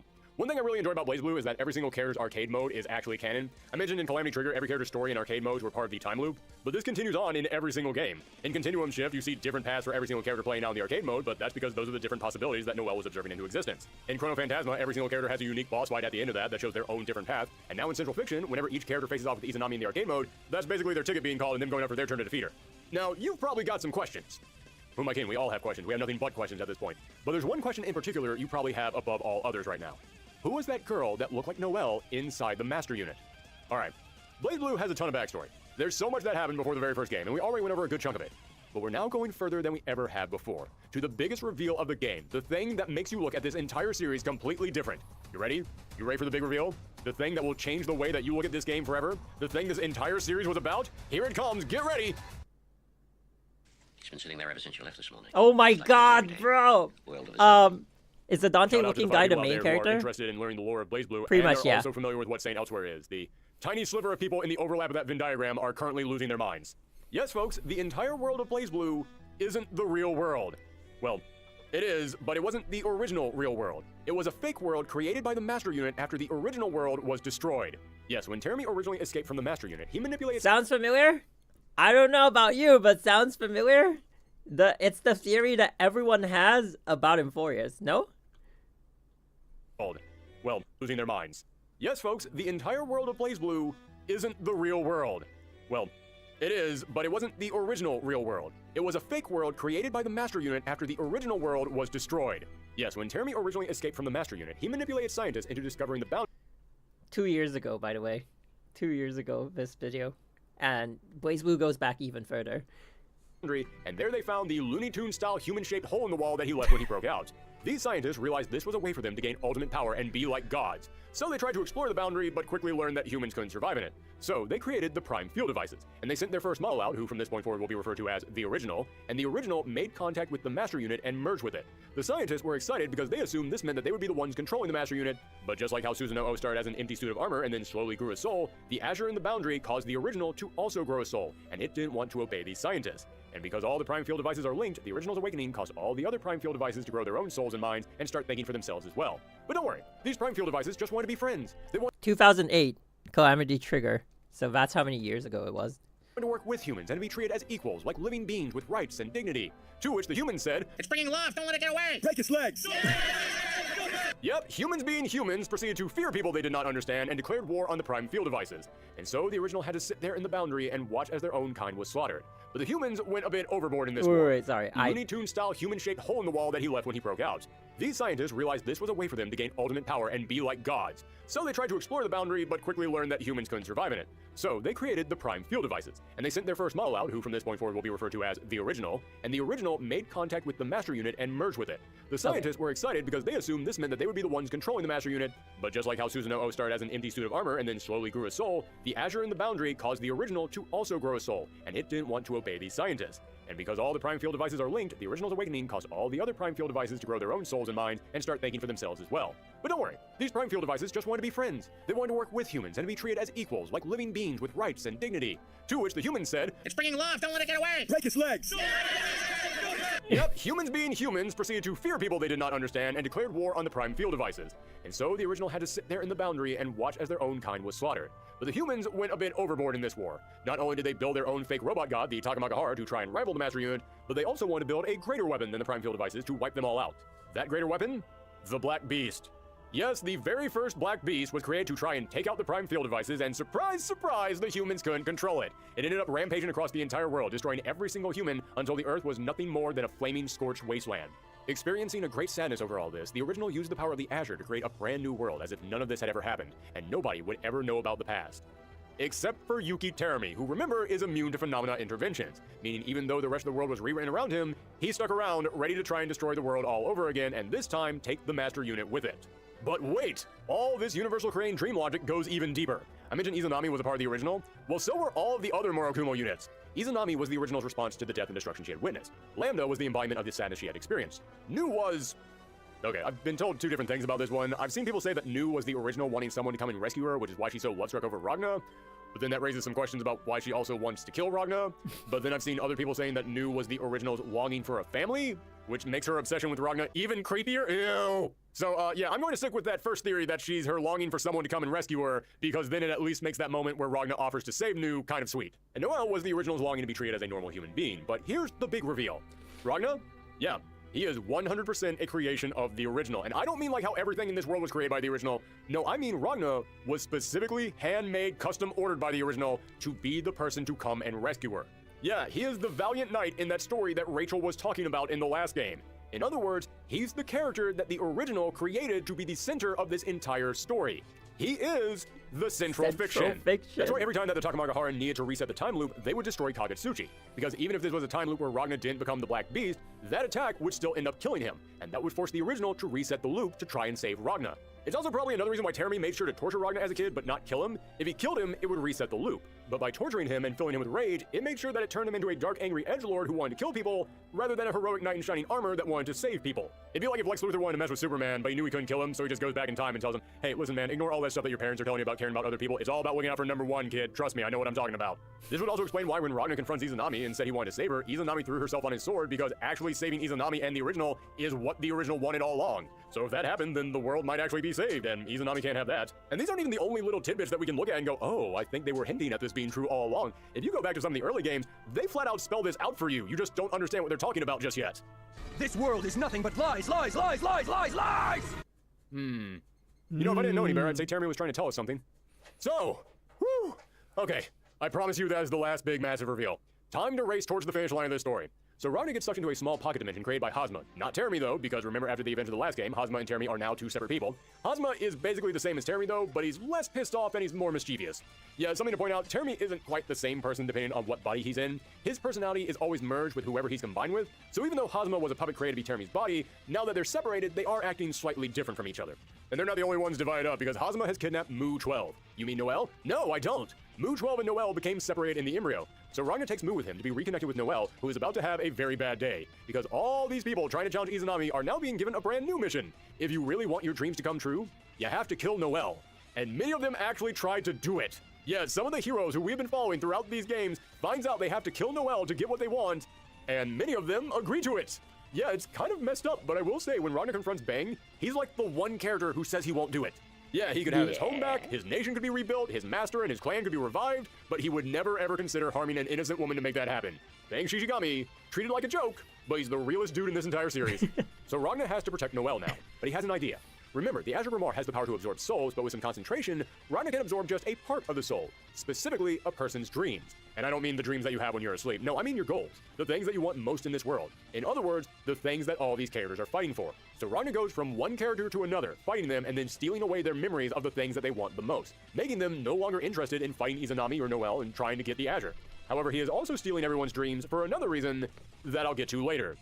That is the final, I'll get to it later in this video, I promise. So, now that Ragna has snapped everyone back to their senses, they all team up again and Noelle and Mu 12 merge back together. They realize that the only way to stop Izanami is to stop the phenomena interventions. Now, the Master Unit was causing some of them, but 9 was causing the rest of them. So, they had to go and stop 9 and destroy her Nox Nectoris, Requiem, which was basically a giant god inside of a jar. They go to her lab, fight 9, who is kicking their butts, but then 9 sees Celica and she freezes for a moment, giving Ragna the opening he needs to defeat her. However, their victory is short-lived as Izanami finds them, but 9 uses her Nox Nectoris to freeze time around them for a few days. Izanami is frozen, but before our heroes can get caught in this same trap, Celica uses her powers to teleport everyone away, and they find themselves warped back to a small church. The exact church where Ragna, Jin, and Saya all grew up, now fully rebuilt here in the embryo. The team takes a few days to lick their wounds, realizing that as soon as 9 spell wears off, Izanami will be freed again and the world won't have much time left before it fades away. And speaking of fading away, remember, Celica wasn't really herself. She was a clone of the original Celica's soul. And because of that, she had basically been living on borrowed time, and the amount of energy that she had to exert to get everyone away from 9's trap before they were frozen in place used up what little energy she had left. She's able to spend a few final days with Ragna and her friends, and then wishes the heroes good luck as she fades away. So, with time running out, Ragna, Jin, Noelle, and Rachel all head back to Kokonoi and Kagura's headquarters. I feel like that's how Triby's gonna die. She teleports them away, and then she's like, bye. See you tomorrow. By Hakumen. Hakumen then reveals that the reason why this timeline has gone so differently from his is because of Noelle. Noelle didn't exist in his timeline, which doesn't really make any sense because we saw the timeline where Hakumen was Jin in the first game, and we do see him interacting with Noelle. Although, after he interacts with her, he then starts screaming out, "Who are you?" So maybe the Noelle that he was seeing was Noelle from another reality that the power of order was allowing him to see. God, this is all just too confusing. You know what, screw it, we're almost done, just go with it for now. So basically, they say Noelle is a 1 in a million possibility because since she was created when Taki Nikazuchi attacked the lab that she was being created in, it caused her to be born with incredibly high powers. This is why even at a young age, she was able to summon out her Nox Nectoris. It's why when she looked into the boundary, she was granted the Eye of the Azure, and it's why out of all the Morokumo units, she's the one who was able to become a Kusanagi Godslayer. And it's because thanks to the power that was used to create her, Noelle is the Morokumo unit who is most closely linked to the original, and her soul is connected with hers. Which also means that's connected to all the other Morokumo units. So their new plan is now to go to Izanami, and then have Noelle absorb Izanami into herself. So they make their way towards Izanami, but because of some very convoluted magical mishaps, the whole team gets split apart and ends up facing off with different threats. Jin and Kagura face off with Azrael, Hakumen and Tsubaki face off with Relius, Rachel is kidnapped by Hazma, and Ragna and Noelle face Izanami. But there's another bit of bad news that just reared its head. You see, the Master Unit had been dragged into this world, but the Azure still existed inside the boundary, and the Azure itself is a living thing, so it decided to activate its own defense system in response to everything that was going on. It called upon a robotic soldier from another reality, S. S is from the visual novel spin-off X-Blaze, and just like the mangas, I'm not going to get into the whole plot of them. I will say that the X-Blaze games are unique because they do provide some information on the inner workings of the BlazBlue universe. For example, the concept of drives being something in the story rather than just a game mechanic is first explored in X-Blaze. The embryo that Izanami is building is introduced in X-Blaze. There's some more information on the boundary that's explored. However, I'll let you know right now, that's all just extra credit stuff. It's just there to fill in the nooks and crannies, and BlazBlue is a franchise that loves to put in way too many nooks and crannies. So yeah, check out X-Blaze if you want, but it isn't necessary to understand what's going on. Then again, I say that as somebody who still isn't entirely sure he knows what's going on, so what do I know? What's important for now is that S had been enlisted by the Azure to clean up this world. You see, the only people that should still be alive in this world right now are the Chosen, who are supposed to compete for the Azure. But because Ragnar took away everyone's dreams to keep them from going after Noelle, nobody was a Chosen candidate anymore. So S was going to go up to these characters and erase them from existence. Meaning not only was the world fading away, but now the heroes themselves were all coming down with a bad case of, I don't feel so good, Mr. Stark. But Ragnar and Noelle were able to beat Izanami, with Noelle absorbing her into herself, meaning now Noelle had the memories of being Saya, making Noelle, for all intents and purposes, Ragnar's sister. But little by little, the world was still being shipped away. They had to do something about the Master Unit. Unfortunately, New 13 pops up and Ragnar has to beat her one final time. But as a result of the battle, the heroes were distracted and Yuki Terumi pops up and takes out Hakumen. Terumi then takes Hakumen's armor and hops into it himself, causing him to turn back into his original self, the Susanoo. Susanoo grabs Noelle and the Master Unit and vanishes with them. They realize that he must have taken them outside the embryo, into the space where their world used to exist, which is when they finally address what they've all feared. Everything outside of the embryo was gone. They hadn't just been sucked into this little tiny ball of souls, and as soon as they managed to break it, they'll just go back to the real world. The real world was gone. The world they used to know had been turned into nothingness, which means they either got the Master Unit back and used its power to restore reality, or all was lost. Now, you might be wondering, why did Terumi take the Master Unit and Noelle away? Didn't he want to kill them? Why didn't he just do that here and now? It's because even at his most powerful in the Susanoo armor, Terumi still couldn't kill the Master Unit. But if he went back into the Boundary, then he could reach the true Azure and obtain enough power from it to destroy the Master Unit once and for all. Although, it's revealed that's not even his true plan. His true plan isn't to just destroy the Master Unit, it's to force the Master Unit to create new worlds for him that he can then keep destroying. He wants to force the Master Unit to watch him destroy her creations over and over again until the end of time. You know what, I'm just going to say it, I don't care much for this Terumi fellow. He seems kind of like a jerk. Now, the reason why he took Noelle with him is because the true Azure was blocked off by a gate. But since Noelle had the eyes of the Azure, she could open it. The Azure's Guardian S tries to stop Terumi, but as Susanoo, he was far too strong for her and easily overpowered her. So our heroes, and by that I mean the 3 or 4 of them that were still surviving at this point, had to find a way to get back into the Boundary, which meant jumping into a cauldron. They head back to the cauldron in Kagetsuchi, where all of this began, only to be greeted by Hazama. Yes, Terumi's old suit had his own plans on how to torture these heroes, and that started with Rachel, who he was holding captive. He was going to throw her into the Boundary, and without her powers, the Boundary would rip her very soul apart. Hazama and Ragnar fight, and even though Ragnar wins, Hazama still knocks Rachel into the cauldron. It looks like this is the end for her, until at the last minute, Naoto jumps in and saves her. Yo! Yeah, been a while since I mentioned him, but he's still been around. I really dig this moment for Naoto, because remember, he came to this reality looking for his friend Raquel, and even though he didn't find her, here at the very end of the game, he ends up saving this reality's version of Raquel. But that was it for Naoto. His time in this world was up, and he too ends up fading away, wishing the other heroes good luck with his final moments. And he's not the only one who's about to go away. Ragnar says goodbye to Rachel, and even though they'd spent their entire lives having a very aggressive relationship with each other, constantly hurling insults back and forth, in that moment, Rachel realizes what Ragnar is planning to do. And so the two of them drop the attitude, they drop their bickering, drop the insults, and she bids him farewell, knowing that this is the last time she will ever see him. Rachel. Wait, is this part of the anime? Or is this from the game? This is from the game, right? Ragnar and Jin confront Terumi, and they're able to beat him out of the Susanoo unit. But the gate to the Azure has opened, and Ragnar follows Terumi inside, where the two of them have their final battle. And there, just moments before Terumi can gain the power of a god, Ragnar takes on the form of the Grim Reaper that he had become known for, and he's able to strike down Terumi for the final time, killing him for good. So, the day has been saved. Ragnar, Jin, Noelle are all one big happy family again, right? Well, not quite. There's still one problem. Ragnar knows that their world is still broken, and as long as he continues to exist... Wait, this should be close to the end. The world will still be built around him, meaning that it could always keep looping again and again. Everyone was still trapped in a story that was written entirely around him. So he has to use the Master Unit to erase himself from existence. But Noelle and Jin refuse to accept this. Ragnar fought off Noelle and uses the Grimoire to steal her dreams just like he did everyone else, including the dreams of Saya and the original unit. The dreams that were keeping everyone trapped in this continuous looping story. And then he finally squares off with Jin, who got the final battle with Ragnar that he always wanted, except that now, Jin was fighting to save his brother and keep him from sacrificing himself. He lost though, and in that final moment, Ragnar hugged his brother and sister as they broke down crying.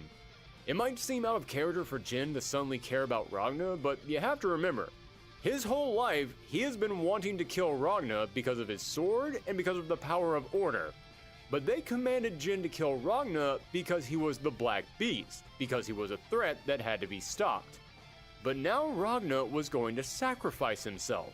The Black Beast was no longer a threat, meaning that when you see Jin crying here and fighting to save his brother, This is probably the first time in over a decade that Jin actually got to be himself again and actually got to show Ragna how he really felt, that he actually did care for him as a brother.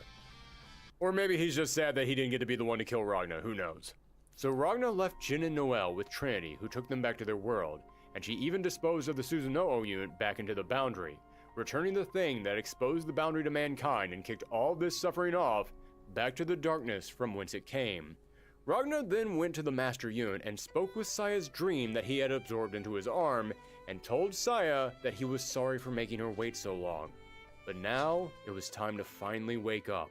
So Ragna used the Master Unit to erase himself from existence. All traces of him ever existing were gone, including from everyone's memories.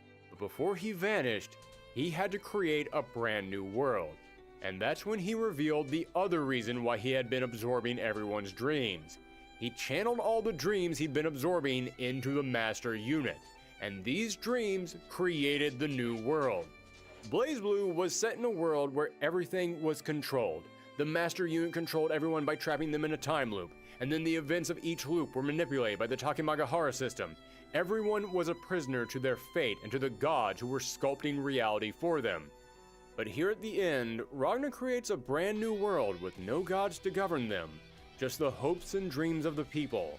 All those things that the heroes wanted, everything that they had dreamed of, was now possible. See, this part is like the Deliverer going to activate the Miracle of Genesis, no? Mankind could now finally shape the future that it always wanted. It just had to go out there and make it happen. We end our story with a look at this brand new world. Noelle has quit the NOL and has gone back to the church where Saya grew up, being joined by Lambda and now helping New 13 to recover.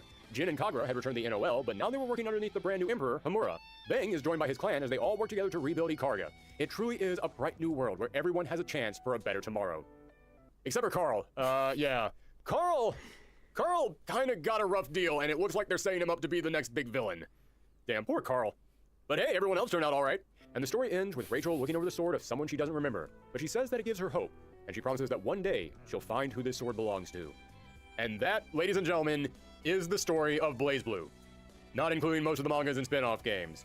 But if you just wanted to play through the fighting games, that is the story that you need to know. So far, I've mostly just stuck to what was happening without giving my own 2 cents about it, but I will say, this is a story loaded with unique imaginative ideas and amazing characters. But I can't lie, it is a beast to get through, and it could easily be simplified. I mean, hell, this was the simplified version of the story, and I still could have cut some stuff out. It totally could have been told in a clearer, more straightforward manner. It definitely has the feeling that they just kept padding more onto the story without someone there to edit or tell them to cut something out. And I'll admit, I'm not the biggest fan of most of Central Fiction's story. I love how Central Fiction ends, but I feel like going, oh, hey, we're just snapping the Infinity Gauntlet and rewinding everything, and then you all have to race to beat the God of Death. Sort of took the story that had been building up over the course of 3 games and threw a whole lot of it out. I mean, a lot of these characters have their own personal journeys, and that's one of the best things about the cast of this game. And then here at the very end, everyone is just stuck in another time loop where they don't remember anything, and then they're all just thrown into a very anime version of It's a Mad, Mad, Mad, Mad World. And I feel like some of that is simply because, yeah, it's a fighting game that uses sprites. Alright. Yeah, but I still don't know where the Master Unit comes from. I think they explain it here, right? So it's like the scientists looked into the boundary and they found a god. Yes, folks, the entire world of BlazBlue isn't the real world. Well, it is, but it wasn't the original real world. It was a fake world created by the Master Unit after the original world was destroyed. Yeah, yes, when Terumi originally escaped from the Master Unit, he manipulated scientists into discovering the boundary, and there they found the Looney Tunes-style human-shaped hole in the wall that he left when he broke he escaped the original Master Unit. I guess the Master Unit is just God. It's just God, and it's just stuck in the boundary. And it was supposed to still be stuck in the boundary, but then, you know. These scientists realized this was a way for them to gain ultimate power and be like gods. Yeah. But yeah, crazy, no? Like, doesn't it... I feel like there's so many parallels, and there's so many, like, points in the story that you could go like, oh, wait a minute. This reminds me of BlazBlue, because it really does, you know? It's like, But I don't think there's like a 1-for-1 when it comes to like, oh, like, is this character equals this character equals that. It's the same thing as like the Flame Chasers from Honkai Impact not having a 1-for-1 for the Flame Chasers of Honkai Star Rail. And I think like it's the same thing here. One character will embody like multiple characters from the other story, but essentially the main plot should have like some level of similarity, I think. BlazBlue trope has a name. It's called Kuzu plot. Wait, really? Isn't Kuzu like trash? So is it supposed to be like a bad plot? But also like this part is a bit of like is referenced by what was that? Fairy Tale, no? Where like isn't there a scene where Urza's mom, who also looks a little bit like 9, kind of like does that universe reset thing because she's like who was that asked her to do it, so she just like did the skill and then everyone got thrown about everywhere and they got reset. It's the same thing, right? This one was also pretty much that. Everyone got thrown all over the universe. For an entire century, and now she was firmly on team burn everything to the ground. She breaks the illusion that everyone was under in the time loop and tells our heroes the reason you're here is because you've been chosen by the Azure, and one of you will become the one to inherit the Azure. And that means you'll get to recreate the entire world in whatever way you want. This part, though, is crazy. It just sounds so much like what we keep hearing in Euphorius. One of you will inherit all the core flames, and then you'll activate the miracle of Genesis. It's like, bruh. Your greatest, wildest dreams can all become real. But if you want to do that, then you have to make your way to Izanami and kill her. Oh, and one more thing. Doomsday is still happening. Oh, wait, no. Yeah, you guys didn't stop that. The Master Unit is still trapped in here with all of us, and every second it's here, the closer it gets to dying and taking the whole universe with it. So you're on the clock. Chop, chop. You better kill Izanami quick. And then the thing However, happens. as soon as she tells everyone this, another phenomena intervention happens, and everyone gets shuffled around. Shuffled around. That was also... I remember the actual spelling. Fighting games that their story and lore was so messed up that it had so many loops. No, but like there's a reason they loop it for fighting games, and I think he explains it in the video too. That, because they wanted to keep the roster, so they didn't want to, because it's typical in fighting games that some characters don't make the cut. And so like if you main that character and they like you play the next version of it, and they're not there, it's kind of sad, right? I think Tekken does it. I think what was that? King of Fighters does it. Mortal Kombat does it. Like basically every fighting game, I guess. But BlazBlue was the only one that kind of like Guilty Gear does it. So yeah. If it's taking route of other lore games, media, or any story, etc., maybe they can make simple. I think it's their take on it, but I feel like there's just so much that I see from BlazBlue that seems to be visible in the Euphoria story. Does that make sense? Which I feel like it's kind of crazy. I mean, who knows? Who knows if the story is going to go that way? But I do think like after just rewatching the main story of BlazBlue, almost every fighting game can't let a character die. It's comic book syndrome. Yeah, and then like sometimes if a character does die in the main story, they'll find a way to like revive the character, but like sometimes it's the actual character and sometimes it's not, and because it's not, they get a way to like they that's their way in to rework the character's playstyle, right?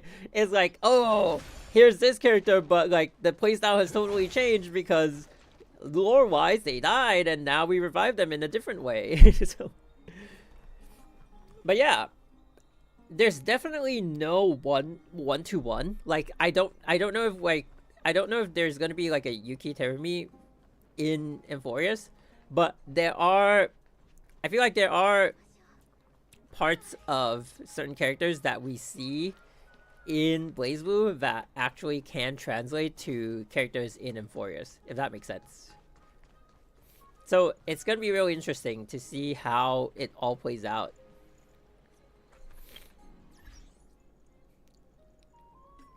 But I think I'm expecting to see more similarities as we go along. And now that you guys have watched the story with me, you know, whenever we see like certain things happen. Do you know Dr. May from Era Zero? Wait, there's a Dr. What? Let me search that up. Dr. May Era Zero. Oh. Also, wait, it's from Honkai Gakuen?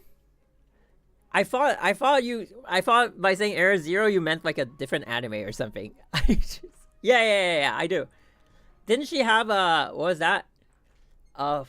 Mona Era Zero. Wait, was she the same? I mean, I never played Honkai Gakuen, but obviously when I started Honkai Impact, people were always talking about it, so I kind of went to read up a little bit about it, especially when you Google, like, okay, when Honkai Impact was like chapter 5 was the latest chapter, right?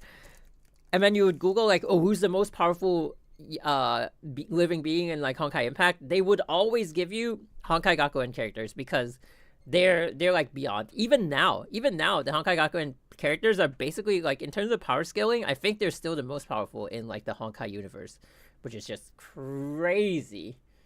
But yeah, Gun Girl Z, my bad. It is the, yeah.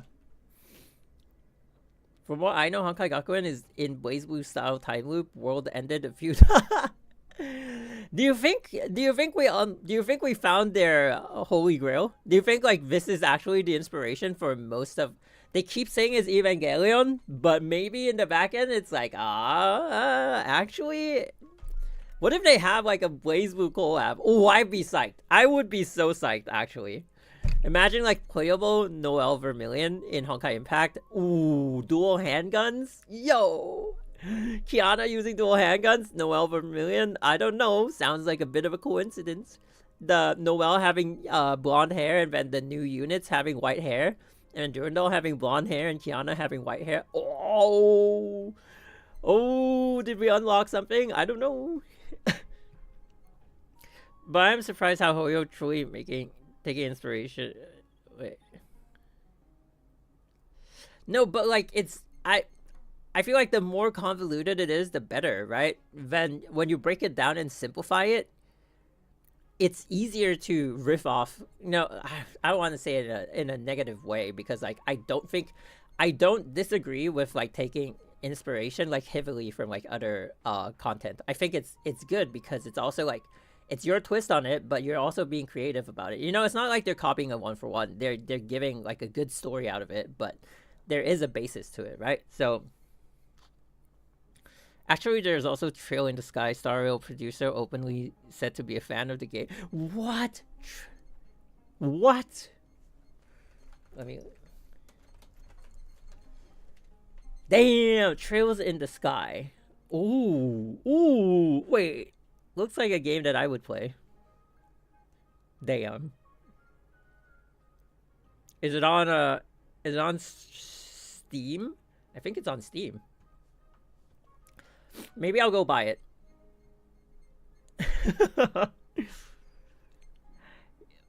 But you know, now that we've seen that whole like recap of BlazBlue's story, I feel like a lot of you have played BlazBlue because the last time in the previous stream when I was like, oh, maybe we should find a day where we just like look at the story of BlazBlue and compare it to Inforius, a lot of you guys gave like references, so I feel like you guys are also kind of familiar with BlazBlue, which I'm kind of surprised though. So I feel like the next few chapters that we play of Inforius, if we start seeing things and we're like, oh my god, it feels like BlazBlue all over again, it's gonna be pretty cool, no? Trail's story doesn't even stand this much in HSR. Maybe they're taking inspiration, like gameplay wise, from Trails. Maybe it's just something in passing that he mentioned, like, oh, I'm also a fan of this media. That's it. But like, it doesn't have, like, they're not really using it as a source. Okay, so earlier we got the body, so now we're gonna try feet. Ooh, no. Also, Star Rail producer does an interview with Trail series producer, which is described as a fan meeting. Oh, that's crazy. Oh, you would think that HP main stat is like easier to get, but like, where is it? Where is it? Where's my HP main stat? Why do I even open my mouth? When you want quantum main stat, they give you HP. No! Quantum fire. One more. I'm glad I have enough to play around, but like I'm soon. No! Oh no! Man, I'm just gonna keep this one. Oh my god, the substats, man. Lightning. Oh, come on. Come on, you can do this. You can do this. Quantum with... Oh, Jesus Christ. 3 pieces that I need, and then we can min-max the other pieces. My god. Oh my god. I want crit damage, at least. Just 1 line will be good enough.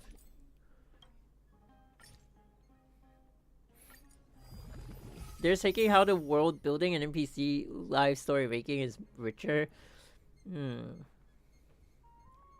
No resemblance from Trails. And Forest here is basically BlazBlue in a nutshell, but more... Yeah, I think, like, simplifying it actually works in their favor, right? So, the more complicated your source material is, the better. Because when you break it down and you simplify it, people will feel like it's more digestible, and it makes for a better story, and it doesn't feel like you're actually taking from the source material. If you took from something too simple and you're, like, people can recognize it immediately, it's not gonna be good.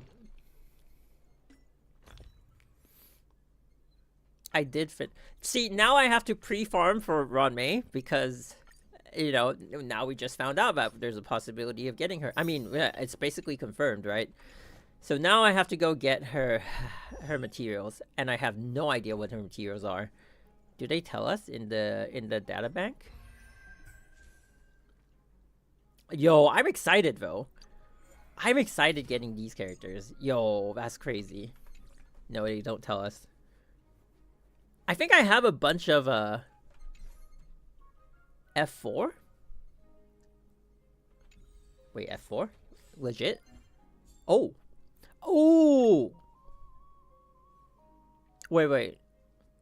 Oh, thank you. Okay, so I think I have a bunch of materials, but I don't know if they're for these guys. So this one I definitely need to go farm. Oh, I use my... Damn it, I use my Harmony ones. Alright, I have to go farm this one. Okay, actually, yes. But also, I want to look at Blade. Oof. Do I have Destruction ones? I don't? Who did I train that was Destruction recently? I maxed someone else. I maxed someone out recently who's a Destruction character. I think it was Arlen. I think I built Arlen recently, just for the fun of it. Because I thought I'm not getting any more new characters, so... Joke's on me. Yeah, who else? Wait, about to warp? Wait, they tell us? Whoa, that's crazy. I mean, not including the new characters, but they tell us who's coming up. Wait, does Acheron have that too? Oh, no, probably because I have her. Oh, preview! Wait, what? This type of material have all been collected. Yo! Wait, I even have enough for Anaxa. Okay, I can convert the Anaxa ones for... Whoa, that's crazy. I could actually do this one right now, so that's good. Oh, good to know that Castorice has already been farmed for. Excellent.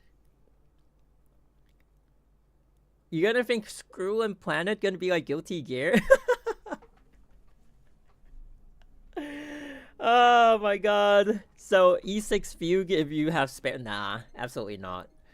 I think for now what's gonna happen, so obviously Acheron is my main character, and then Castorice is gonna be joining the fray. And then the only banner that I'm gonna pull for is the Fate collab, because I don't care to E6, you know. I just want like a copy of him, just for collections. If we end up having enough. God knows if we're even gonna get Castorice to E6S5, right? Like, I don't have the... I think we're in the average now. I think we are in the average now. How many do we have again? So, special pass. 672 plus... Wait, we can see it from there. 672 plus 179. 672 plus 179. 851. And then... Sorry, I'm lost here. Plus 15. That's 866. And then plus 5 from here. That's 871. And then obviously, should we wait?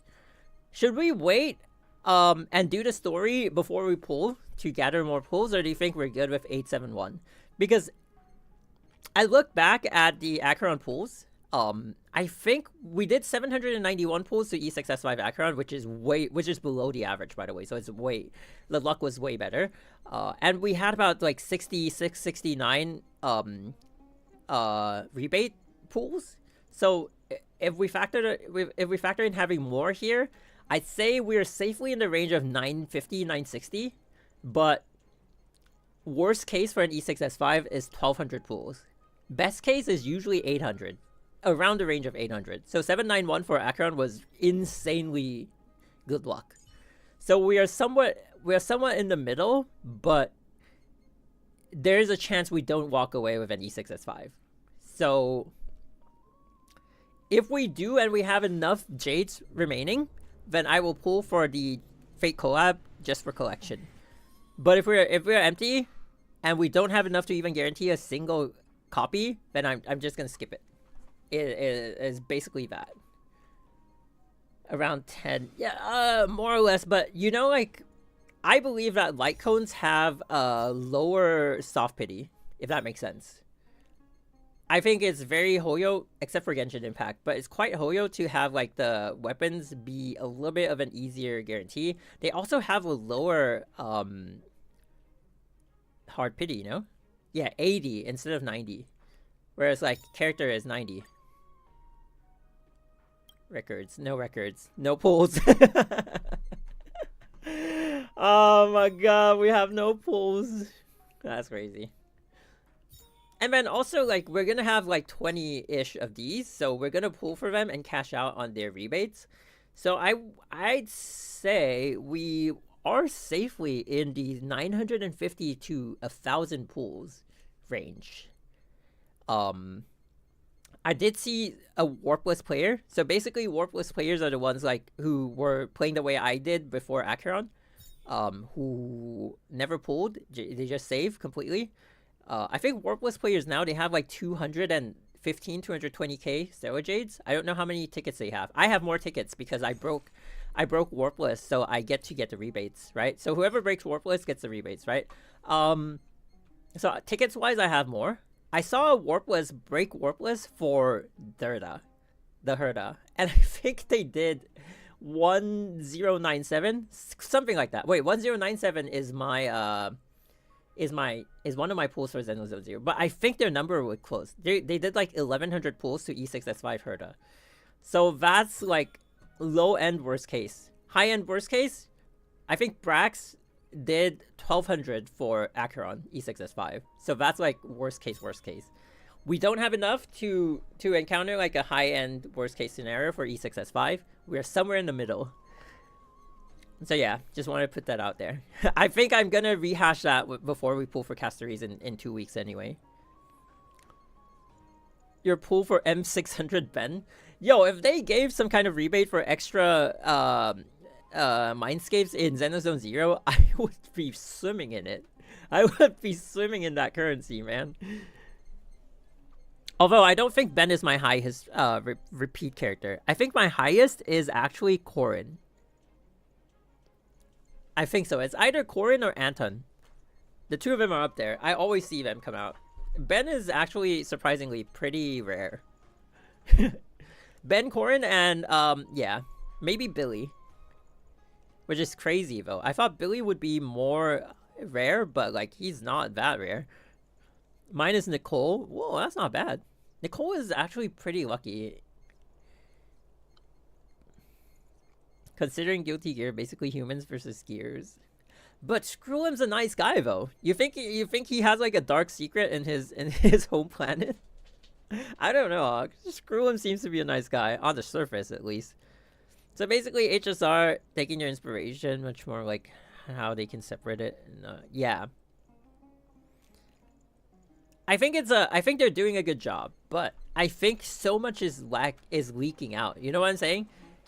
When we were watching Thorgy's video on BlazBlue's story, some lines that he said like immediately triggered the Euphorius in us, right? We're like, wait, I've heard that somewhere. I've also heard that one somewhere. Oh wait, actually this one, I've also heard it somewhere. You know, it's just there.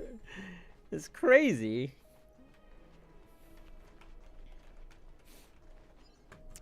There's Emperor Rupert's bloodline. Emperor Rupert, the Terminator. I think HSR needs to wrap up the goal soon about killing an Eon. Do you think one of the characters in the background will be revealed to be an Eon? Like the person causing the loop, if there's actually a loop in Euphorius, or the person causing them to turn on the Titans is actually an Eon? And then maybe it's like, I don't know. I actually don't know. We'll have to see. This is why I love HoYo games. They're smart. They're so smart about how they're making story. And they can take inspiration from anything, but it's not a 1-for-1. Yeah. I mean, I like that they're also pretty candid about, like, or pretty transparent about who they take inspiration from. Oh, also, we're gonna go there. Right, we're gonna go there in the next update. They showed us the steps to Kefale. Ooh, I'm excited. I feel like being close to Kefale will reveal a lot of lore, because they said that nobody has seen Kefale's true form, which is kind of weird, thinking that that is Kefale, but that's actually not Kefale. It's so odd. When you go to the Vortex of Genesis, they actually say that nobody has seen Kefale's true form. It's so like, what is going on, you know?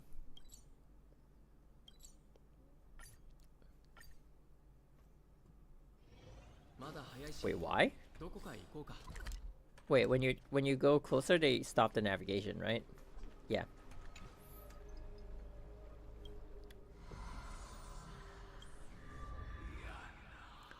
Kefale was born from the combination of lightning bolts. What the heck?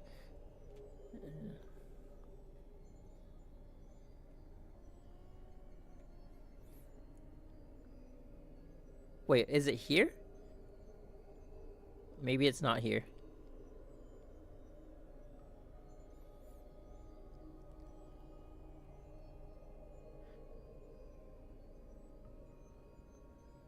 Wait, it says everyone in Okava is able to see their great form, but then I remember reading somewhere else in the game, not like outside of the game. It's like inside the game where they say like they have never seen his true form or something like that.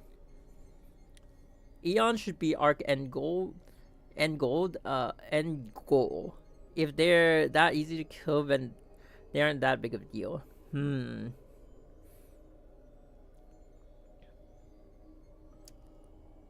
No, I feel like they could make like a what's that, like an exception.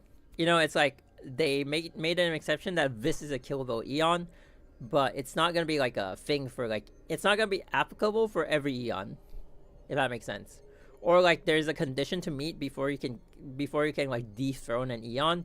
but some eons, because of their nature, have like it's harder for them than others. Maybe there's that.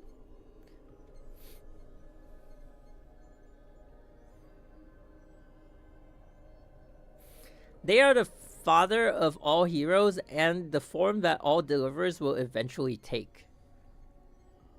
This makes me think that like Finon's gonna become the next Kefale, and it's just gonna be like in the next cycle it's gonna repeat, and then Finon will be the one who's up there like holding the Dawn device, and someone else will be running around in Forius, and then they'll collect all the core flame and they'll go and boom, and then they'll be the next they'll be the next Finon, and then it's just gonna keep repeating.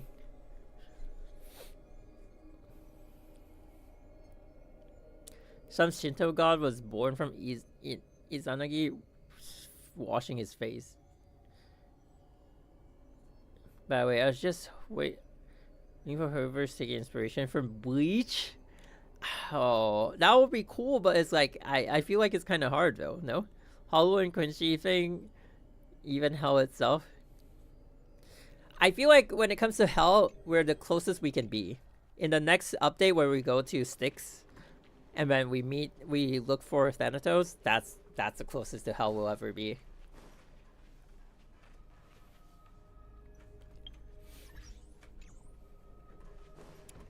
Do you think they'll tease Vita for 3.8? I don't think so.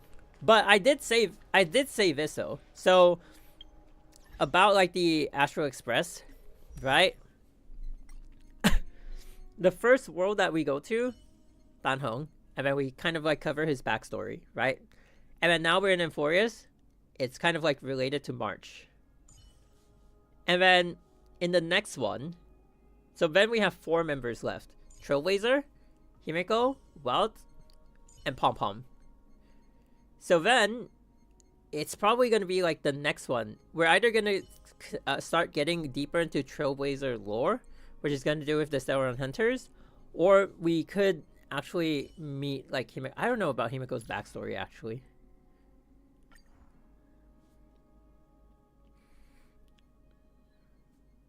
Yeah, apparently her homeworld is still around.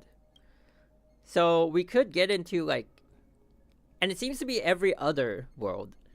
So then Herda Space Station, Bellabog. Herda Space Station is a bit of like an origin thing, right? And then Bellabog first, Xianzhou, Danheng, and then Penacony is like a rest stop, and then Emphorius, which is March. So then the next one is going to be a rest stop, and then after that is going to be one of the Astral Express members' homeworld. So if we go in that order, there's going to be one, like eventually we'll get to Welt's homeworld, which we all know is going to be the Honkai Impact one. So, but I think they're going to keep it for last. I don't think it's anytime soon. But who knows? Maybe they'll just like pull a fast one on us and they'll be like, nope, next one is we're going to Earth.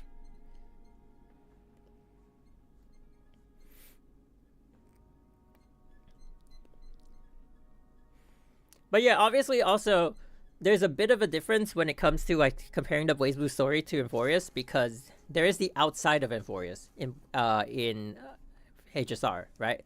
Like right now, Welt and Sunday have gone to look for the Herda, and then, you know, there's a lot of stuff happening outside of Emphorius. Whereas like in BlazBlue, it was just inside the world of BlazBlue.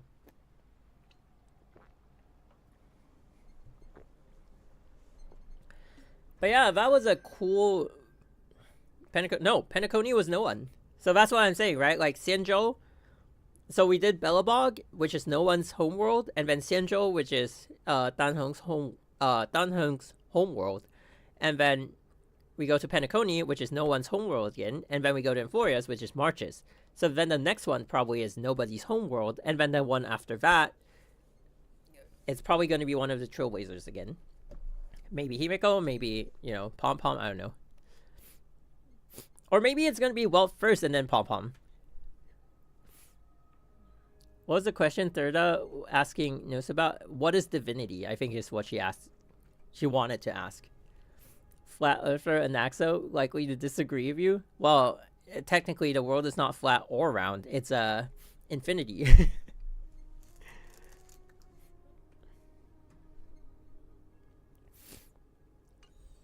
Yeah, crazy. Crazy parallels.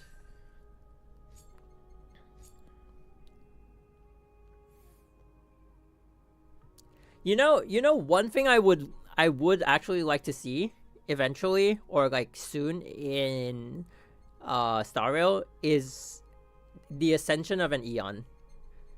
I hope that one day we get to see it.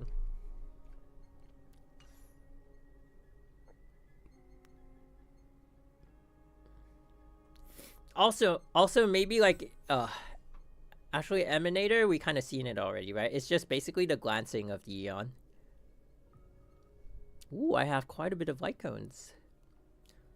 Also, I don't have quite a bit of light cones. Oh wait, these are the battle passes. What?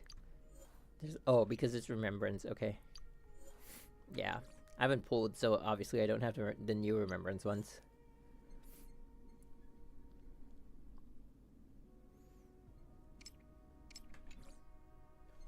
Ooh.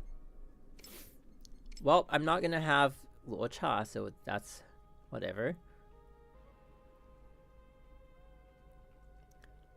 What does Ron Maze do? Where is she? Hello? Oh wait, what does this one do? Max HP, energy regeneration rate. Oh, it's gonna kind of suck if I have her without her light cone, but I guess I have to make do. There we go. Break effect by 60%. Ooh, wait. So getting Ron May also makes the HMC playable again. Yo, that's insane, no? Got it, true, but Luo Fu was Dan Heng while in 4 years this March. Right? So it's another nobody, and then we're gonna get like one more Astral Express one. Or I'll even give them 2. So maybe they'll do like nobody's homeland, and then boom, we'll go back to someone's homeland. And we only have like 4 characters if we include Pom Pom. If we don't include Pom Pom, it's going to be 3 characters. You know who I'm excited to see? The Void Archives. Oh, I'm so excited to see the Void Archives. It'll be like seeing an old friend, you know? Kinda. Maybe not everyone's going to agree with that, but, you know. To be an Eon, it would be so universally changing when they have to decide if the new Eon would coexist, merge, or against all others. Yeah. See a hand on. Or they might... You know what I'm thinking they might do? I'm thinking they might do like a Wendy situation. Hello, Trong Hong. You know what I mean? I feel like they might do like a Wendy situation of like a pseudo Eon and then they just kill the person off. So that would give us a taste of like ascension to Eonhood, but also they just be like, nah, this ain't gonna work. Oh my god, that would be extremely funny. Have a good night, Hand On. Thanks for hanging out. It was a lot of fun. But yeah, that's pretty much all we got. But I think some lines during that recap of the Blaze Blue story just really hit kind of hard. No, like the one where he's like, "Well, this world is entirely not the real world, and then the actual real world got destroyed, and now we're looping." And it's like, that's everybody's theory about Emphorius. And that's also one of the reasons I don't really want to embrace that theory. Because it's just so boring that like the predictability of it is just gonna be like kind of boring, no? And I'm hoping it's not. But at the same time, it's pretty much pointing towards that. You're gonna go for Ron May next patch? Yeah. When we were watching the live stream earlier, I was asking everyone, and everyone's like, yeah, Ron May's definitely better, even though I'm going for Castorice. Does that make sense? Log in daily to gain rewards. Log in for 5 days to receive a total. What is this? Oh, you have to purchase something. Never mind. Damn, remember when this happened? You know what? Never mind. Actually, why did I even bring that up? Why did I even bring that up? This is way better. 3.2 to 3.4. Ooh. So what's gonna happen is they're gonna give us, yeah, log in to receive Golden Companion Spirit. Oh, so cool. Oh, so is that what it's gonna be? Wait, are they gonna rotate? Wait, the Golden Companion Spirit is going to be permanent, right? So if we don't get any of them, but I mean, I'm definitely going to get Ranmei because she's too valuable of a pick. But if we don't get any of them, are they going to like cycle the characters after 3.4? Like 3.5 is going to have someone else, and then if you hold on to it, you can actually pick that someone else? Personally, I'm going to choose Luocha. My collector's soul demands it. So that means you already have Ranmei.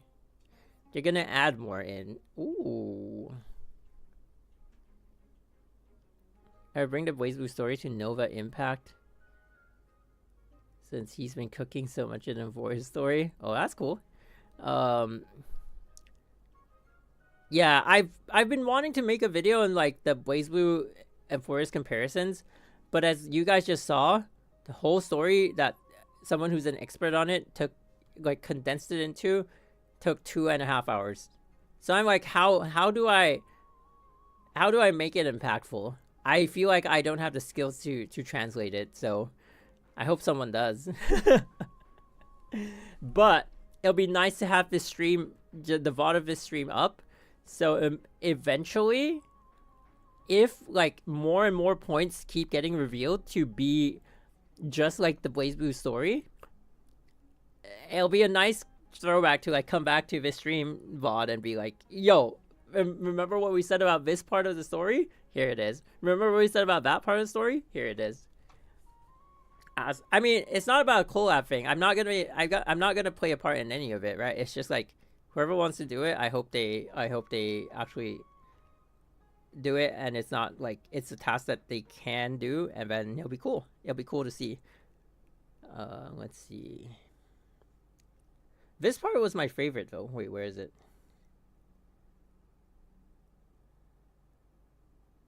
Where's the part where they did, like, the...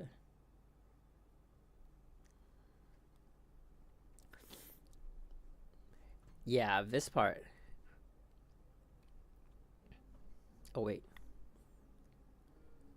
This part of, like, the Black Beast, and then you look back. Bruh. Bruh.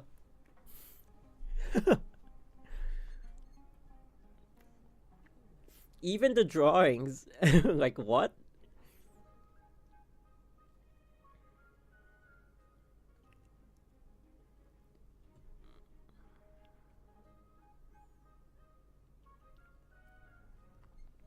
Or just like a podcast thing. Ooh, that would be cool though. Maybe.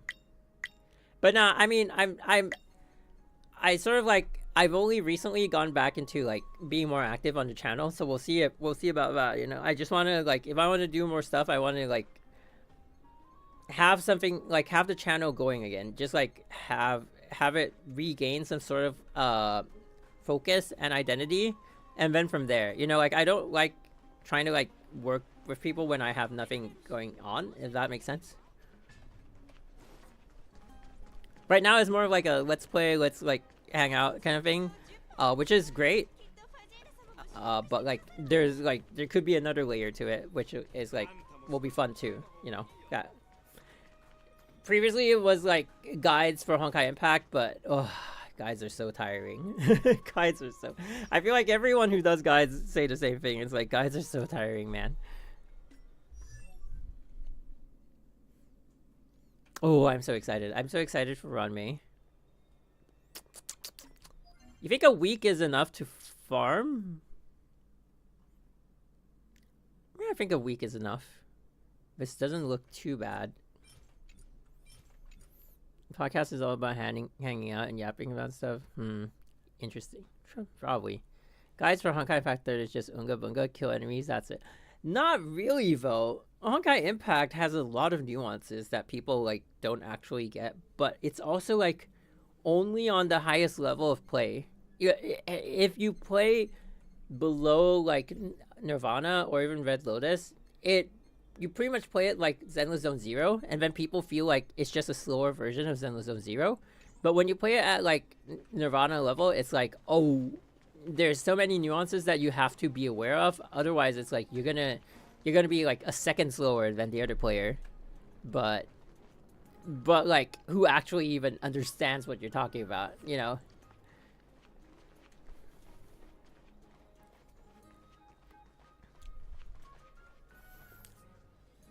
Cullen in Abyss. But Honkai Impact still has a lot of content. You know, there's still a lot to talk about in Honkai Impact, so there's also that. Yeah, maybe that's one of the things that I would look at.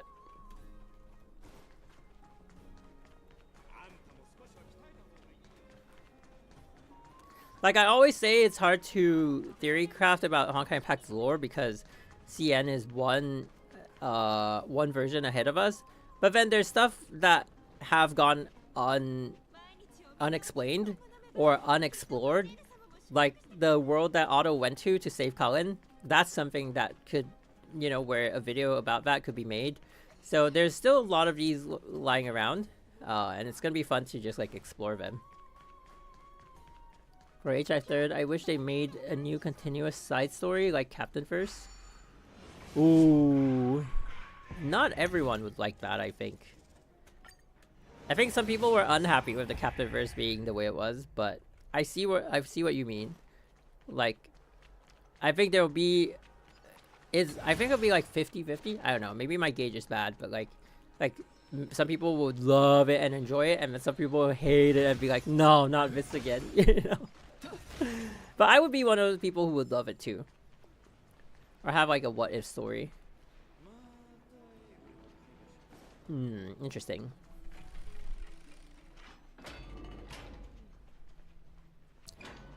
Right now, Honkai Impact could go anywhere. Hope they cooked. True.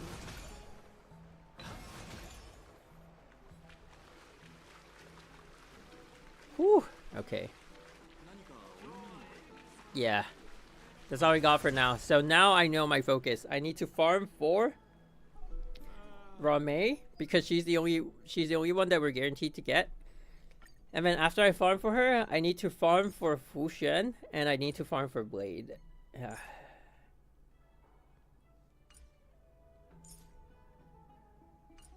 Ooh, wait, I have some of these.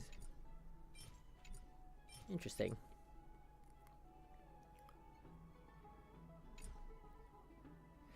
I feel like I actually have a lot of materials that I could just convert. Wait, is this the one? Yeah, this is the one. Okay, say I want to farm for... where's the Harmony one? Wait, was it this one that she's farming for? Yeah. Materials needed. Yeah. Like, oh wait, I can't touch the Remembrance ones, but I have Hunt and Erudition, and then when it comes down to the Laurel ones, yeah, 100-ish. Oh wait, that's Remembrance again, my bad. Wait, I do have some Harmony ones, but it's like the tier 2 Harmony ones. Nah, not bad, not bad. Yeah, I can make it. I can make it before the version update. The only question is, do we play the story and then pull, or do we pull and then play the story? Probably just want to pull day 1 or day 2, right? And then play the story.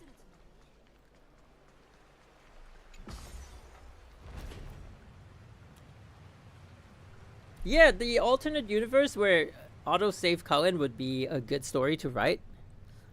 But I just think they don't have the capacity to do that right now. Also, I think like Mizuki Nana is still on a break because she wants to raise her kid, so... Or, I don't know. I don't know if she is.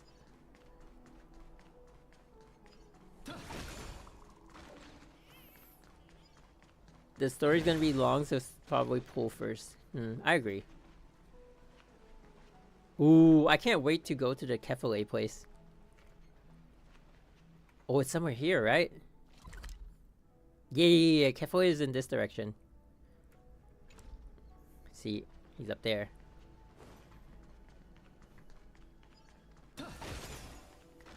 Whew, But yeah, that was a long stream. That was pretty fun. How much of Emphorius is going to go in the way of BlazBlue is going to be similar to BlazBlue is something I'm excited to see. And then, oh wait, there was also that part about the girl was writing a book, and then the girl was writing a book of the story we're in, and the middle pages are torn out or something, and it sounds exactly like this one.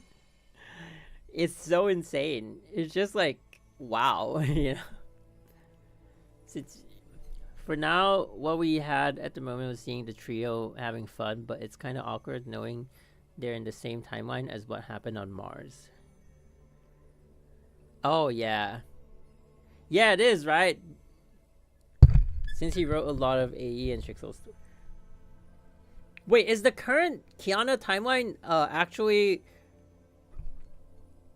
Have you pressed mem for a day week? I know one of them, it says like, are you excited to have your story in the book and have people for generations read it or something like that? And I'm like, oh my god, that foreshadowing, man. Wait, which one is it? Is it this one?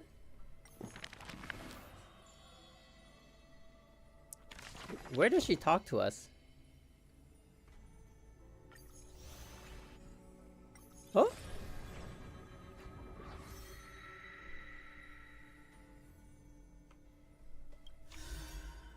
Upside down. She's there on the left. Yeah, but like, she's not talking to me.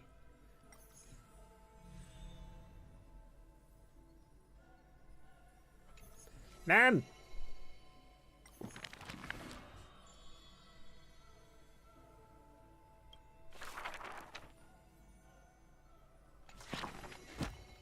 Nope. She don't want to talk to me no more.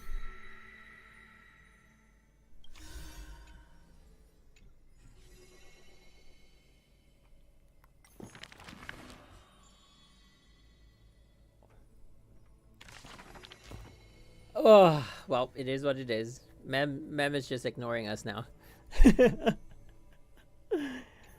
Oh, okay. Well, that's all we got for today's stream. It was really good though. I'm really excited about 3.2. Not just because we're gonna get new characters. Ooh, imagine. Wait, chat. Isn't it crazy though? The way I'm playing actually. Right. The way I'm playing, the way it worked out, it's almost like I have like extreme foresight or something, which I'm not saying I do. But like I just played it as a bit of a meme.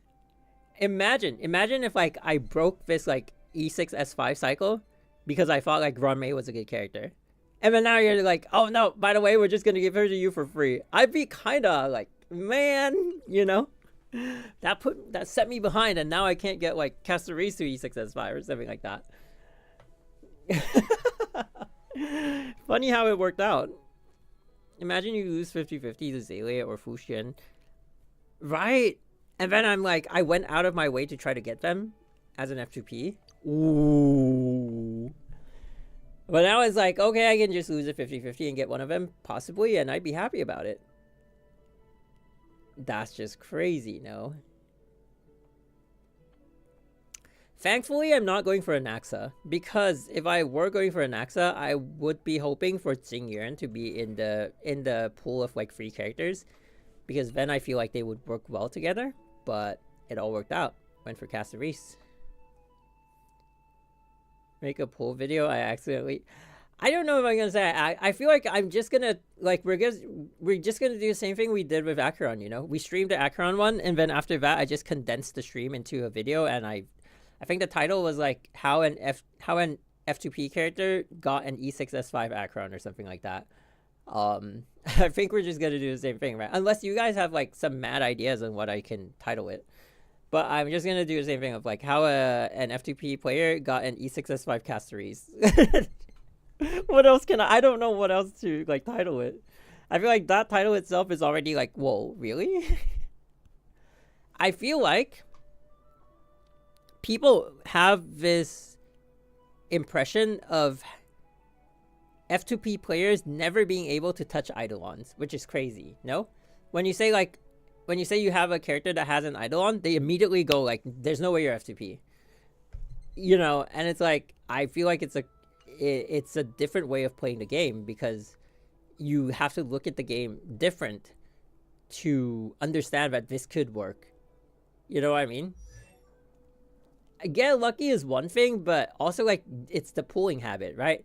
Like when I'm F2P, I would not go for a character unless I can guarantee the character, which means if you're pulling for a single copy, you need, what's the average? The average is usually the lucky average is like 60 for a single character to about 130. People don't typically go to like 180, which is max out 90-90, right? 90 for the first hard pity and then 90 for the second hard pity, assuming you fail your 50-50. So the average is about 60 to 130. And then if you want to guarantee the light cone, you have to add about 100 pulls. So if you have like 230 pulls, that's when you decide like, okay, I can go for the next banner. Otherwise, I got to skip and wait for a rerun. And so, yeah, and so when you're going for an E6S5, it's just the same thing, but more. So that's why I need like such a high like balance. And even then, I'm not even confident that we're going to get it. But we're going to give ourselves a good fighting chance, right? You don't want to go in unprepared. And so it's always like, people ask like, how do you decide the character? Well, like when I was saying like, the characters that I think are in my list of possible pools, definitely Acheron as the first one, and we got really lucky with that one. But then the others that that I would consider that for sure are Fei Xiao, Fugue, and who was the last one? Ooh, I can't remember the last one. Was it Tribby? I think it was Tribby. Something like that. No, actually there was one more character. It wasn't Fei Xiao or Fugue or Acheron. I think Castorice, but like Tribby is a good consideration, but yeah, Castorice, Fei Xiao, and so like why is it Castorice? Why like wouldn't it have been any one of them? Because when Fei Xiao came out, it was so close to Acheron. I barely even had like 500 pulls, I think. Tribby is definitely solid. Tribby is, wow, she's really solid, but I don't want to play that style.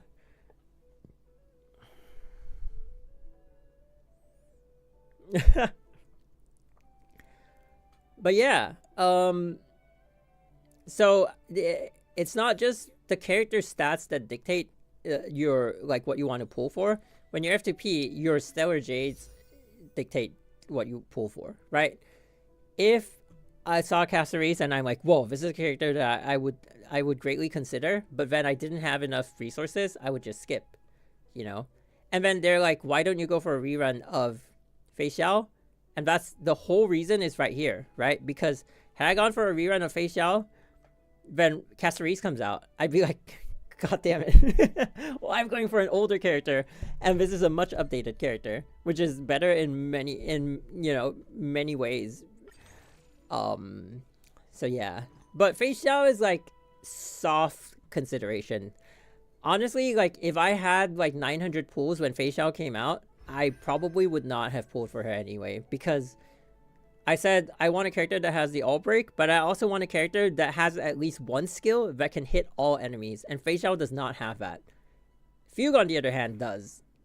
Fugue is a very solid pull. For E6S5, Fugue is one of the most solid pulls. I put her up there with Acheron, which I don't think many people would share that sentiment, which is why I say, like, I look at the game different from other people. And so, like, I play it very differently from other people. Now, obviously, like, this is not going to be, like, the best playstyle ever. I'm not saying it is. And the biggest thing that can actually screw me is HoYoverse releasing a meta, a new game mode that needs, like, 3 teams, right? But then again, it's looking like I can build a solid 3rd team now with the changes they're making in 3.2. Thank you, HoYoverse. And who knows, maybe they're making those changes. They're making those changes because they're actually going to mess with the meta. But I think the other thing that someone has mentioned before is if they do something like the Imaginarium Theater and they they make you progress with characters actually losing stamina in that game mode. So then, like, Acheron loses some stamina and I can only use her for a certain amount of fights. That would greatly, like, nerf my playstyle. But I think, like, adding Castorice, adding Ron May, and one more, like, off of that weird new 50-50, it makes it even more playable. You're shaping up for a real solid team for sure. Yeah. Yeah. I think with the new changes, the third, like, Team 2 is going to be super solid. But Team 3 is a possibility now. More so than before. Right? because even with Castorice, I was going to be like Team 1, Team 2, and that's it. Like, third team, dead. You know, who's going to carry the third team? Well, Dr. Ratio. Dr. Ratio has been carrying the second team until recently. The recent carry for the second team has been Herta. Which is crazy. She's the 4-star character that they give you at the start of the game. And somehow she's carrying me in, like, and so many game modes. I don't even understand how. But she's carrying. which is like, I'm eternally grateful for Herta. You know, she's definitely one of my favorite characters. And people said, like, oh, if Herta's one of your favorite characters, why didn't you pull for the Herta? Obviously she's strong, but she doesn't have the all break. If she had the all break, I would even consider her on a rerun. She's so solid, she just lacks the all break. The same thing I said about Castorice until they decided to give it to her on the E6. Oh my god. Oh, I'm so excited. Yeah, Herta's crazy. She also carried me in Apocalyptic Shadow. Look, 11 out of 12. With a crazy Team 2, 11 out of 12. Oh, this is not the Team 2 that I used. The Team 2 that I used was Tingyun, I think. Yeah. This was my Team 1 and Team 2. Got me to 11 stars. I'm happy enough.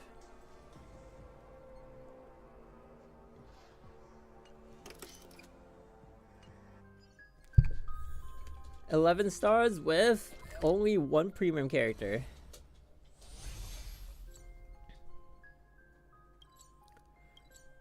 Should be like Trinity, but more mannerism. Cypher is like Taokaka. Hyacinth, I don't know. Castorice, I want to say Saya, but considering... Nah, I don't think they all have a 1-for-1. That's for sure.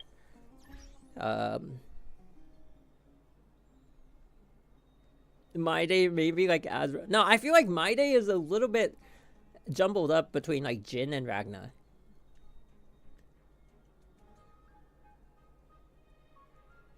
I feel like there's not many 1-for-1s when it comes to, but I think like what it is the central storyline is quite the same. But I'd be surprised if like Finon is the central fiction of Euphorius though. I don't think they're going down that route. I feel like every one of the Christos heirs has more of an important role. Not to say like the rest of the characters besides Ragnar did not, but you know. You got 11 stars, there's nothing to scoff at. I can't even clear stage 4 way back. Yeah, thank you. But also like, yeah, right, it's mostly 4-star characters. It's mostly just base 4-star characters. I mean, Gallagher's E6. Herta's E6, but you can consider her E6 to be base because they give you the... It's not even from pools, right? Most of her Eidolons come from MOC. Wait, no, not MOC. Simulated Universe.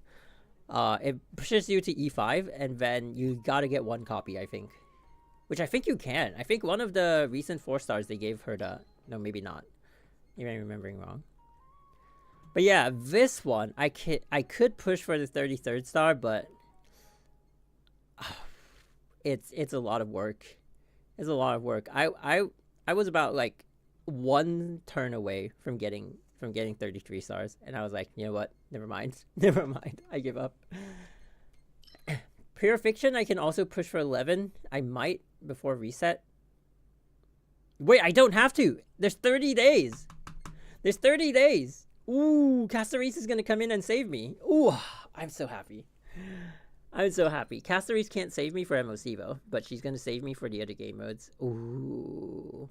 Ooh, I'm excited. I'm excited.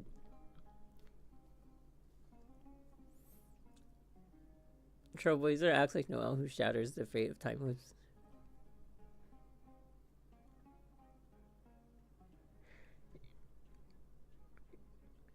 But the final part where it's like Ragna is the only one left and he resets the timeline to become like the eternal, like no more time loop world, it just sounds exactly like Finon being the last one remaining and going back to reset and activate the Miracle of Genesis. It's 1 for 1. That one is just 1 for 1. You can't even like deny it. You can't unsee it. That's just 1 for 1.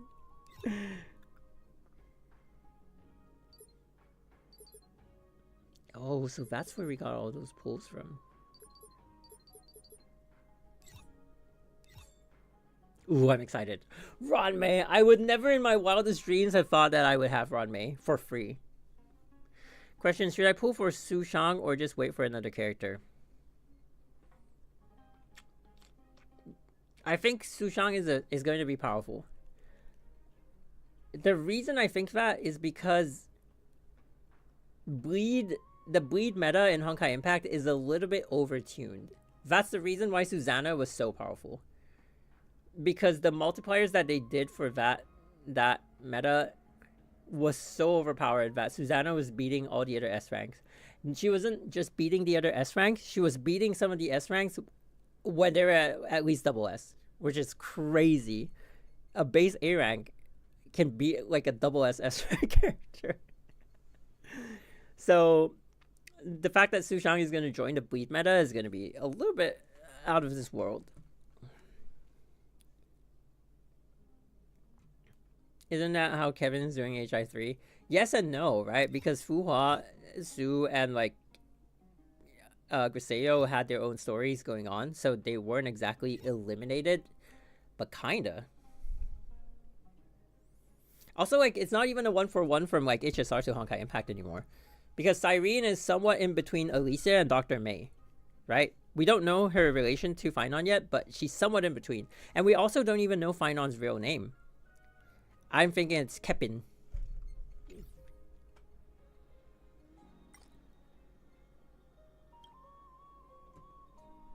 Wait, what's the... Ooh!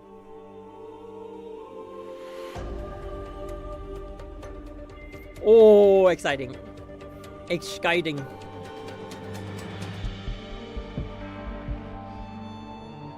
Planar ornaments. Yeah, thank God. Thank God I didn't spend those. Do you know for these, what I do is that I leave it at 11, and then on the reset for the next week, when you get all of them, it becomes 15. And then once you have that cap number, whenever they have planar ornaments, you can just go all out and clear it in a day.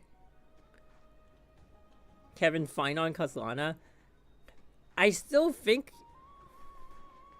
Wait, actually, watching the Blaze Blue thing gave me that thought of like, maybe Kevin lost... Maybe Finon lost his memory, right? So he's a reset. Like, we never considered that. We keep thinking like he's kind of like being deceptive. But what if even he doesn't... Like, what if the deception is not about like his identity as much as like him just like not wanting us to know that he doesn't remember entirely who he is? I don't know. I mean, there's always Kevin Variant who stands last in the story, so... I mean, not the one in Acheron's world, not in Izumo. The one in Izumo died. With Izumo. It was the May variant.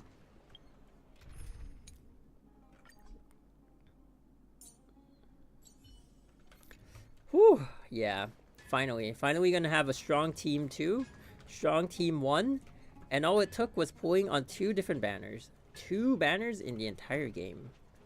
I'm so excited about that. Kafka was such an iconic character at the start of HSR, but she has the least screen time of the Stellar Hunters. But that's the thing about the Stellar Hunters, you know? They can be important to the story at any time they want. Right? They're always in the background being important. Whether they show up or not. We know that sometime in the timeline they're gonna show up and play an important role. So there's that charm of them.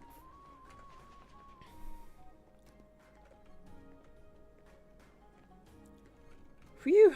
But yeah. Wait, is Finon on the map? I know we can find Castorice. We can also find Tribby. Tribby's up here.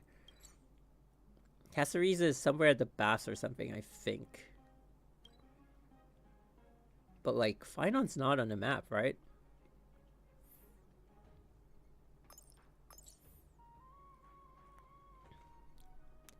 And then Maide is up there with the Memorial Crystal thing. Anaxa's also gone. Everyone's gone. Everyone's left us. Ugh. I just want to see her again soon. Wait, did you pull for Kafka, Miss Tier? No, wait. I can see how like people want Kafka to be buffed again. Look at all my crazy friends. Wait, she only has 3k HP?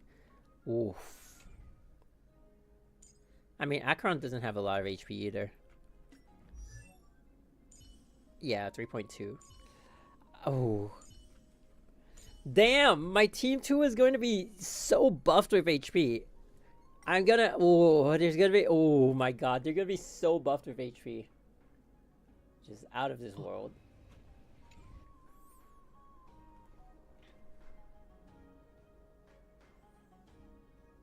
Sauron Hunter appearance-wise.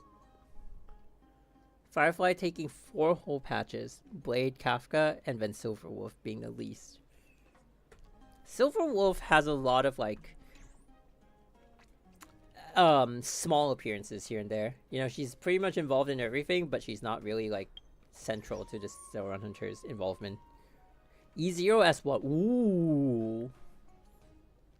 How well do you think an E6 S5 Kafka would still fare right now? I've never really tried Kafka. I have some of them in my friend list who do have E6 S5. Wait. Is this guy weak to electric? Who's weak to electric? Wait, let's actually just see this one. Oh, it's not.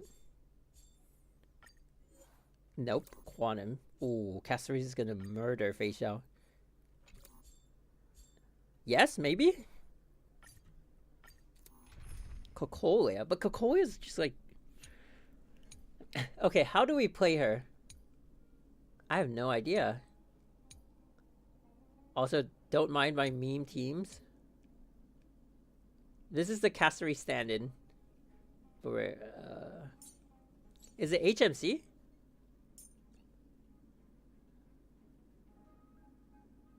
Okay, imagine I pulled for an E6 S5 Kafka. How am I gonna play her now?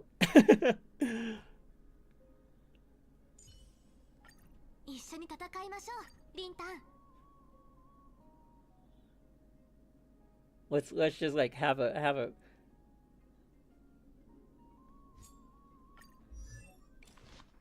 S2, okay. We'll remember that one. This one should be S5, right? Oh, S1. Oof. I had an E6 S5 Kafka friend, but I think they've changed the main assist character to be someone else. So yeah, we're gonna have to go with S2. Ooh, let's see the power of an S2.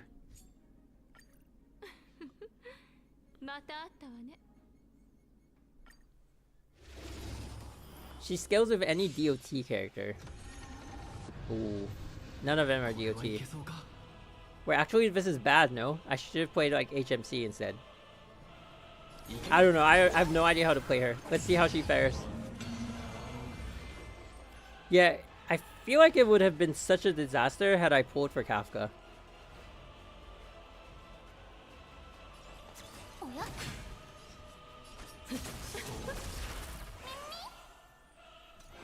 I have no idea what I'm doing.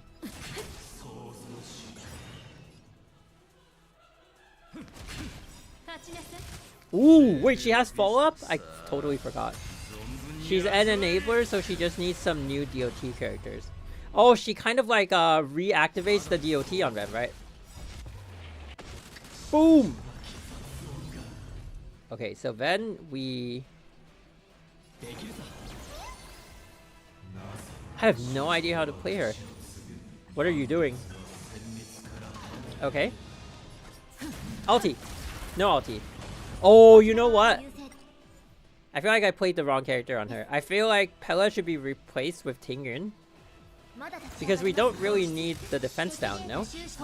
We just need to rush her ulti. Okay, and then we do this.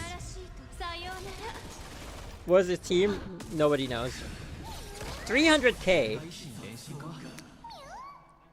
Yeah. She would have been such a bad choice. If I pulled her, I'd be dead. If she was my E6S5, I'd be dead. My account would be bricked. If you've ever seen a bricked account, that would be it, you know. Bricked beyond bricked.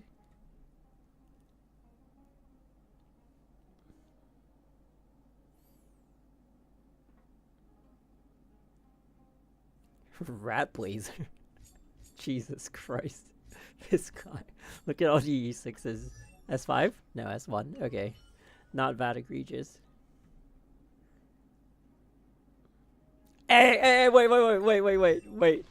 E6S5. E6S5. What stats do we have? 66.5, 166.8. What if we... Pella or Tingyun? What's better?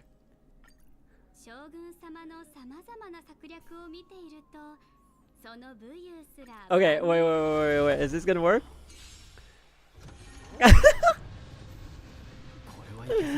Oh my god, this is gonna be funny.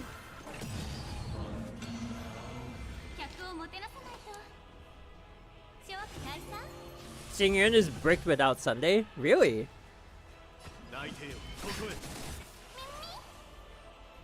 Mimi can save you? Okay. Punch to punch. Break them all. Our general!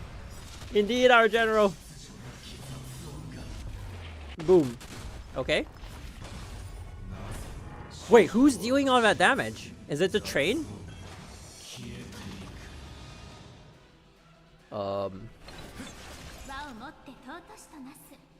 I have no idea what I'm doing. Accelerate your ulti.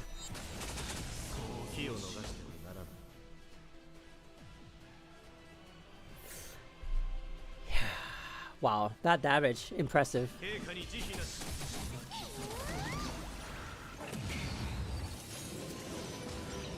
Oh my god. Break. Okay. What? They targeted RMC over the general. Blasphemy. Slow motion.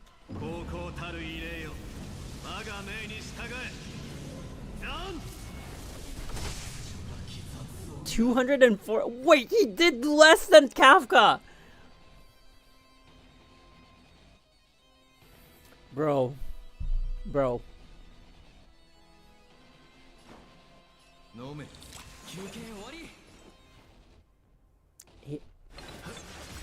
How much are you gonna do? Oh my god. Our general, what's happening? That team is so budget. Well.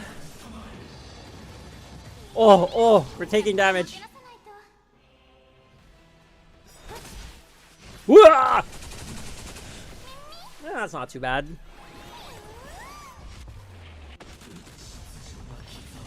Come on, General. You got this. I mean, his skill is not egregious.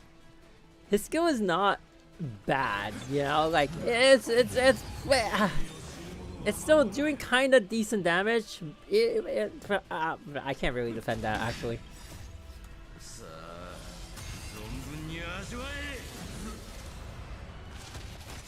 Oh my god. Wait, the bar is locked? We can't do anything? Out.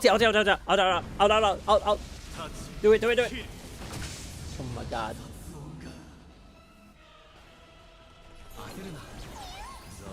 Just faster charging. Oh my god. No. 350. Oh, wait. Big damage. Whoa, look at the weakness types. Did we get an early access to a Naxa or something?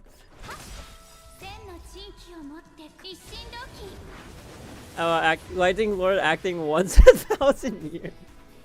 Hey, blasphemy! Our general.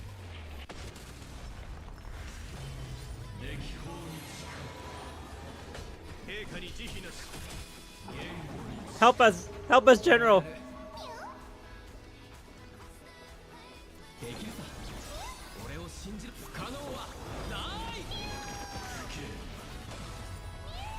Yeah, general.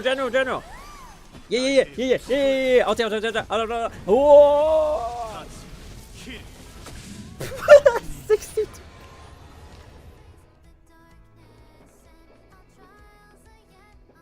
62k. 62 E6S5. It's not even E6S1. It's E6S5. Oh, I hope this guy doesn't unfriend me. I hope he doesn't unfriend me. Oh, we're gonna die. Alright, that's decent. That's decent for single target damage. Oh, we're still gonna die. We're gonna get wiped. Oh, we're gonna get wiped. Now try E6S5 Blade. He's much worse. Oh, we're gonna.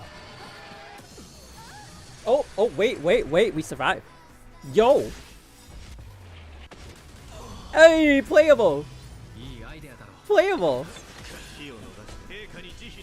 Oh, 23k. 23k. Oh my god.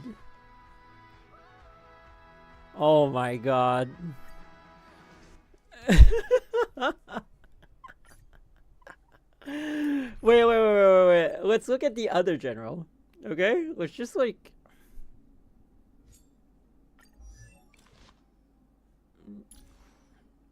How is this gonna go now? I think Blade might have an easier time. Really? Wait, really? I have an E6S5 Blade friend. We can try it out.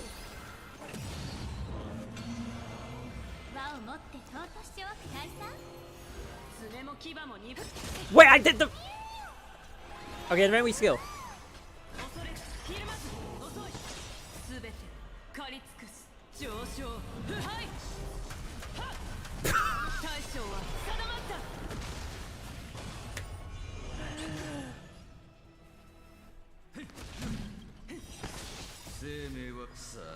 Do we need a follow-up?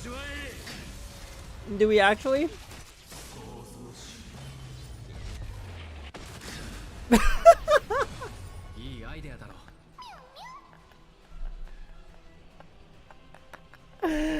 Do we now?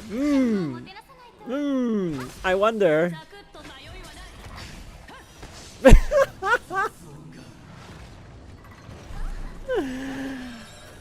Oh my god. Oh my god.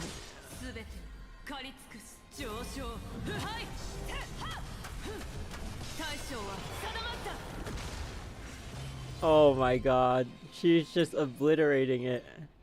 Okay, wait. But the one I want to see is Blade. I know, yeah, if I put March in that party, absolutely destroyed. Okay. Where's Blade? Someone had a Blade. I remember. There we go. Oh, it's S1. Okay, E6S1. Wait, actually, I actually want to see Blade. Ooh, there's so many Fireflies and Acherons.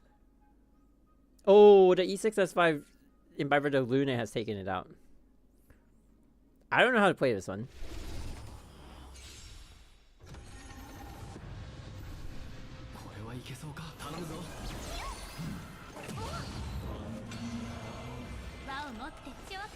Okay. Oh.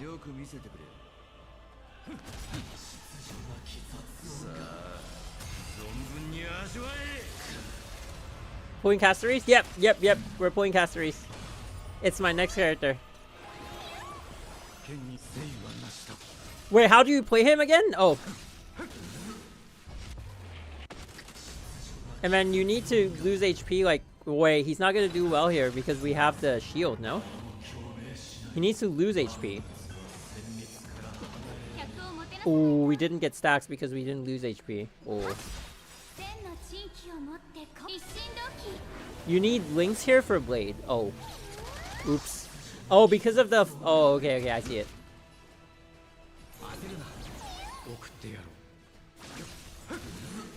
$75K. Oh, we're gonna lose HP. Nope, we're not. Oh my god. Yes, we are. No, we're not. Hey, yo! 300K!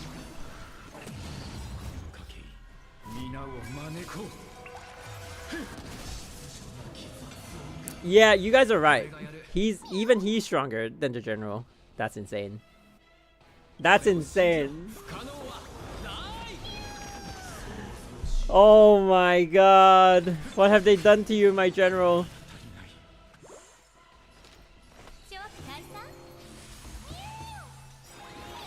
And then here we go. Oh! Oh, and he's gonna follow up. What?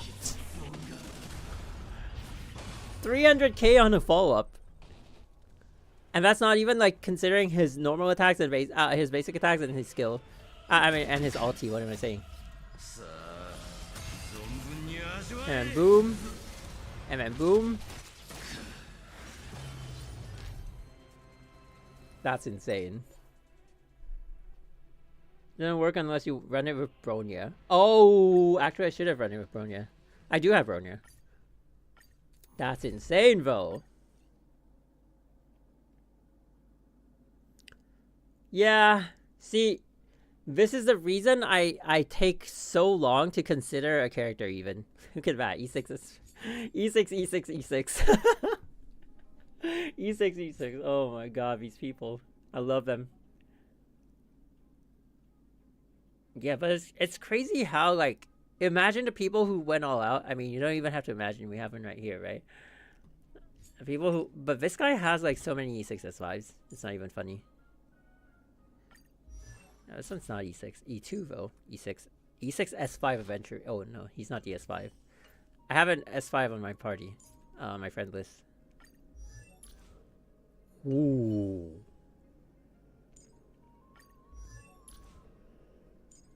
Okay. Not bad egregious. I love that Xingyan is still in there. I get to play around with all these. Here's a strong character. Fugue. She's super strong.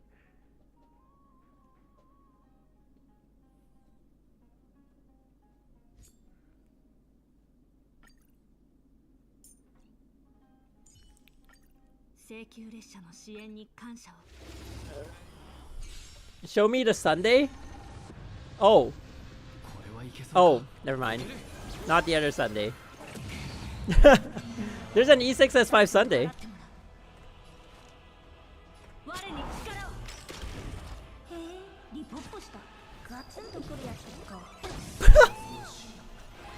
Wait, no! Ah, wrong. I wanted to... Wait, Silver Wolf, Silver... What if I pulled, like, Silver... Oh, wait. How do I play this, though? This is unplayable for me. I'm just gonna say this outright. This is unplayable for me. His skill point economy is so bad, no?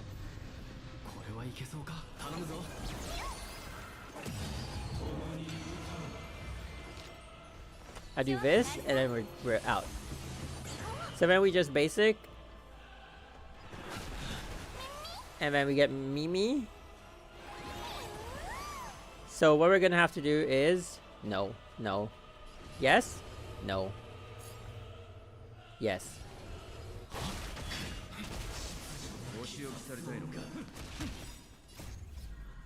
Why do you think Sparkle exists? I know, right? Oh my god. Restart? Wait, why? Dead? Okay. How do I play this?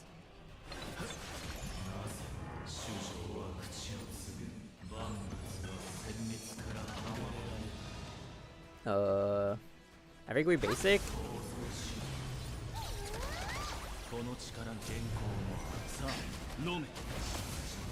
What? Wait, that's less than I expected.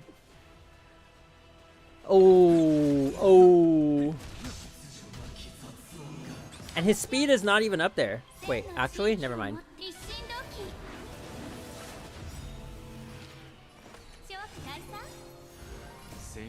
Does he get like a turn refresh? Boom. Okay, well that's not bad. And now we get a recharge. Boom. Whoa. But okay. Yeah. You see now, like, this is the whole reason like selecting a character takes so long. There's only a handful of them who are actually good in terms of like solo carrying. I've got one of them, and we're gonna get another one in a couple of weeks. Oh, super excited. I'm super excited. If you get Castorice maxed out, that means you'll never pull for another character after her. Probably. I will make an exception for the Fate collab if we have enough for an E0 S1. And that's it.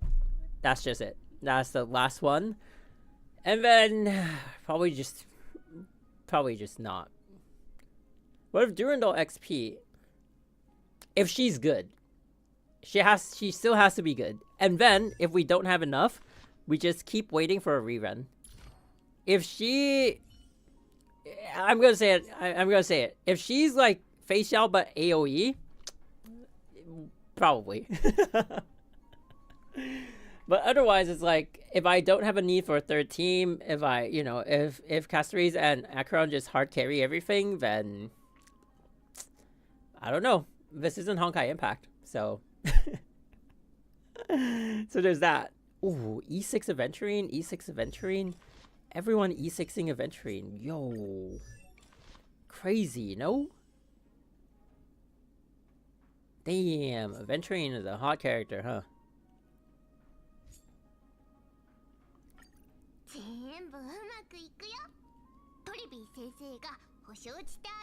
Wait, even Tribi is stronger than the general right now. Crazy, no? Actually, I shouldn't have brought the RMC. All right, last one, and then we're gonna end it here.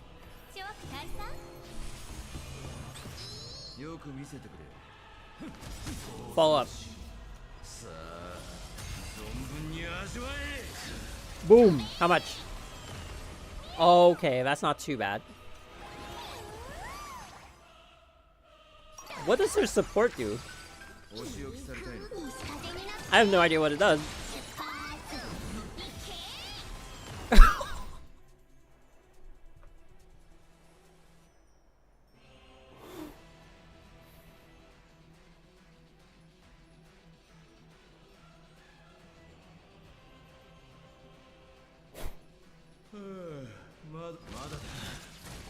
What the? What was that? What? Oh my god. Oh, she's gonna die. She gets a basic and then she gets a heal. Okay, and then?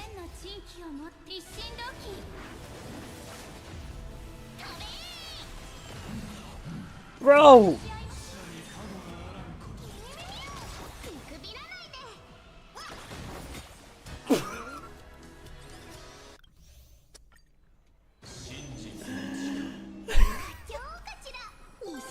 And then she's gonna follow up.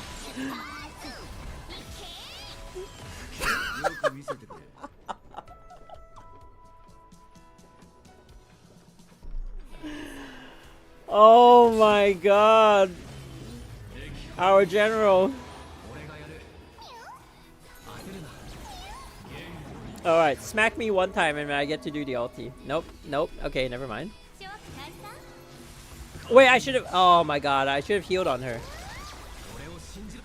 Alright, Trivi's gonna clean it for us.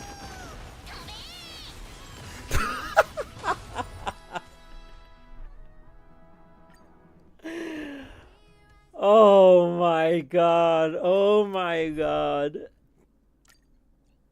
Oh, wow, that's insane. Trivi is such a crazy character. Wow. Wow. Damn. No, I have no words. I have no words. Trivi's just way too good. Oh my god. Trivi's just way too good. You forgot Robin E6 just obliterate any— Wait, really? Does she? But how does she fight though? Once you ult, she's just out of it, no? Once you ult, she's just singing. She can't do anything.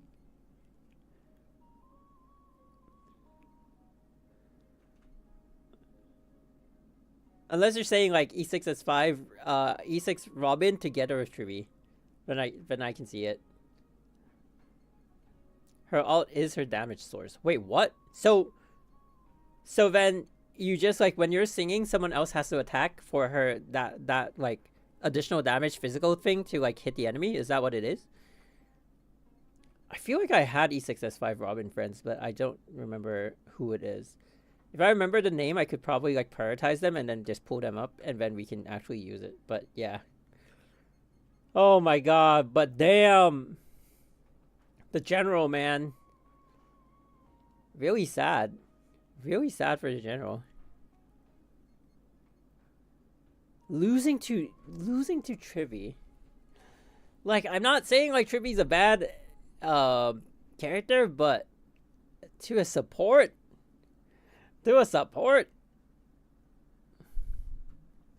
Today I realized that characters with unique ults that don't require energy having an all break at E6 but not facial. No, but like Akron has an all break at E0 too, no? I think her all break is in her ulti. It's just once you have E6, it also transfers to her basic and skill. Is what it is. Wait, unless.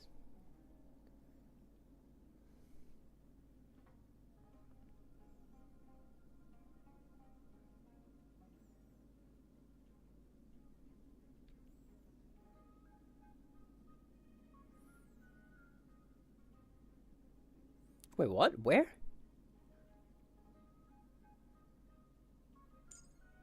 Oh, there it is. In the talent. Yeah. During the ultimate reduces. Okay. Oh my god. It's just that the E6 gives you turns your basic and your skill into ultimate damage. So anything that buffs ultimate damage also buffs it. And I think like anything that also buffs skill also buffs it. That's why she's so powerful in that regard. And she gets resistance pen. I've realized it's a thing for the special charging characters also to have like resistance pen on their E6. I think Fei Xiao has it too.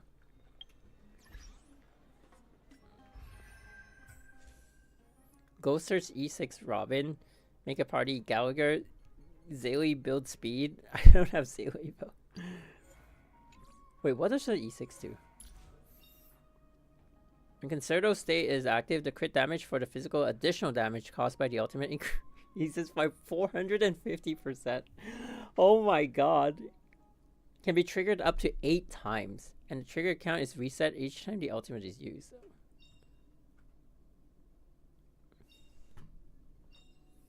Oh wait, all type resist pen by 24%. Ooh.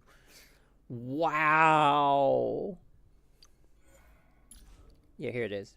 See, all type resist pen by 20%. And I think Herda also has it, but hers is ice resist, which is all you need because she's ice.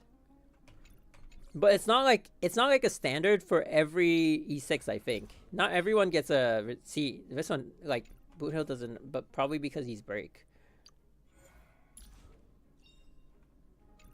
I wonder if does Aglaya get it? Yeah, she does. Lightning resist.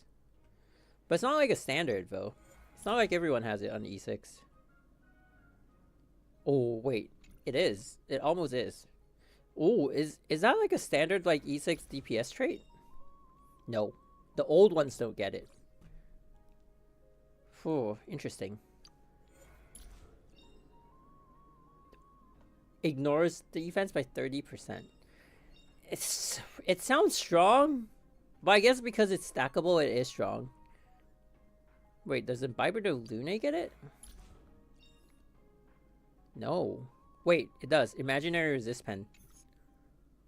By 20%. Oh, so they started like way back. Does Zaylee get it? Zaylee doesn't get it. No! Zaylee! She doesn't have pen. Oh my god. But she has Tribi, she's good. She's Gucci.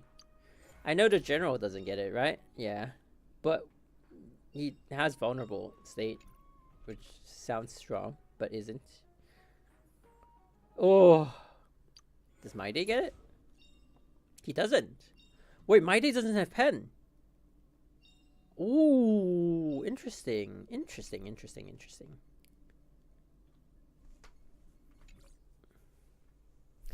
Okay, well, that was an interesting insight. My lights are going crazy. Hello, reset. Zaylee resist pen comes from her talent. Oh, I see.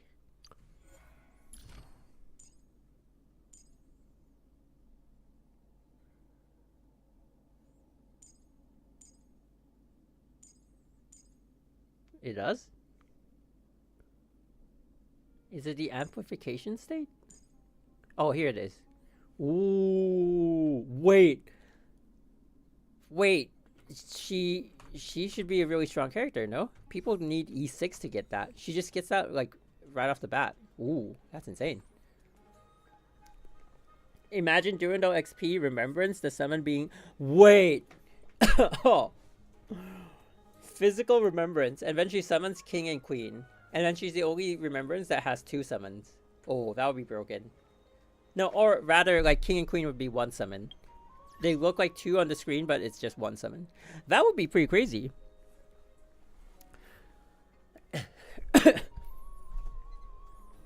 Or like, Theresa, and then the cross, the cross is the memo sprite. Oath of Judah. Oh my god. Imagine they do an Oath of Judah memo sprite, and then it's gonna be the meme again where Oath of Judah is carrying her. That would be funny. Or they release an Oath of Judah character, and then it summons a memo sprite, that's Theresa. That would be it. That would be totally it. They should make a collab and give us that meme character. That would be so funny. Oh my god. Oh, I can't. You will now if you lose 50-50. What the hell? Oh, Sailor. Oh my god. That's kind of mean. Just saying. I do want the other 2, though. Okay. Wait. Just for future reference, not that we will get anywhere near that, but because it's now becoming a possibility. Please don't, but just in case. Once Matrix of Prescience is activated, it will keep a tally of the total HP lost by all team members in the current battle. The damage dealt by Fu Xuan's ultimate will increase by 200% of the tally of lost HP. This tally... Wait! Doesn't that synergize with Castorice so well? This tally is also capped at 120% of Fu Xuan's max HP. You do that, and then you do a Castorice skill, and then it just sucks all the HP out, and then she just... Whoa! Yeah, she's strong, but her multiplier becomes worse nowadays. Nowadays, ultimate needs above 700%. Do you want E6 Castorice and not consider E1 S5 was potentially having some savings for Hyacinth in case she's a hero or tribute? Nah, that's not the way we roll. The way we roll is we throw everything into one character, we up the value of a single slot in the team, and we just do that. And that's the way we roll, you know. High value, and then the others just randomly, just whatever it is they need. We wanna highlight certain characters, you know. That's all we want to do. We don't do that here. No other characters. Just one for each team. That's it. That's the way we play. Why not?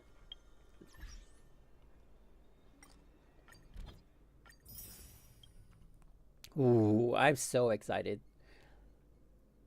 I'm so excited right now. Oh my god.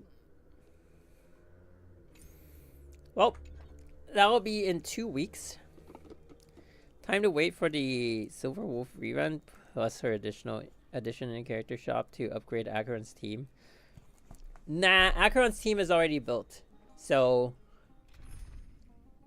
RMC will be going over to Castorice's team.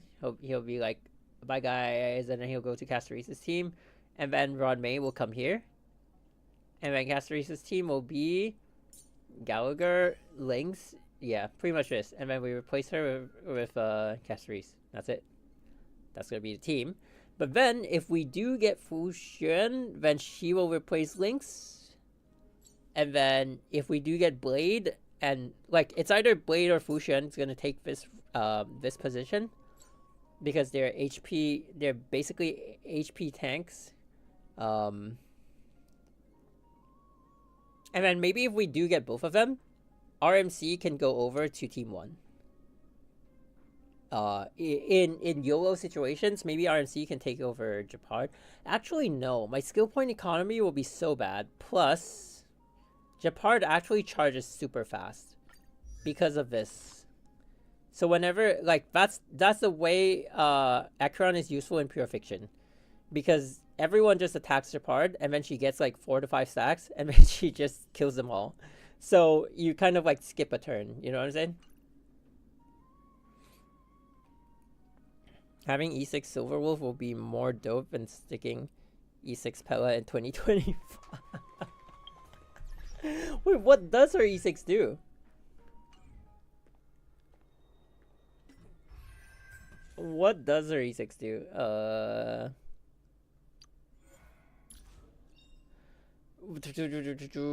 For every debuff the enemy target has, the damage dealt by Silverwolf increases by 20% up to a limit of 100. What? That's a weak E6, no? But maybe the rework will change her Eidolons. After using her ultimate to attack enemies, Silverwolf will regenerate 7 energy for every debuff that the target enemy has, stacks up to 5 times in each use of her ultimate. It's like, that's not bad, but it's like, eh. Reduces effect res. When using her ultimate to attack enemies, deals quantum additional damage equal to 20% of... 20% is weak!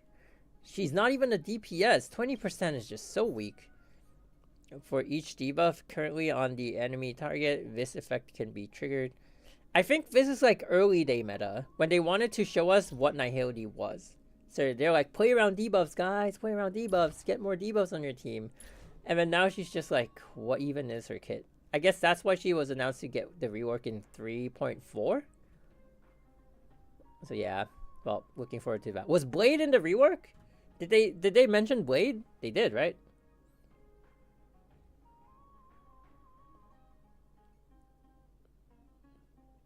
Gallagher in spot 2 at the same time he gets splitted?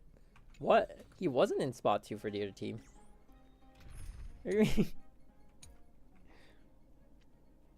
Silver with Blade Sing Liu.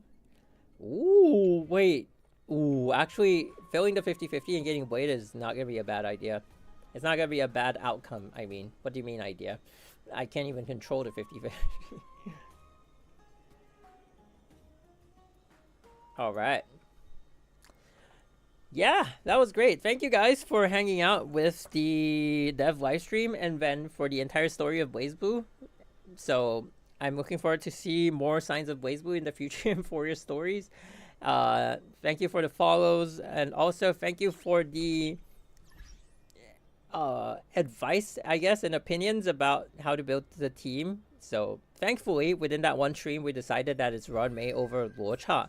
Although I think like if I were to pick Luocha, he would be really good synergy with Castorice, but he will be limited to only the Castorice team.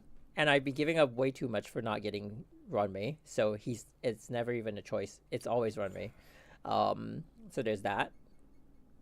Yeah, super excited. I'm really what's the release date for Castorice's banner? Did they tell us? Wait, is this one right?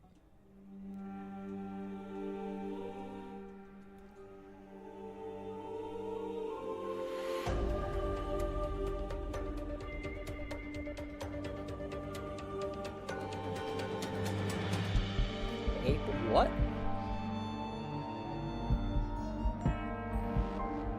Where? Hello? Wednesday, two weeks later. On the 9th. Okay. So on the 9th will be Castorice's banner. Whoa! I'm so excited, man.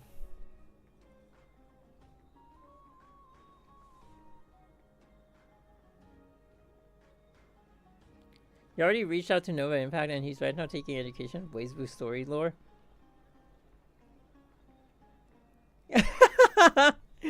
I watch Nova Impact actually. He's pretty good. Like I feel like he definitely is one of the characters. Wait, is that the correct person? I think so, yeah. He's definitely one of the people who like there are people who lore theorycraft and then when I watch them, sometimes I like tune out really quickly. Not because they're not interesting, it's because like I feel like when it comes to Euphorius, people base their lore off Honkai Impact sometimes. Not all their videos are done like that, but like sometimes. And then the moment they get like something wrong, I'm not nitpicking, right? But like I said this before, it's like the whole thing falls apart because if you're basing your theory off wrong information, then like everything's just gonna not make sense. So I feel like Nova, I've never really tuned out of any videos, so that's a really good sign. So yeah, that's really cool. That'll be really interesting. 9th is a Thursday, no? Wait, is it? No, 9th is a Wednesday. Wait, am I cooked? 10th is a Thursday. What do you mean? What? Wait, hey, what?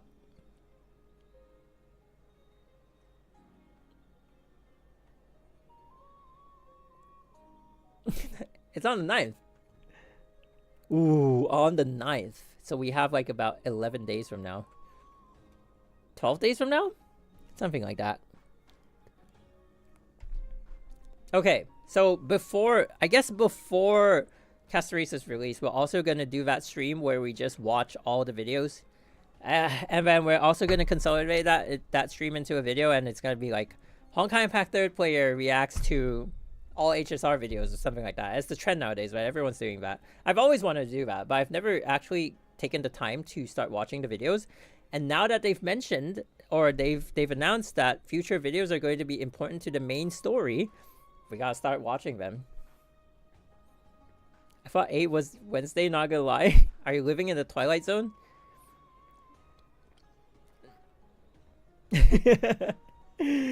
Uh-oh. Are you in a different reset?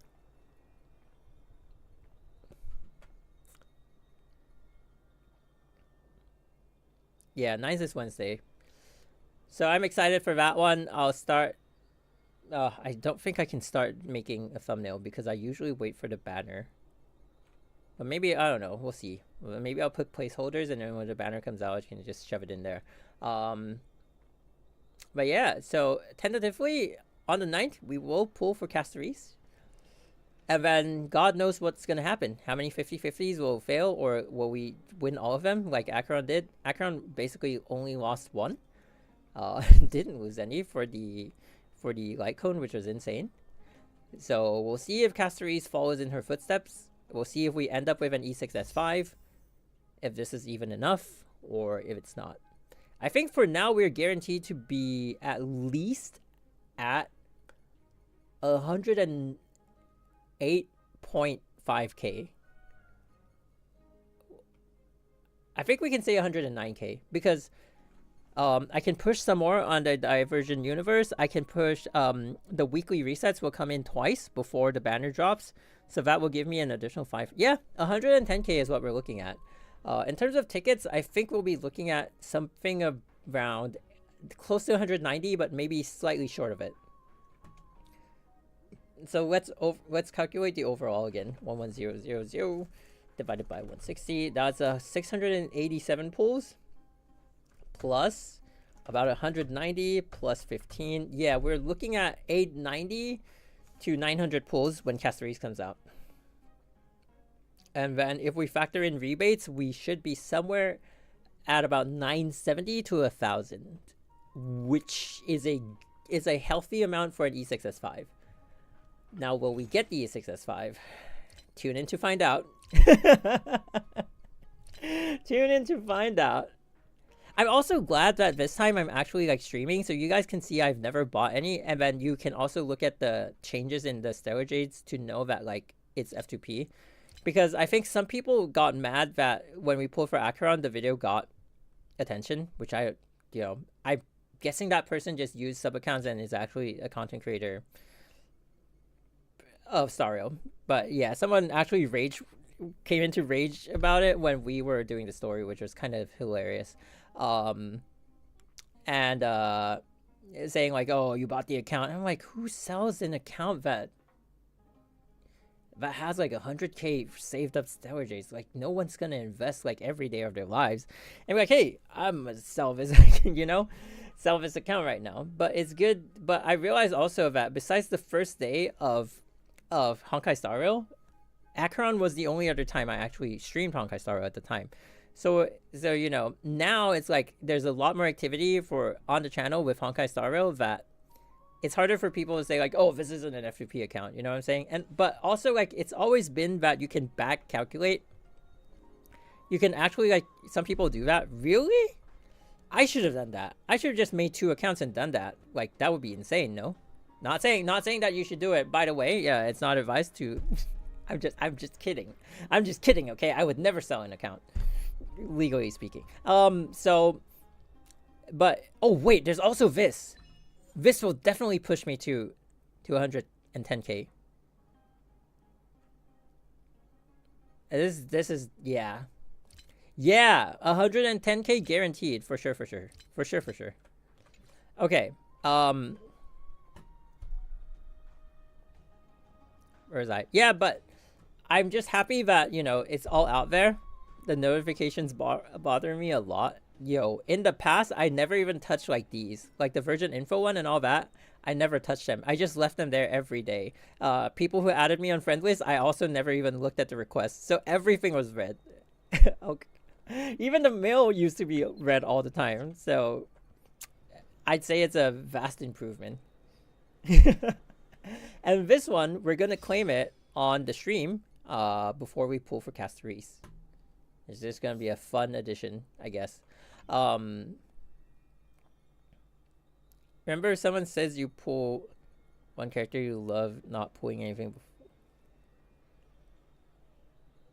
There's one guy who was waiting for 2+ years for his beloved character to become playable.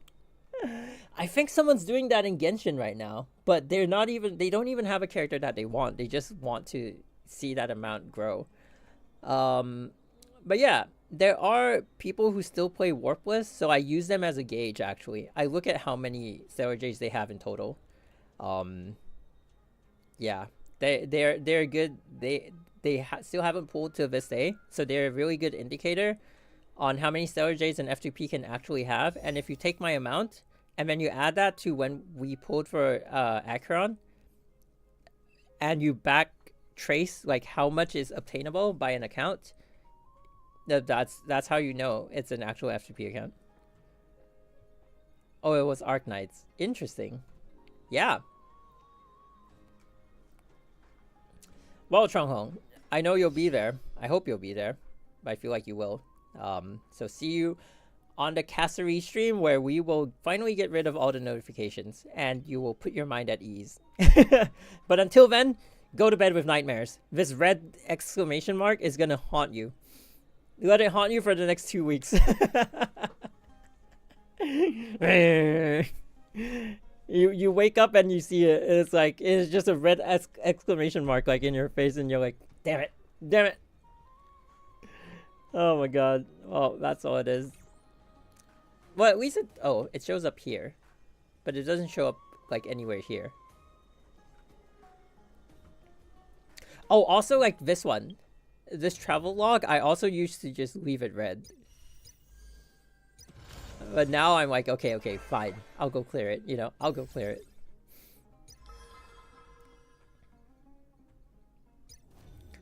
Whew. Yeah. Looking forward to it. In between, before that, I think we are going to have the stream where we just watch like all the HSR videos. So if you enjoyed the Blaze Blue part of today's stream, then, you know, we'll be doing that. I legitimately have not watched any of the HSR videos on YouTube, except for the Acheron ones and the Golden Epic trailer for Amphorius. And then I think I haven't even watched Nameless Faces actually, but I have heard it on Spotify, and yeah, I think that's pretty much it.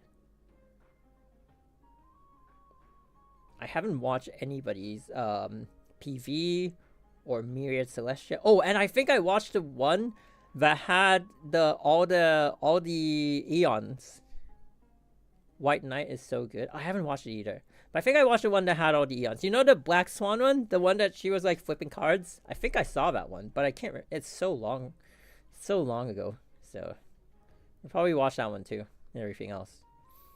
Gotta be interesting. I feel like I'm missing out on a lot of lore, but I guess we'll find out.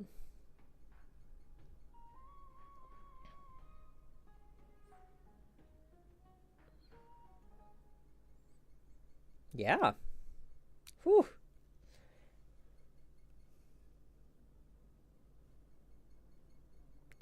I might come back to HSR. I quit on 2.2. Maybe it's time I come back for skipping 7 whole patches. Maybe I would get E2 Acheron here. Also with Castorice. Oh, that's... Yeah, I think like 3.2 is a really good time to be coming back, but also like getting the 2 main DPSs on the same patch. Oh, that's kind of heavy, man. But yeah, definitely possible. I mean, E2 is like doable. But yeah, I mean, hope you guys join for the next stream, and then I hope to see you guys also at the Castorice pools. Ooh, gonna be super exciting. Time to speculate. Wait, time to speculate what? Well, oh, okay. So that's all we got for today's stream. My work time now reduced to 2 hours, so hold. What? What are you working as? I'm gonna change fields. I'm gonna go into IT. Legal is not the way to go. Long hours, it eats at your soul, man.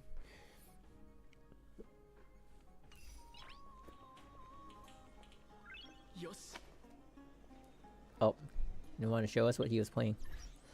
Yep. Have a good day, night. Have a good time with HSR wherever you are. Thank you all for joining. Always appreciate you guys. And I will see you guys in the next one. Bye.